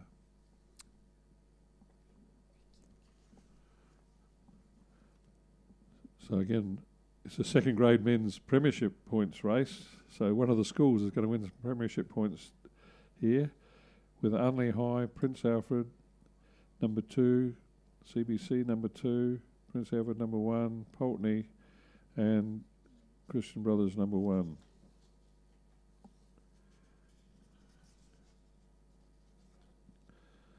So second grade men's coxed 4, so that's a sweep-oared boat. So these will be the senior rowers from the schools, open rowers, open age, senior age groups. All the younger age groups are rowed in quadruple sculls.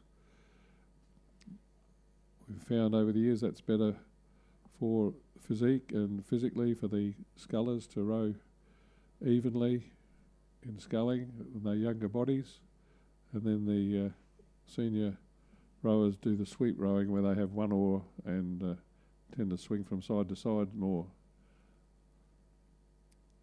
It's been accepted practice rail ride in rowing and sculling, but the younger age is most suited to the sculling boats, and as they get older they can develop into the sweep-oared rowing.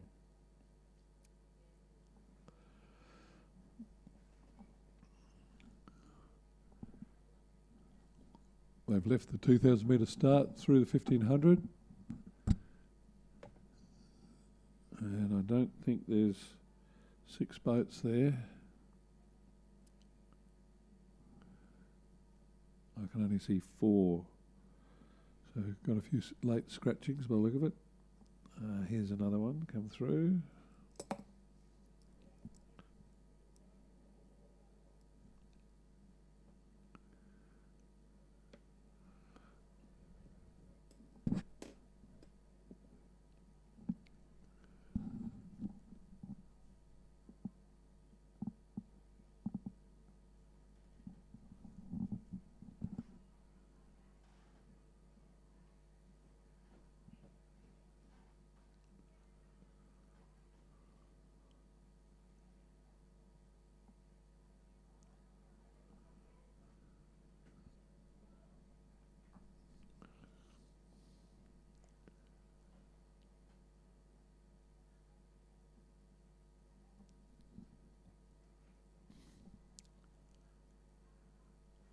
Well, it looks like to me the boats on the extremes width of the course, the only high crew in the lane 2 and over on the far side from lane 8, Christian Brothers, they seem to be the 2 lead boats. But it's very difficult for us to judge either with the binoculars or looking on the screen or with a naked eye. It's a middle boat, middle lane boat, and from Princes, who would be the other possible challenger for the lead. Although I suspect they're in 3rd place according to me. I can only see 4 boats. So someone else isn't there that was on the program.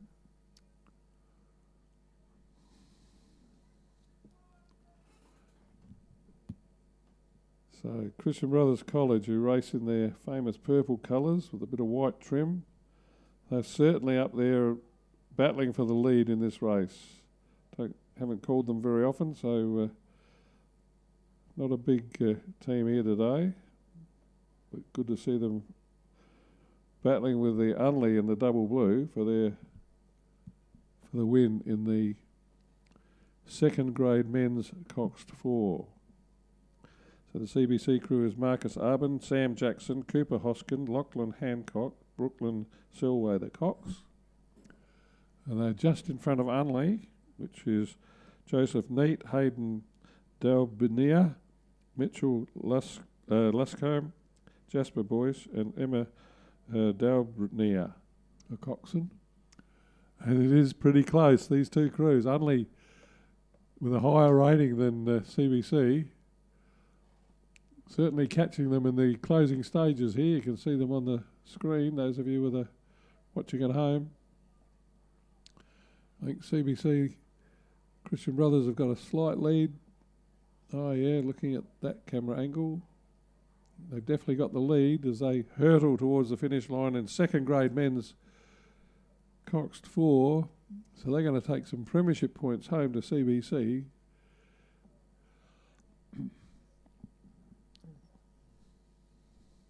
For the 2nd grade men's 4, win to Christian Brothers College ahead of Unley. Princes will be 3rd. And there's another CBC crew, I think. Yes. So the fourth boat to finish will be the other Christian Brothers College number 2 crew.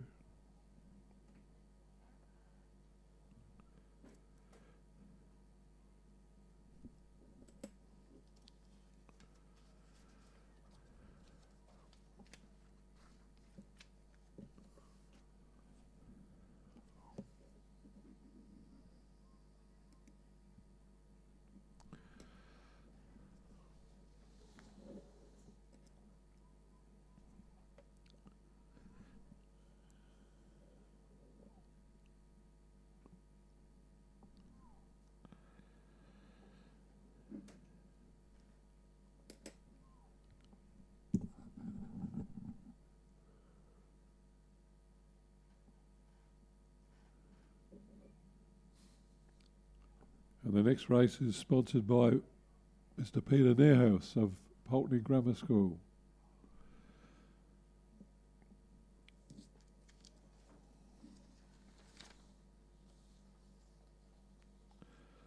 Thanks to Peter Nairhouse, the sponsoring this race, one of our Pulteney Grammar School family.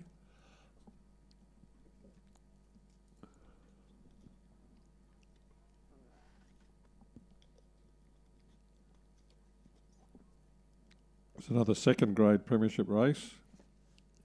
Women's coxed 4. In lane 2, Adelaide. Lane 3, Pembroke. Lane 4, Loretto. Lane 5, Pulteney. Lane 7, Norwood Morialda.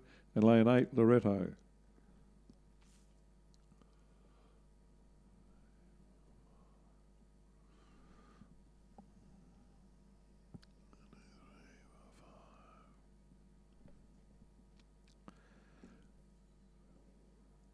I do not see 6 boats there, so we'll go with the leaders, which are again the boats on the extreme sides of the course, I think. Crew on the far side is Loretto. It's their number 1 crew, and I think they're leading, although they're being challenged by the Adelaide crew, the Adelaide club crew against all these school crews. Adelaide in their red, gold and black colours. So the Adelaide crew is Georgina Tager, Grace Seppelt, Katie Luscombe, Sophie Waters and Amelia Adams, a coxswain. The Loretto crew is Hilary Longstaff, Hallie Anderson, Francesca Lennon, Erin Munger and Charlotte Lang, the cox.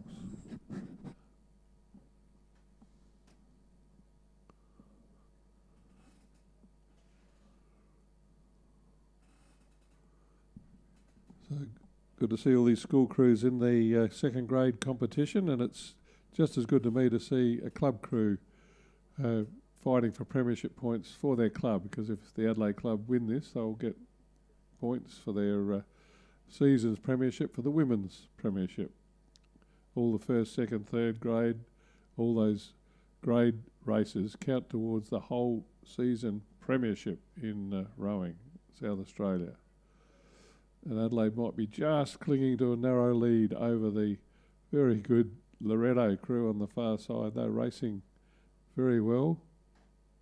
Good timing, good blade work in the Loretto boat, and lots of effort. They're having a dinkum crack with the rating there. Having a real rating much higher than the Adelaide crew.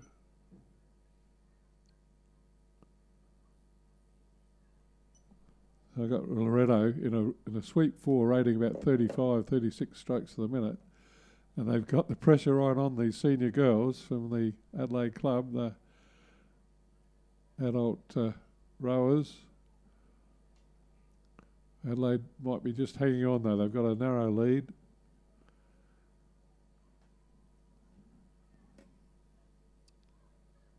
Yeah, they're going to hang on to the lead. The Adelaide club, the Adelaide in the red, gold and black colours, are going to take out that second grade women's 4.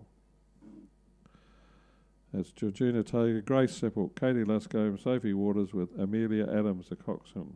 Win to Adelaide over Loretto.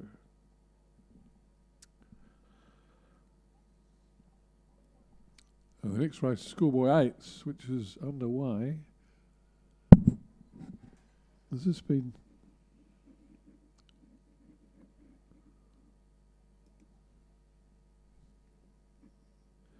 got several scratchings here.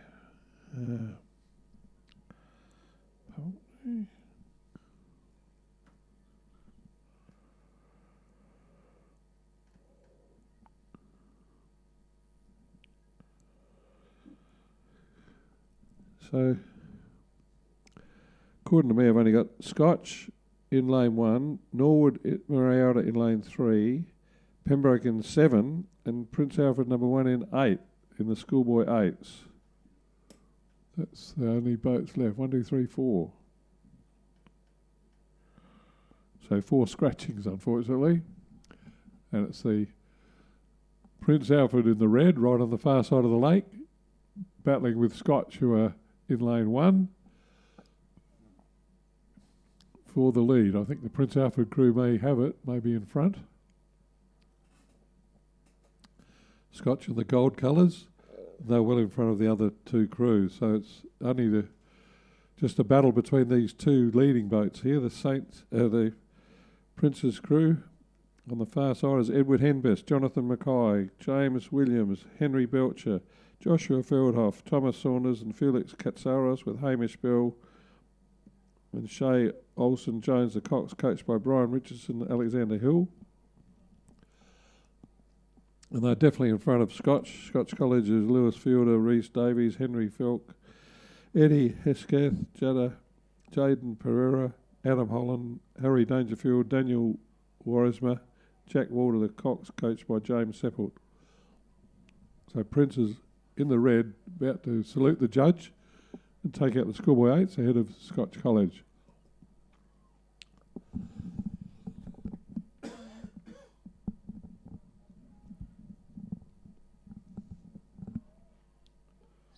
And Norwood Regatta is just going to beat Pembroke.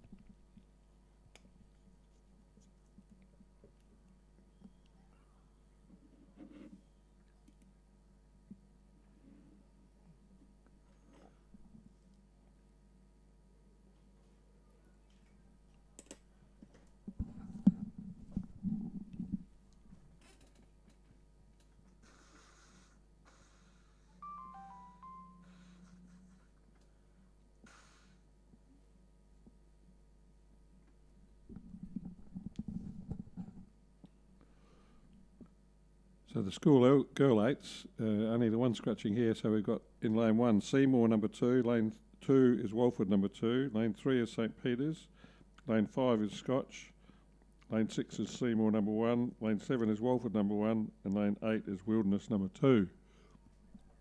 So they've set sail from the 2,000 metre mark in Schoolgirl Eights. So the scratching was Wilderness number 1. So still 7 boats in this.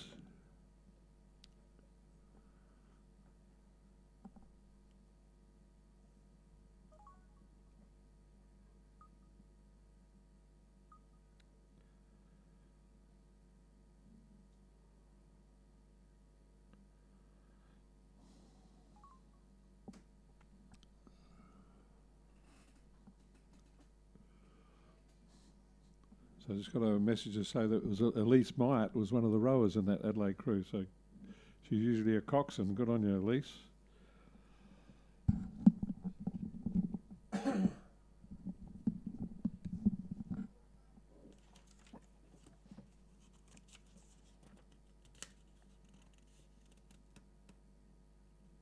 Oh, okay. So Elise Myatt was the coxswain, not Amelia. Well done, Adelaide. Now this is the Schoolgirl Eights.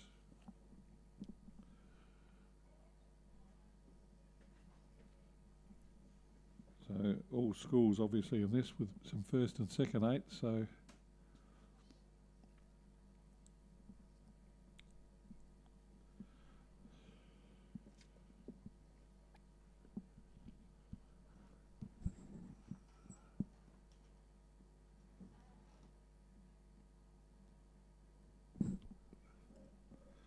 I think it's Seymour and Scotch that are setting the pace. The Seymour crew is Grace Foster, Leah McCrow, Eliza Wank, Caroline McNally, Charlotte Heeson, Molly Duggan, Chloe Pocock, Alice Montgomery and Annabelle Davies. Scotch crews Harry Revell, Hope Ratcliffe, Grace Corley, Georgia Ryan Kane, Ella Ilfold, Sienna Davis, Jasmine Gunn, Lucy Seppelt, Emma Venus Coxon, coached by Joyce Jollins.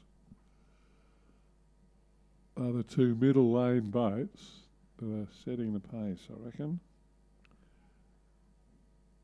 Along with Walford. So Walford are over on the far side, battling with Seymour. So that's Ava Morrow, Miffy Young, Imke Mance, Ella Hamilton, Lily Richter, Alexander Williams, Charlotte Newman, Isabel Worth, Lily Restus, the Cox. So those two boats, that's Walford and Seymour, have pulled away from Scotch. Scotch got their own battle on the hand with Saints Girls, I think. And they've pulled away from the number 2 boats of Walford and Seymour in the lanes 1 and 2. So it's a bit of a race between two boats furthest away from the finish line.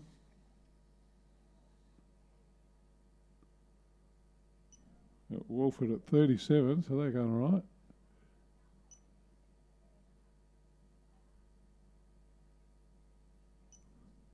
Yeah, Walford and Seymour both stroke for stroke at about 37.5,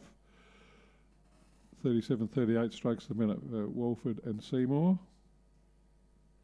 Seymour just narrowly in front, so those two have skipped away from the rest of the field. As I said, Scotch got their work cut out at the moment, holding off the St. Peter's. But heading down towards the finish line, they're in the last 250 metres, and it's Seymour just in front of Walford in the Schoolgirl Eights. As that'll be the big race next week, will be the head of the river, although Wilderness have scratched from today's race. So maybe they've had enough racing. I saw them race earlier today.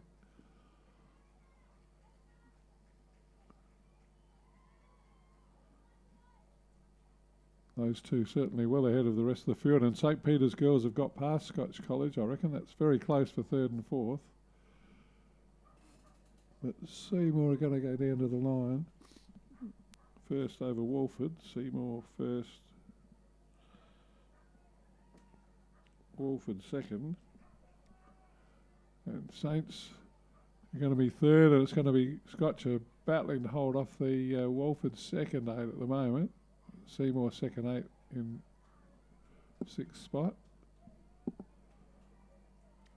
Yeah, Saints. Oh, it's going to be very close for 3rd between Scotch and Walford. But Saints girls got the 3rd spot.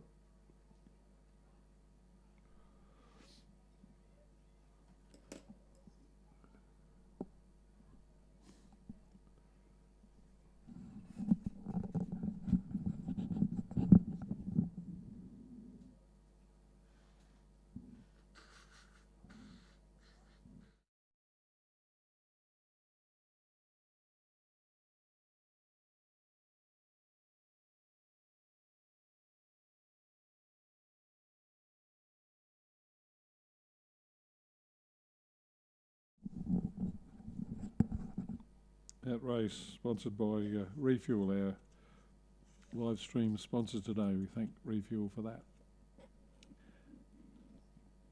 Now we've got the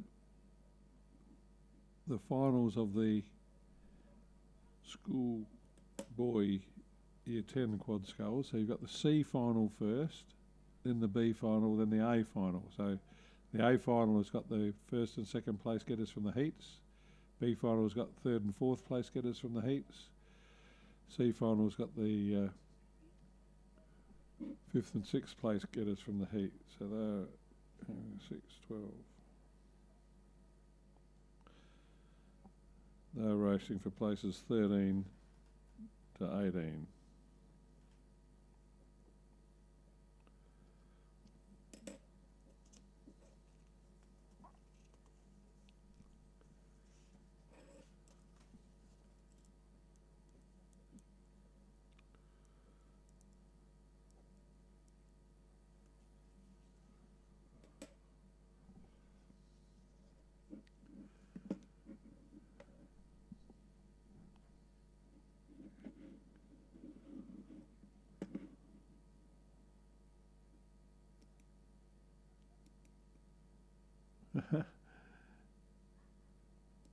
So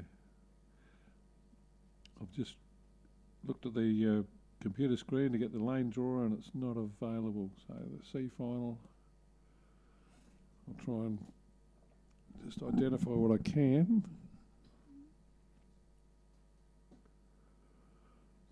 So this is, we had 18 crews made the finals of this age group.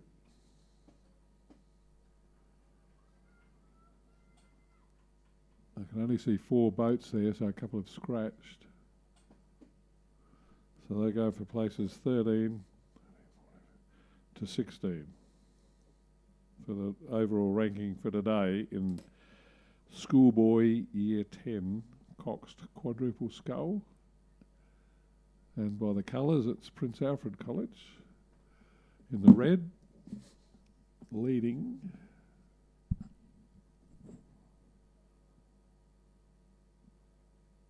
Pembroke, Scotch, and Unley. Oh no, there's 5 there, and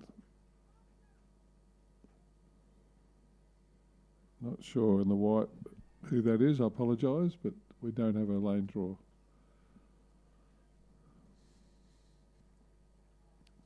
And I don't have the names of the crews, I'm sorry. But I can tell you the club, or the school, is all schools of course, Schoolboy Year 10 and Cox Quad Scull. This is the C final.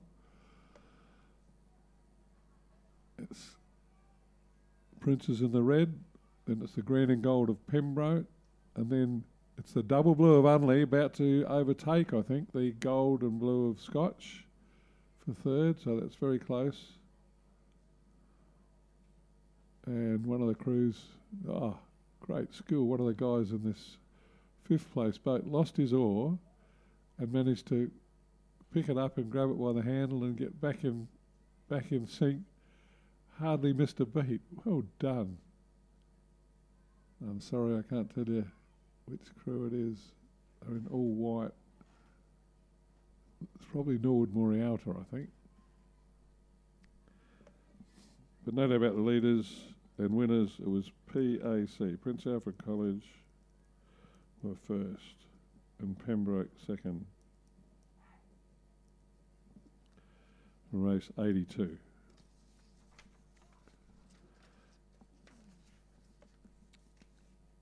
Already underway from the 1500 metre mark is the B final. This is for positions 7 to 12.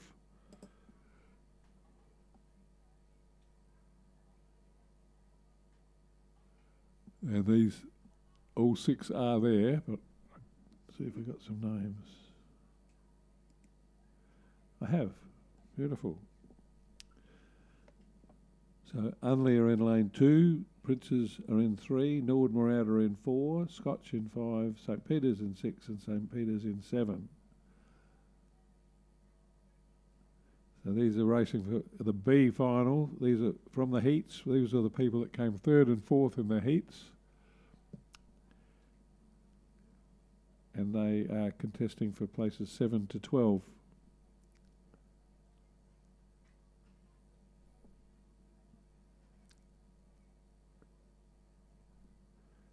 I thought it's the Norwood Morialta crew in lane 4 that are just in front of Prince Alfred College. So Norwood Morialta row mainly in white with a bit of red and gold trim. Red, blue and gold, I think it is. And I think they're having a pretty good race with Scotch and Princes, and also the St Peter's College crew. So, yeah, that's a good race.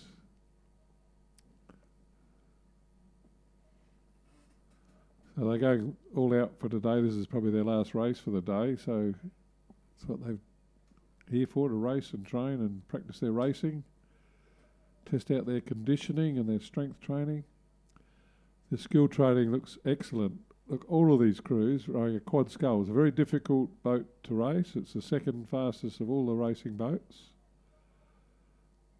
Not much slower than an 8. When the senior people, the open racing, elite racing, they race coxless in this. It's a very fast boat. And these crews look there's some beautiful rowing out there. The water's good, and the racing and rowing is excellent.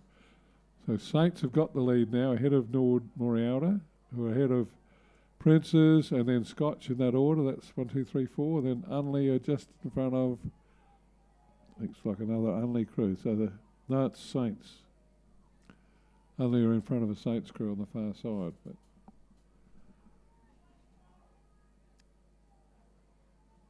so it's the B final.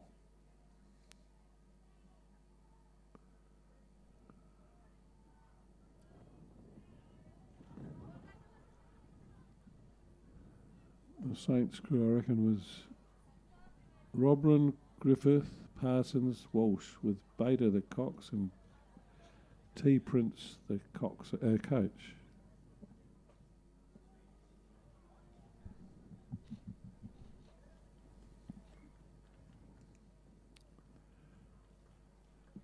So now we've got the A final. That's well underway too. That started at 1500 metre mark.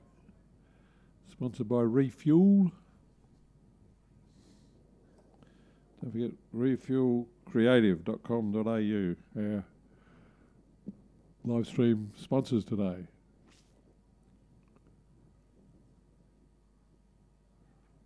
This one's between Prince Alfred College again and Scotch College again featuring here. So Scotch College are in lane 3 in the gold colours and Prince Alfred are in 5 in the red. They're the two leading boats through halfway, coming through the last 500 in fact. 500 metres to go on those two crews, like the previous event, just taking advantage of this beautiful racing water, and they're motoring along.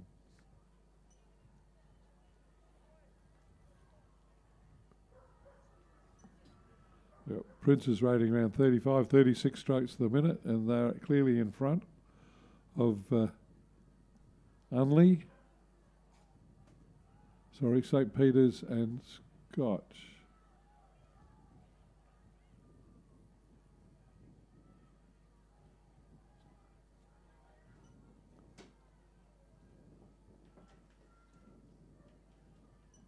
Scotch just putting their rating up a little bit. They're around 35, 36 strokes to the minute as they battle with Saints for the minor placings, but clearly Clearwater just over a length out in front is the red of Prince Alfred College. That's Chapel, Knight, Stunnell, Dawson and Hamoud, the coxswain. They're going to take out the A boats for the Year 10 quadruple sculls ahead of Scotch and St. Peter's, who were second and third. Here comes the Pembroke crew.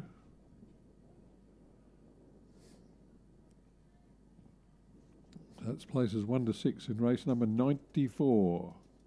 Race 94 on the program. A win to Prince Alfred College in the Year 10, Schoolboy Year 10 Cox quadruple scull.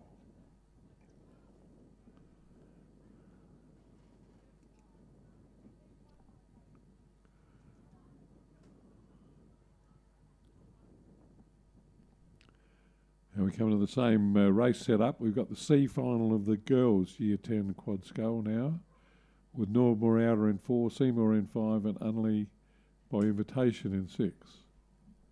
So they obviously wanted some more racing experience, and their officials by invitation means they're allowed to row by invitation, but they can't take any points or trophies. But there wouldn't be any for a C final.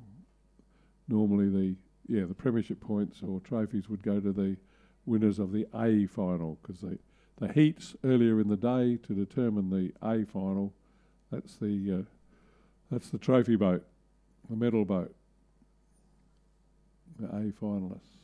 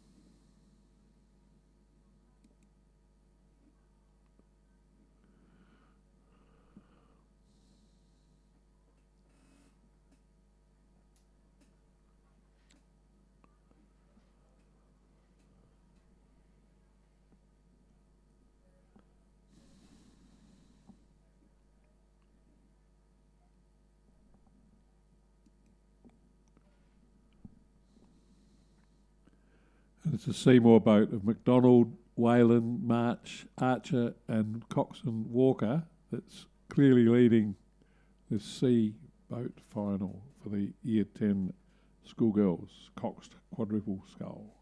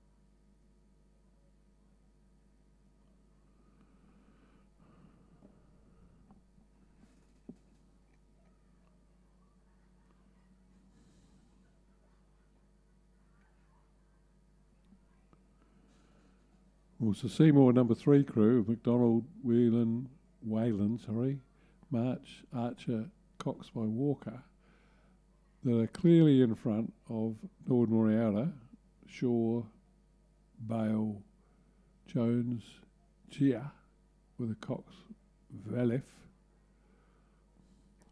But Norwood Moriata are keeping them pretty honest. They're only a length or two behind, probably 2 lengths. And yeah, 1500 metre race for the C final. This is for places 13, 14 and 15. So only higher running 15th at the moment. And Seymour, if they win this, will be ranked 13th on today's racing. Now the next race has also started, so this is for the B final for places 7 to 12. These are the boats that came 3rd or 4th in the heats this morning.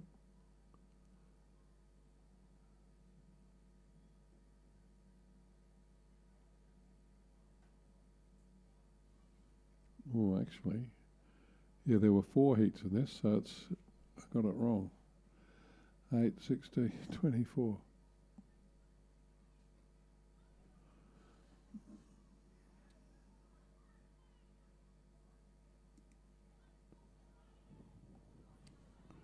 So these are for places 25, 26 and 27. So Seymour are going to be 25th ranked.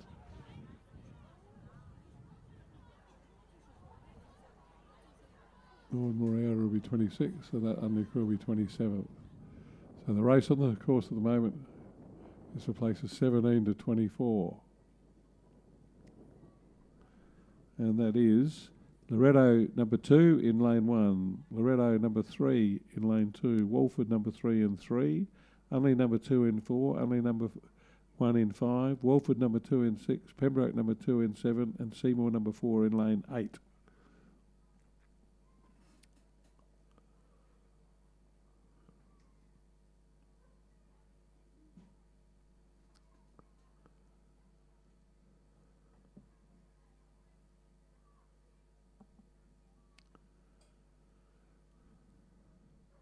In recent years, the head of the river rankings and finalists have been determined by the regattas rowed during the season, but because we had regattas cancelled this year, I believe the head of the river next week is going to be run like today, where there'll be heats early in the program and the finals will be decided by the rankings from the heats on the same day. So back to the old style, that's how we used to run the head of the river for many years. with heats in the morning and the finals in the afternoon, or as the day progresses. And that's the format we've used today, and I believe that's what's happening next week for the head of the river because of the COVID. All the crews will row heats in the morning and then finals later in the day, as they've done today. So in this race, it's the only crew. Now, it is the only number 2 crew that are leading the only number 1 crew. That's as happened earlier in the day, I think. Then Walford are actually probably in second, only number 1 are in third, just ahead of Loretto. Or is it Walford? Oh, it's Walford. No, it's not, it's Loretto, sorry.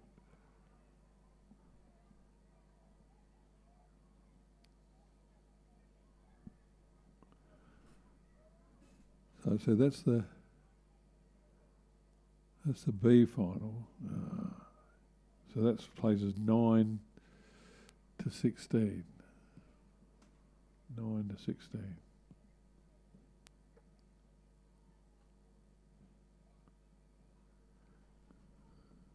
And they've started from the 1500 metre in the A final. So this is the line-up in the A final.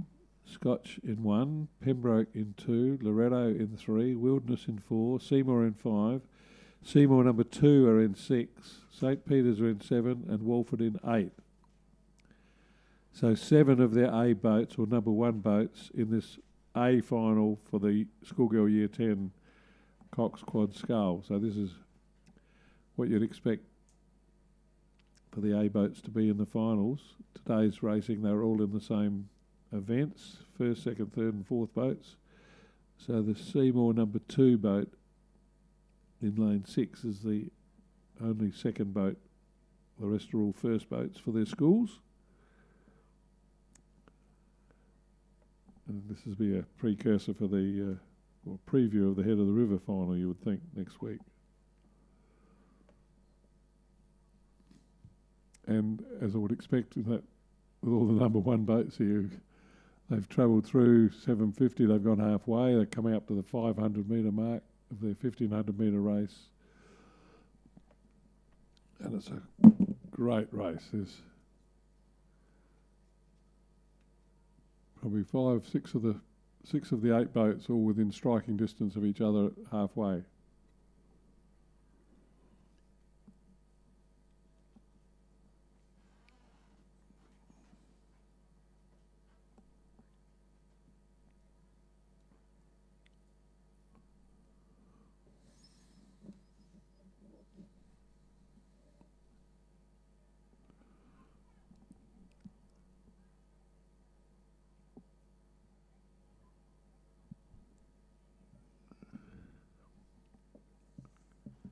I think it's Seymour and Loretto that are battling for the lead. Loretto in lane 3 and Seymour in lane 5.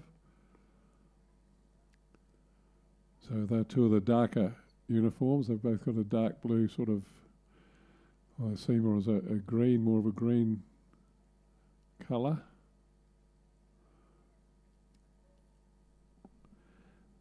So Loretto crew of Lang, Rosenbauer, Deans, Kohlberg, Cox by Degas, and coached by Koch.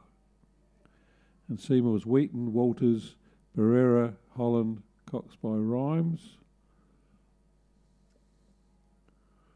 Very much fighting for the lead, those 2 boats. So Loretto and Seymour. Loretto closest to the club rooms, and the judge have a slight lead over Loretto. Sorry, over Seymour. Those 2 have gotten away from Wilderness and Walford.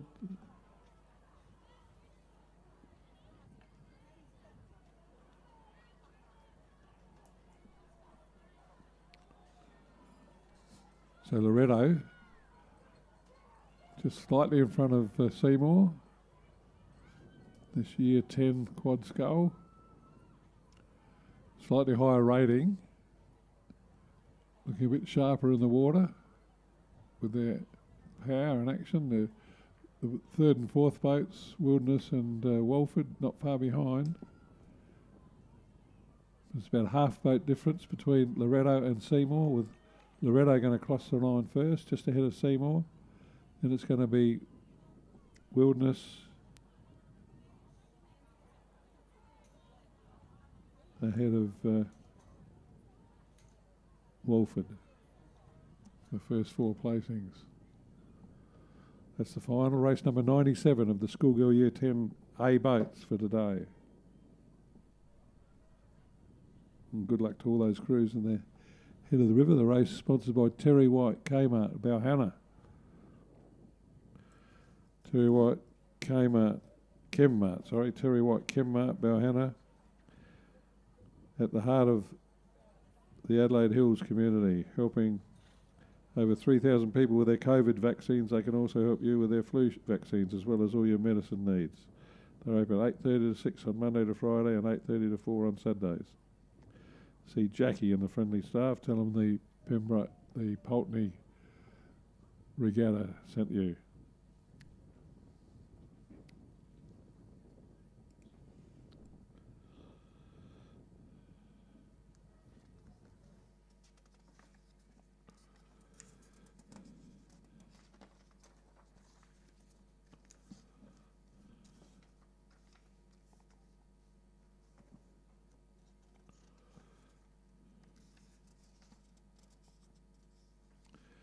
Next bracket of races, we put them together of similar kind. So we've got 3 Masters races. 2 of them are for the men's quadruple sculls.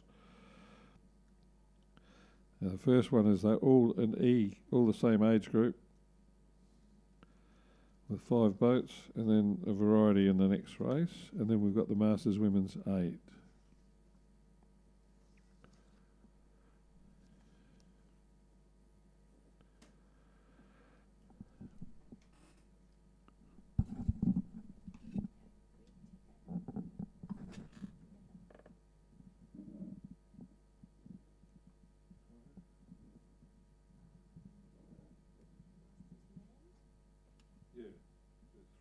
Three races from 1,000. No. As a program, that's right. They're all starting from the same start point, and they're all masters.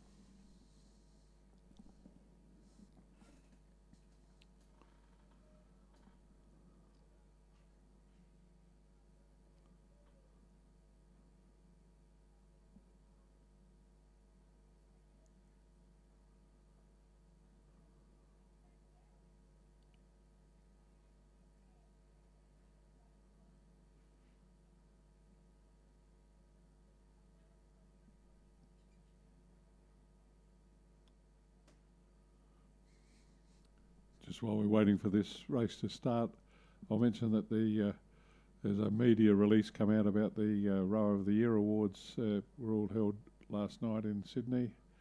And our own Alex Hill from Adelaide Rowing Club, former Prince's rower, Loxton Youth, was gold medalist in Tokyo, and his gold medal men's 4 won the men's rowing crew of the year and Australian Rowing Awards. No surprise there, the Olympic gold medal champions. And so too with the women's crew of the year was the gold medal women's 4. That there's a rowing newsletter on the Rowing Australia website that's easy to access on the news with all the details of all the awards. But just the one award to a South Australian was Alex Hill and his crew in the men's gold medal Olympic 4 that from last year, that were the Rowers of the Year crew, Australian crew Rowers of the Year for men, and the gold medal women's crew were also awarded the women's major award.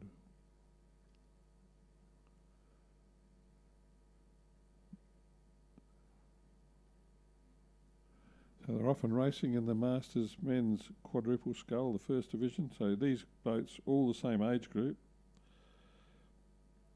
So they're all average 55 years or more of age.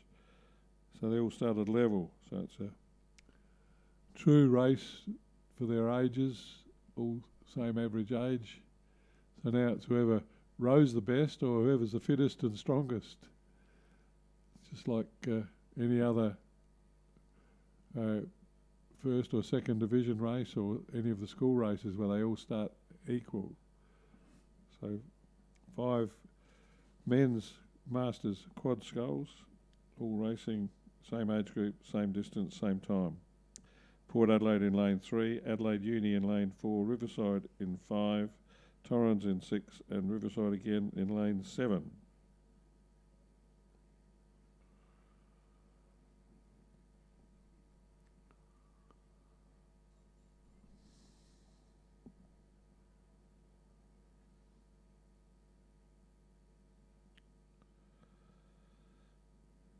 Just looking at the names, I would expect the Adelaide Uni crew to be prominent here. They've got Rick Armstrong, John Bentley, who's a former Australian representative quad sculler and a Olympic rowing representative, and Bill Natt, who's an international Australian rep in his youth, and with Ross Hamilton, who was the stroke of the Masters South Australian crew that won the Masters Eights in the Interstate Regatta last year in the Masters competition for the first time ever for South Australia. I'd expect that crew to set the pace, and they are. They've got all the credentials.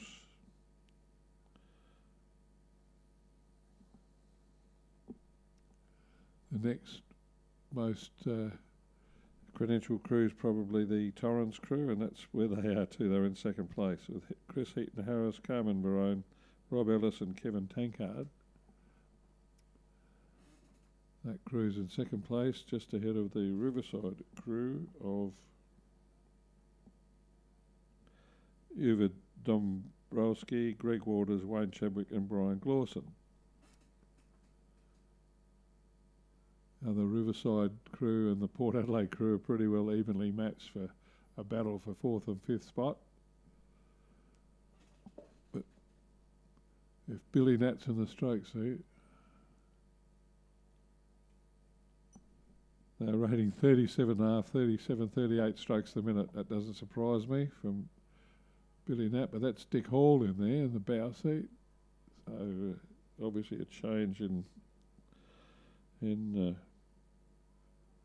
names or bodies, but certainly a win to Adelaide Uni over Torrens and Riverside.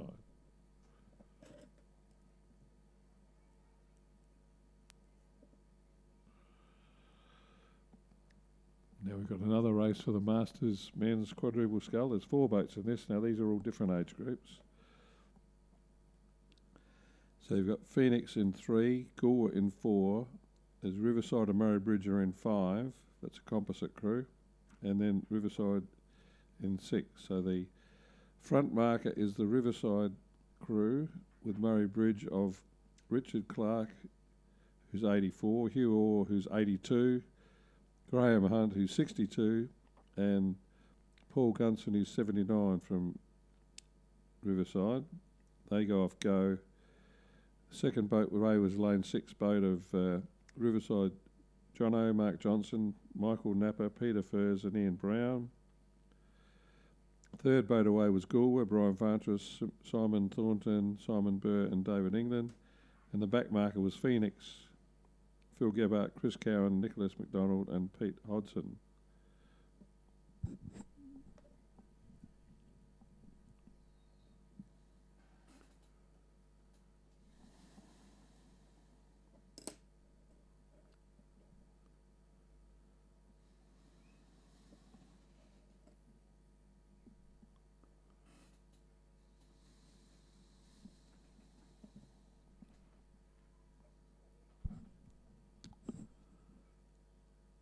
So the front marker boat is still leading. That's the Murray Bridge Riverside Composite crew with young Graham Hunt, who's 62, in the 3 seat. You can see him in his Murray Bridge outfit with the 3 Riverside guys.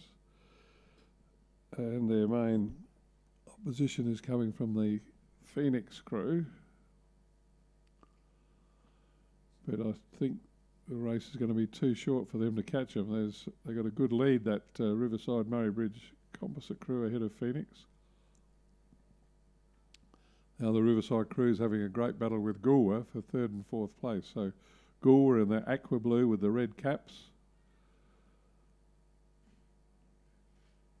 Always well decked out, the Goolwa crews, always immaculately. Everyone has a cap, everyone wears their blue and red outfit very proudly for a young club. But no doubt about the leaders in the second round of the men's Masters Quad Scull.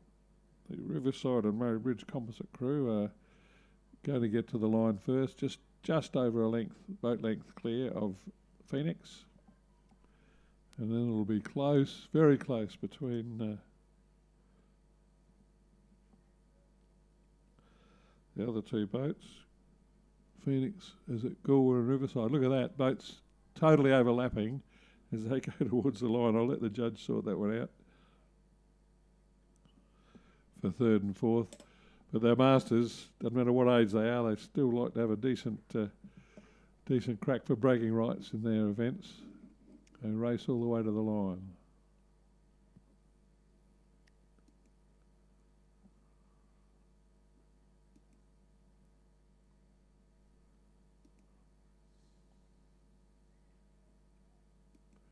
Now the women's Masters Eights, yes, they've started. Only 2 crews in this, so Riverside and Torrens. Riverside were off go, they had 10 seconds start. So, average 10 years older than the Torrens crew, but the Riverside crew's Anne Pennington, Claire Sweeney, Leslie Lewis, Naomi Ray, Margaret Gore, Katie Whiting, Ilaria Pagani, Laurel Kenner, Brian Glawson. Sorry if I said that name wrong. The Torrens crew looks pretty gun crew compared with Riverside with their names: Denise Abood, Donatella Mazzolino, Deborah Bassett, Robin Gray Gardner, Olympic medalist, Simone Ellis, Queen's Cup rower, Gina Bell, Tori Toogood, world silver medalist, Emily Elkuri, international rep as a junior, and Mitch Parker, the coxswain. I think the Torrens crew would be far too experienced and credentialed for this Riverside crew, even though they gave them 10 seconds head start for the Masters Women's 8. And they're through the halfway mark, and Torrens already made up that 10 seconds and taken a couple boat length lead over the Riverside crew. Well, it's not just their age difference. Let's have a look at, I think, the youngsters.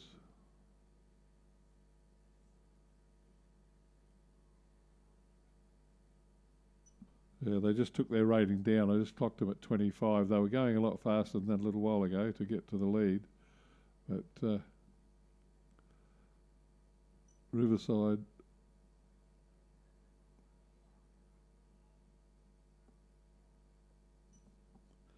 Riverside are rating 31 strokes a minute, so much higher rating.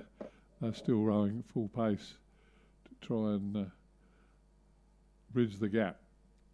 I notice a blue singlet in the bow of the Torrens crew, so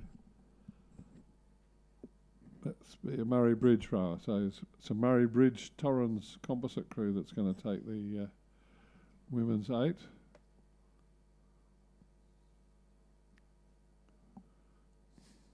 I hope some of these women are available for the interstate masters, because we've got some talent I've seen in the regatta today and a couple of other regattas.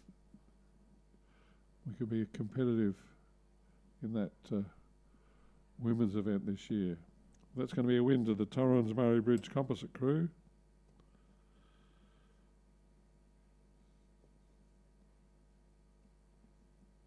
Ahead of Riverside.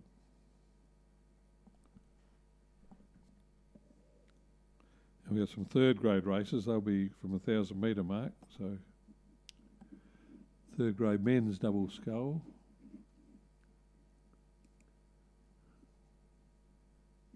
Scratchings from 6 and 7. So you got Torrens in 2, Prince Alfred in 3, Riverside in 4, Port Adelaide in 5, and Port Adelaide in 8.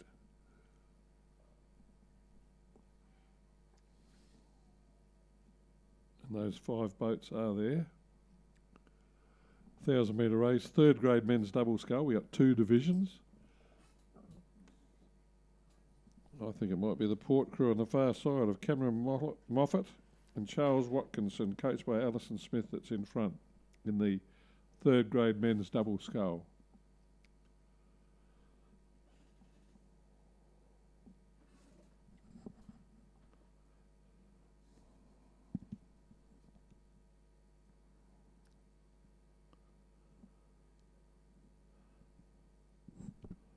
Riverside and Torrens having a good battle for second place, with Torrens maybe just in front of the Riverside crew, although it looks like another different uniform there. Not sure if it's a St Ignatius. Then Port Adelaide and Prince Alfred College. But no doubt about the leaders, coached by Alison Smith, the Port Adelaide crew right over on the far side of Cameron Moffat and Charles Watkinson, coached by Ali Smith. Barring accidents, they're going to take out this with a clear water victory in the third grade men's double scull Division 1. So a couple of premiership points there for the Port Club. Close for second. It's very boats totally overlapping there for second place. Leave that one up to the judge. And you'll get all the results if you're streaming or watching this on the video or looking up the website. Regatta Manager, Rowing SA website, look for regattas, Regatta Manager, and you'll get all the results as soon as our volunteer officials process them and put them on the World Wide Web on the computer.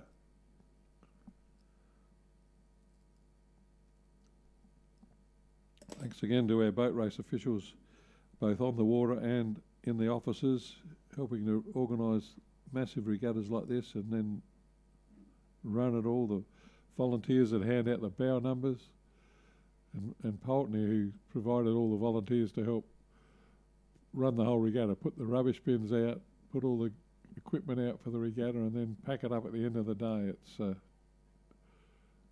all done by volunteers, this amateur sport. We thank you all. We love you all for all the work you do.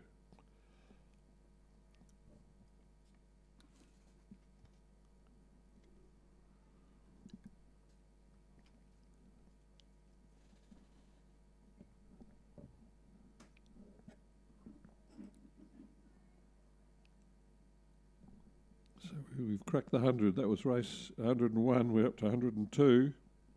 Third grade double, the second division. Got a scratching from 4. So you got Nordmore Outer in 2, Pulteney in 3, Pulteney again in 5, Christian Brothers in 6, and Pembroke in 7.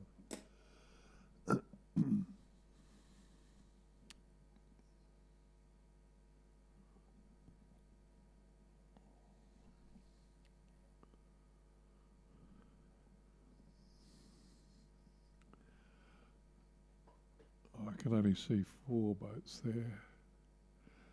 So I think there's only 4 racing. So I reckon I've got Nordmore Outer, and then maybe 1 Pulteney boat, Christian Brothers and Pembroke.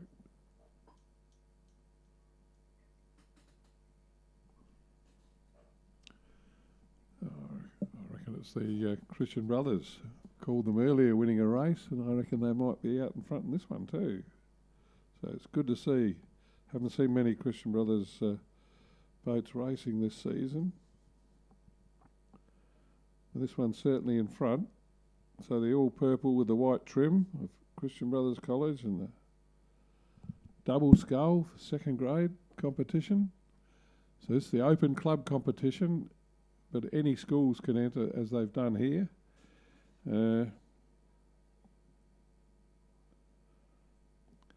And it's all schools in this one, so one of the schools is going to win a couple of senior club premiership points here. At the moment, it's Pulteney in 2nd behind the Christian Brothers College crew. So that's Paul Payne and Lee Baines leading Sam Williams and Eric Lang, coached by Anthony Patterson. From Pulteney at CBC out in front, so barring accidents and breakages. They've got daylight, they've got more than a boat length, so 2 boat lengths lead the CBC crew over Pulteney in race 102, the 2nd division of the 3rd grade men's double scull. It's going to be a premiership points win to the CBC crew of Paul Payne and Lee Baines, ahead of Pulteney. Sam Williams, Eric Lang, coached by Anthony Patterson.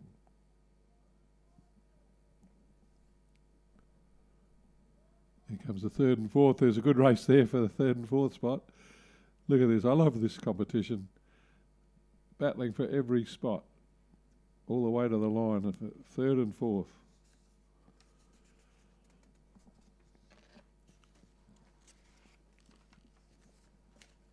So another 1,000-metre race for the women this time in the 3rd grade women's coxed 4.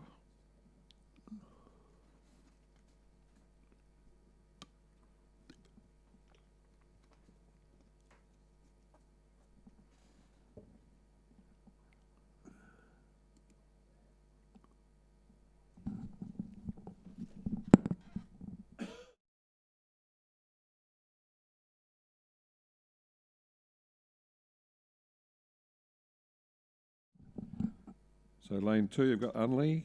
Lane 5, you've got Nordmore Outer. Lane 6, St Peters. Lane 7, Riverside Club Crew. And lane 8, St Peters. That's St Peters girls in the 3rd grade women's coxed 4.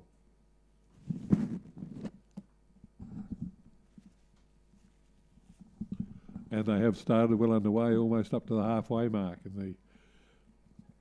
There's a sweep race, so each row has 1 oar and a coxswain to steer.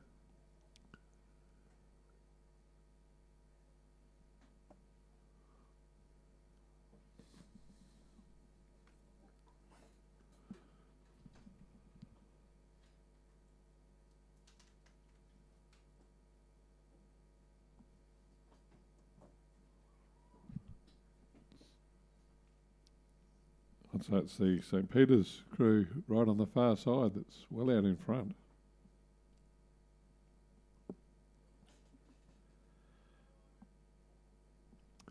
They've got 2 boats in the race, but it's the number 1 crew of Georgina Wackham, Charlotte Parker, Sadie Victor Lamb and Helena Medcraft, with Stella Rashid as the coxswain. St Peters number 1 crew clearly leading in this third grade women's Cox 4, sponsored by Refuel, our video live stream sponsors.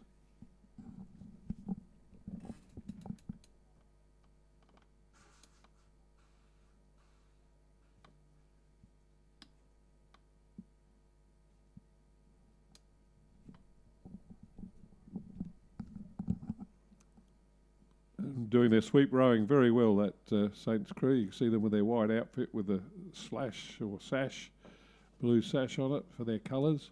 And they've got a clear water win there, several lengths, boat lengths ahead of a good battle between the Riverside and Nordmore Outer crew for second and third. They're ahead of Unley, who are fourth, and then back to the other St. Peter's crew in fifth spot.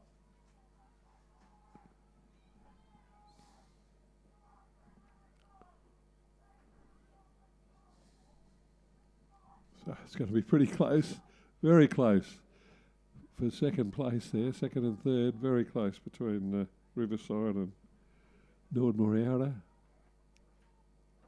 Great racing by these youngsters in the...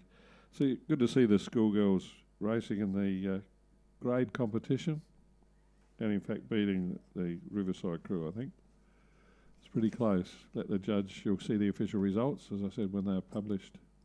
They'll be online as soon as our wonderful volunteers get it done.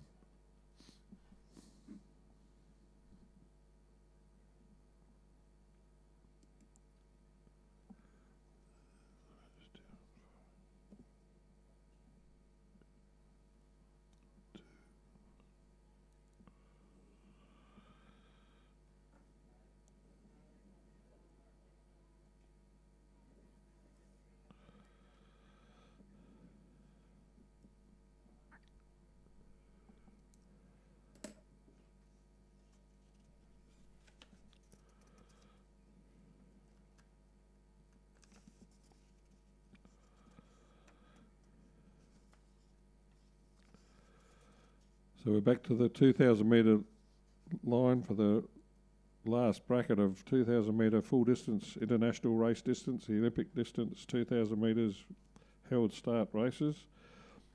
We've got two races together here.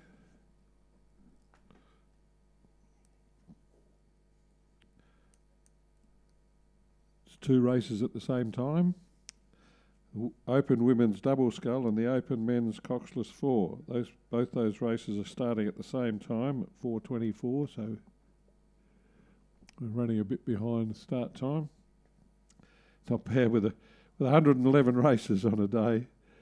Our volunteers do a pretty fantastic job, especially we had people struggling to make numbers with volunteers. Some people dropped out with COVID at the last minute, and we were virtually running around the banks of the water here looking for volunteer boat drivers to help run the regatta today. So pretty big effort to get the volunteers to hold the boats at the start and drive the boats all day, as well as our boat race volunteers that are experienced at it.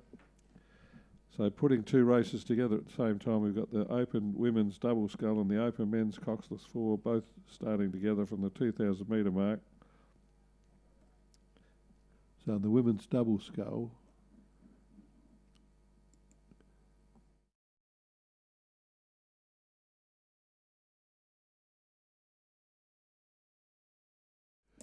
let's check out the men's 4.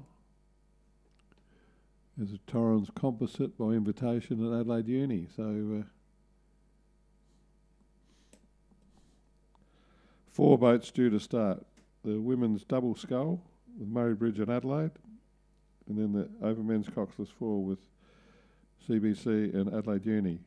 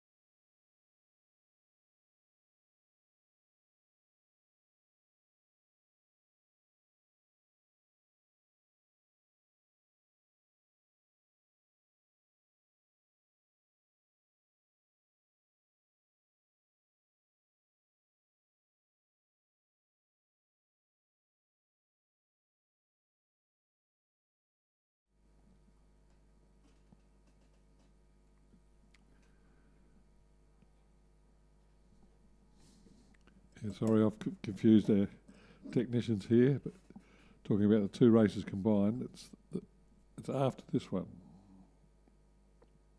So this is the double scull, as per the program, with a couple of scratchings. So we got the under 19 women's double scull. So you got Pembroke in 3, Pembroke in 4, and then Loretto in 6 and 7, and then Torrens in 8. So 2 Pembrokes, 2 Lorettos, and Torrens. 5 boats racing.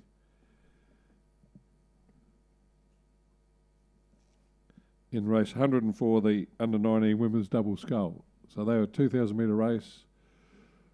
They've come through halfway, approaching the 1,500.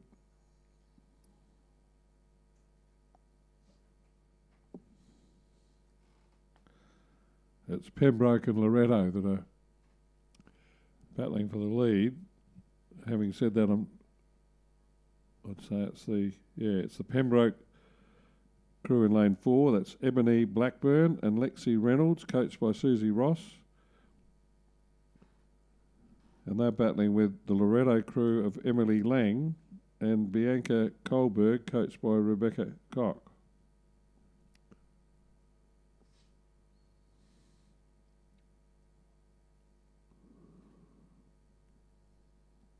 Having said that, I think it's the Loretto crew that I just named, Emily Lang and Bianca Kohlberg, that's in this third 500, coming up to the 500 to go. They've put some distance between themselves and the rest of the field, and they've got a clear water lead. Join the Clear Water Club. If they keep this going, they'll win a race by clear water, as a good old rowing terminology. Join the Clear Water Club.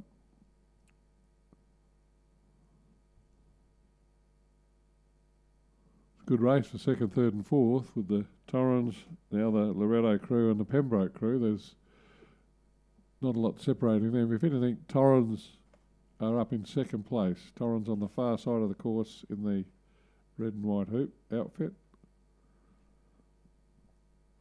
But that Loretto boat that's leading are running their boat beautifully. It's tapping along quite nicely. Still got the rating up.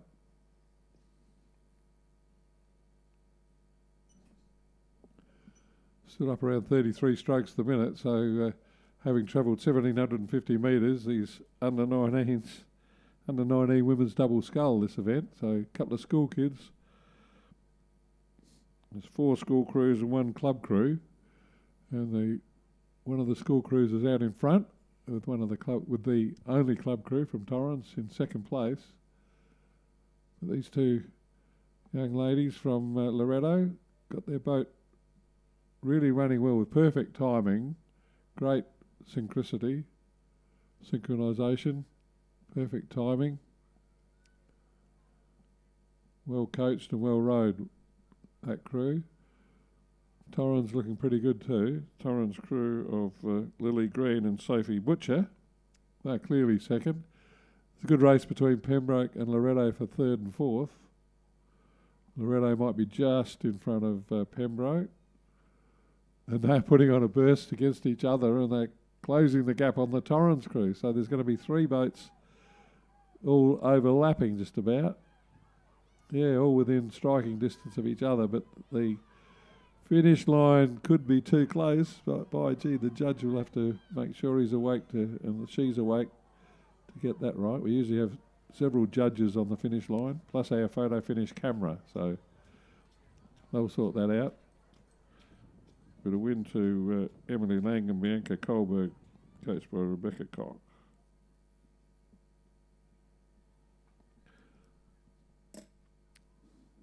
So the next race will be 2 races together. Murray Bridge, Devale and Matterford against Adelaide, Johns and Jollins in the Open Women's Double Scull. And then the other race is Torrens, CBC versus Adelaide Uni in the Open Men's 4, coxless 4. They're both starting together.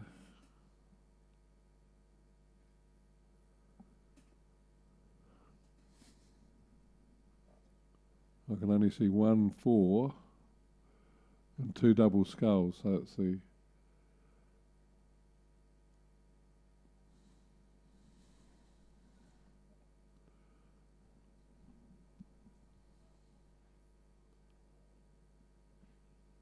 Torrens, CBC and Pembroke crew.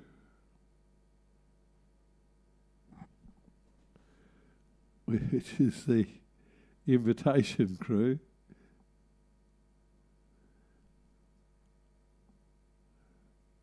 They're going to win the race by invitation. I don't know what that does. Officials could send me a screed on that one. Now, the double skull race for the women, that's a decent race between Murray Bridge and Adelaide. They're virtually side by side having a dinkum race. I assume they all started together. Well, 4 manpower against 2 women. They've certainly finished quicker than the double skull. So Murray Bridge in the blue against Adelaide in the red, gold and black. And it's anyone's race. Like in the last 500 metres of a 2,000 metre race. This is where it gets harder and harder to keep going. The old muscles and legs, arms and back are all pretty sore and tired by now. Amelia Duval and Daisy Matterford from Murray Bridge, and Diana Johns and Joyce Jollins from Adelaide Rowing Club. I think the battle's over. I think Adelaide just lowered the gear chase. Murray Bridge is still going at full pelt, and Adelaide have conceded defeat, I think. Murray Bridge, if they're smart, they're not trusting them. There's no point in letting them get too close, in case they got a surprise sprint in their pocket.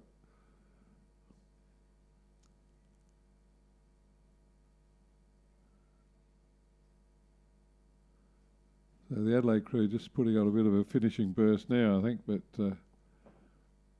Murray Bridge have done the job, and they're going to win for open women's double skull. That's a pretty good effort. That'll win them some points for the country clubs premiership. Our country clubs have their own premiership separate to the state premiership.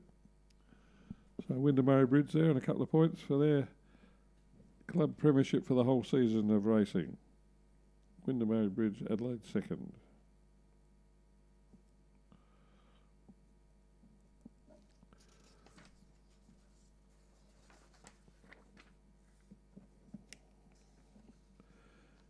Got 3 races for under 17 men's and women's single skull, 2 men's and 1 women's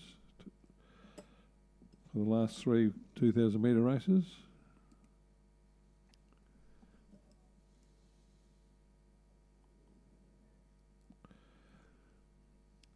So in the race 107, you got Leas Wagner from Torrens in lane 2. Pembroke, Xavier Bursell, coached by Simon Lane in lane 3. Christian Brothers, Cooper Hoskin in lane 4. Riverside has Alfie Parker, coached by Matthew Walker in lane 6.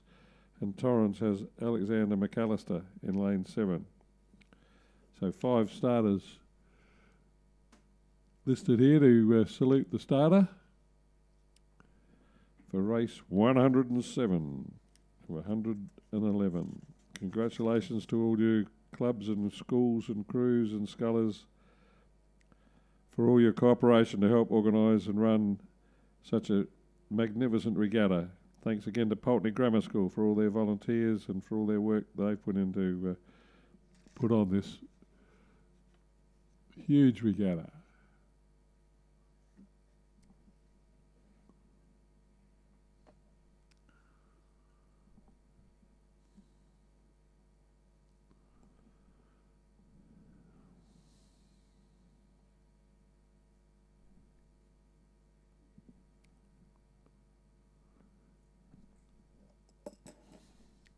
Now, I think it's Cooper Hoskin from Christian Brothers College that's leading the under 17 scull. He's in front of the Riverside sculler, Alfie Parker. Then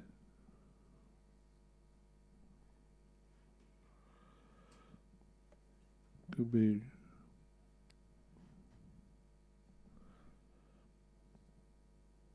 I can only see 4 scullers there.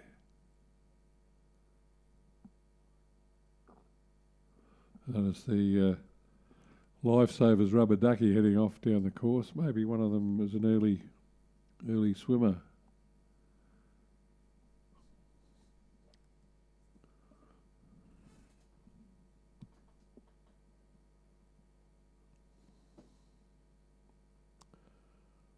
There's no doubt about the leader, and it's in the purple colours of the Christian Brothers College. It's out in front. Torrance in the red and white hoops coming second. Riverside running third in the red with the green and gold, and Pembroke running fourth. So who's not there? The Torrance colour on the far side isn't there. McCaskill. McAllister.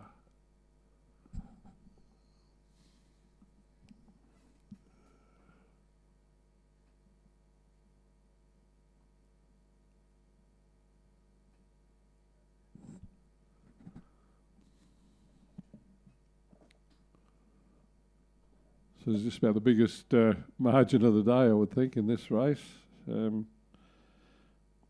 Cooper Hoskin from Christian Brothers College going to take another win for the CBC, the Purples.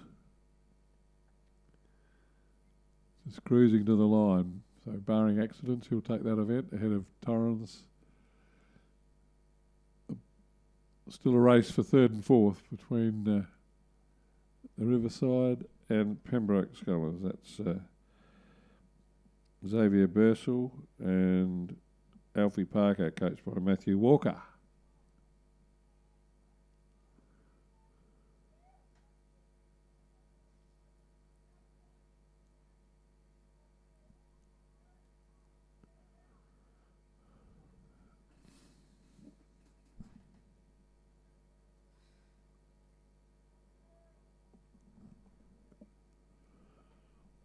Big win there too. Cooper Hoskin. Well done, Cooper Hoskin from CBC first. Torrance second is Leas Wagner.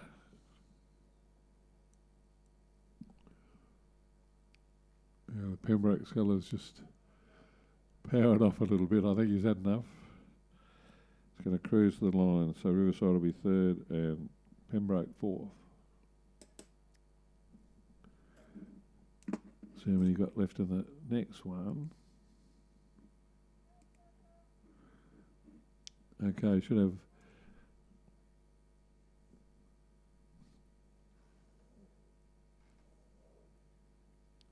3 starters. St Peter's, William White, St Ignatius, Adam Leach, and Torrance, Finn Redmond. The listed starters, their scratchings for race 108.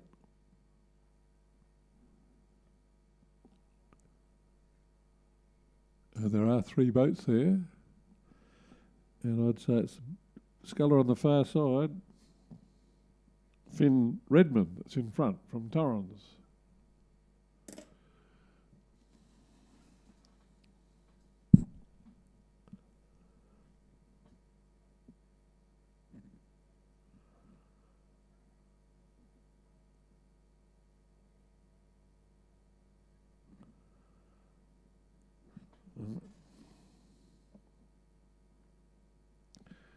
I reckon this is race number 109. I reckon it's the girls under 17 women's scull. Because I'm pretty sure I can see Loretto colours out in front. So I think this is race 109. Yep. Yeah. And that's Lucy Bell from Loretto, coached by Tom Durenbush, that's leading. And I suspect it's the other Loretto.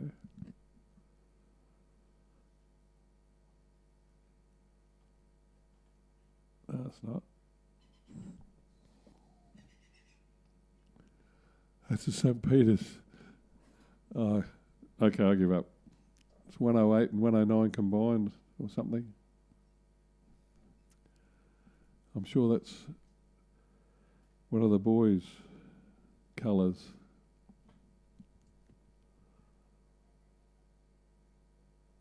Yeah, it's a St. Peter's colour in the blue. Loretto girl out in front. This happens at the end of a day with scratchings and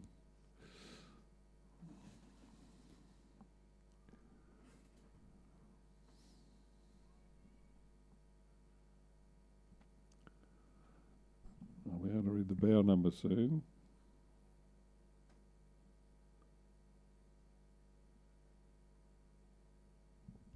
So that's number E3 coming towards me here. That's Victoria Binns from Loretto. That's Victoria Binns from Loretto in bow number E3. She's winning the under 17 single scull.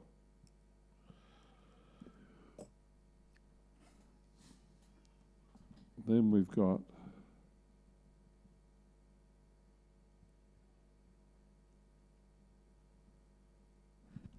bow number D3. That's William White. I reckon he's winning race number 108. Carol, our technician, has got a very puzzled look on her face because she can't believe we've got race number 109 has overtaken race number 108, according to the bow numbers. I'm not sure who else we got here. There's two more scullers on the course. One is back between 1,000 and 1,500. And there's one in the last 500. That's a St. Ignatius. That's our St. Ignatius sculler, I reckon. See if he's got a D4.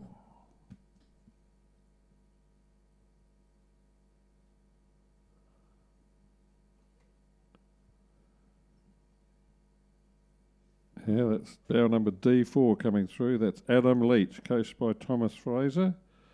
He's going to be finished second in race number 108. So we've got races 108 and 109 happening.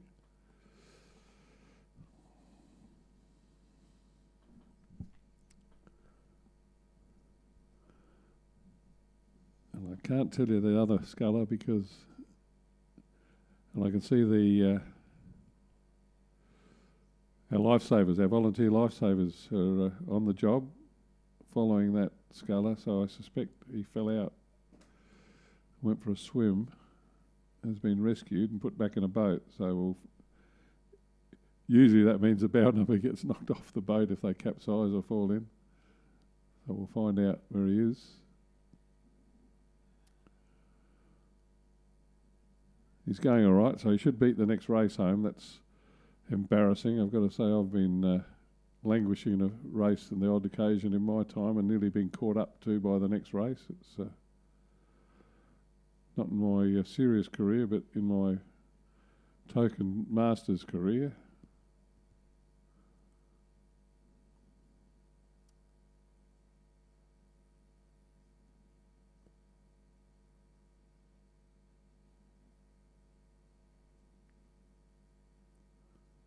So they have started race number 110, which is the Masters Mixed Quad Scull. That means the crews are mixed, 2 men, 2 women in the boat, with or without a coxswain in a quad scull. Masters. Quad sculling and 4 racing seems to be coxed or coxless in Masters.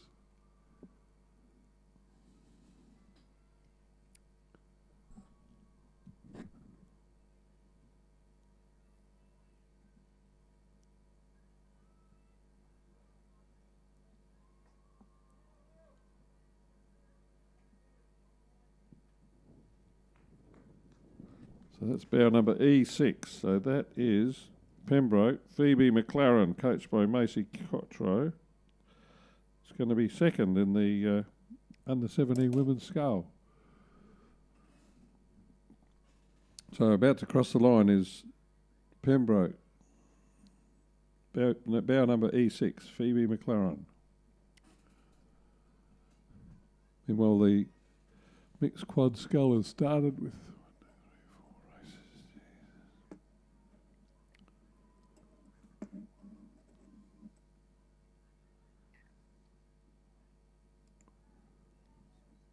Four boats: Riverside, Port Adelaide, Torrens and Adelaide.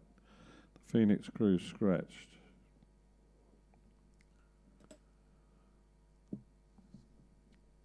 So in lane 4 you've got Riverside, lane 5 Port Adelaide, lane 6 Torrens and lane 7 Adelaide. They all started at the same time because they're all the same age group. So the race is as you see it, and it's definitely the Torrens crew out in front. Torrens crew is Tori Toogood, Gina Bell, Rob Ellis and Kevin Tankard. Well-credentialed crew. Port Adelaide are probably running second. That's Lisa Putland, Frank Prow, Colette Barry and Anthony Lee, coached by Brenton Terrell. And they're having a good dice with the Adelaide crew, which is Tanya Klotz, Shannon LeBlanc, Brad Jackson and Michael Simons. So Torrens and the red and white hoops clearly in front, and then there's a good race between all the hoops, black and white hoops of Adelaide, Port Adelaide, and the red, gold and black hoops of Adelaide Rowing Club. Three of our oldest South Australian clubs battling for the lead here. Torrens founded 1903, Adelaide, was it 1880, and Port Adelaide used to say they were 1870, but not sure about all that. But no doubt about the leading boat. It's the Torrens crew and the mixed quad scull. Oh, very close between Port Adelaide and Adelaide. Port Adelaide just got their bow in front. And Riverside in 4th place. Torrens should win that. There.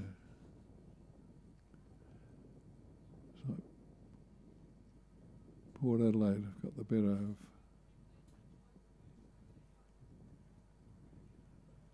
There.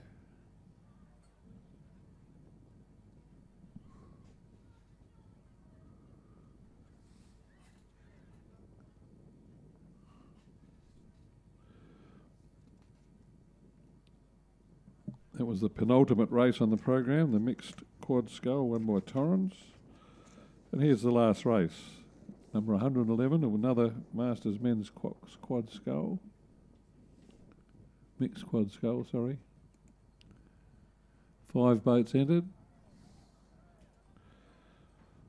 Goolwa in 3, Phoenix in 4, Murray Bridge Riverside in 5, Goolwa in 6 and Riverside in 7. So the last race is about to start. Thanks again to all our volunteers. Thanks to Pulteney Grammar School for their wonderful work organising all the volunteers and organising the regatta for today, and all their sponsors.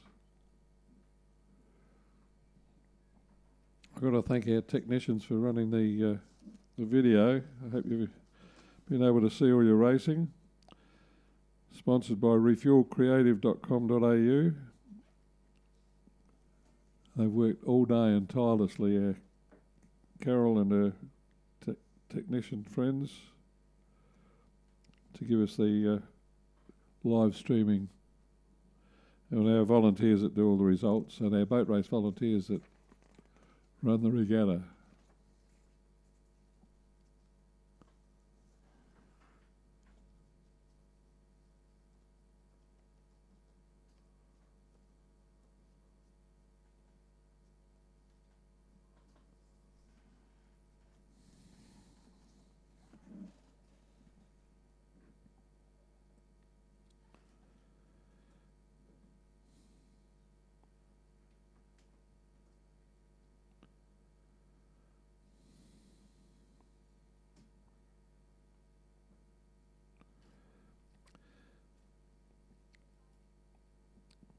So there's not a big handicap difference between these 5 crews.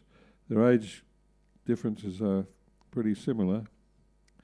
It's only 15 seconds between first boat off the blocks and the back marker, so I expect this race to finish up pretty close. But just looking at the names, the Murray Bridge and Riverside Composite crew of Bernadette O'Neill from Murray Bridge, Kelly Tammy from Murray Bridge, Mark Johnson from Riverside and Graham Hunt from Murray Bridge. They could be the crew to beat.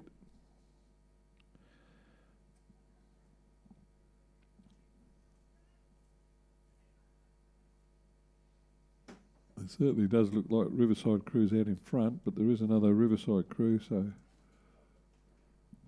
not sure which one it is.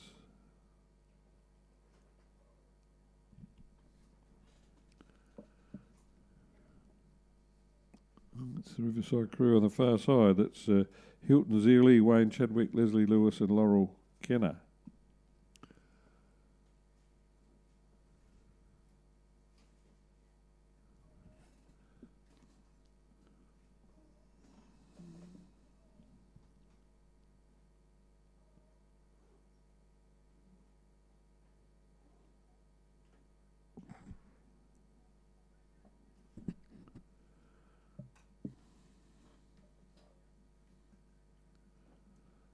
So it's the all Riverside crew over on the far side that's certainly, I think, set the pace and set the standard in this race. They've got well through the halfway mark of the 1,000-metre race in this race number 111, the last race on the regatta program. I think they've got an insurmountable lead over the Murray Bridge and Riverside Composite crew. Then Goolwa, Phoenix and the other Goolwa crew coming fifth.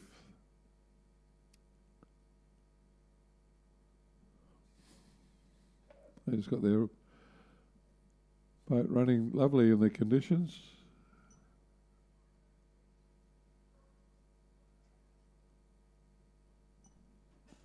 Rating about 33, that lead boat. The crew behind them, the composite crew, working very hard to try and catch them. We've got Torrens, Riverside and Murray Bridge. They've made up a lot of ground, but not enough. Then the Goolwa crew closest to us of Steph Wield and Jackie Woodward, Simon Burr and David England. They're in third place, ahead of Phoenix and the other Goolwa crew. But it's Hilton Zealy, Wayne Chadwick, Leslie Lewis and Laurel Kenner. They're going to take out the last race. The Masters Mixed Quad Scull. So thanks, Carol, and your technicians, and thanks again to Pulteney and all your team, club and volunteers and sponsors. Thanks to Rowing SA sponsors. Thanks to all our boat race officials and volunteers. And all your club volunteers that help run all your clubs and get everyone here organised today. It's Phil Mangelsdorf signing off. Drive safely and enjoy the long weekend. Have Monday off.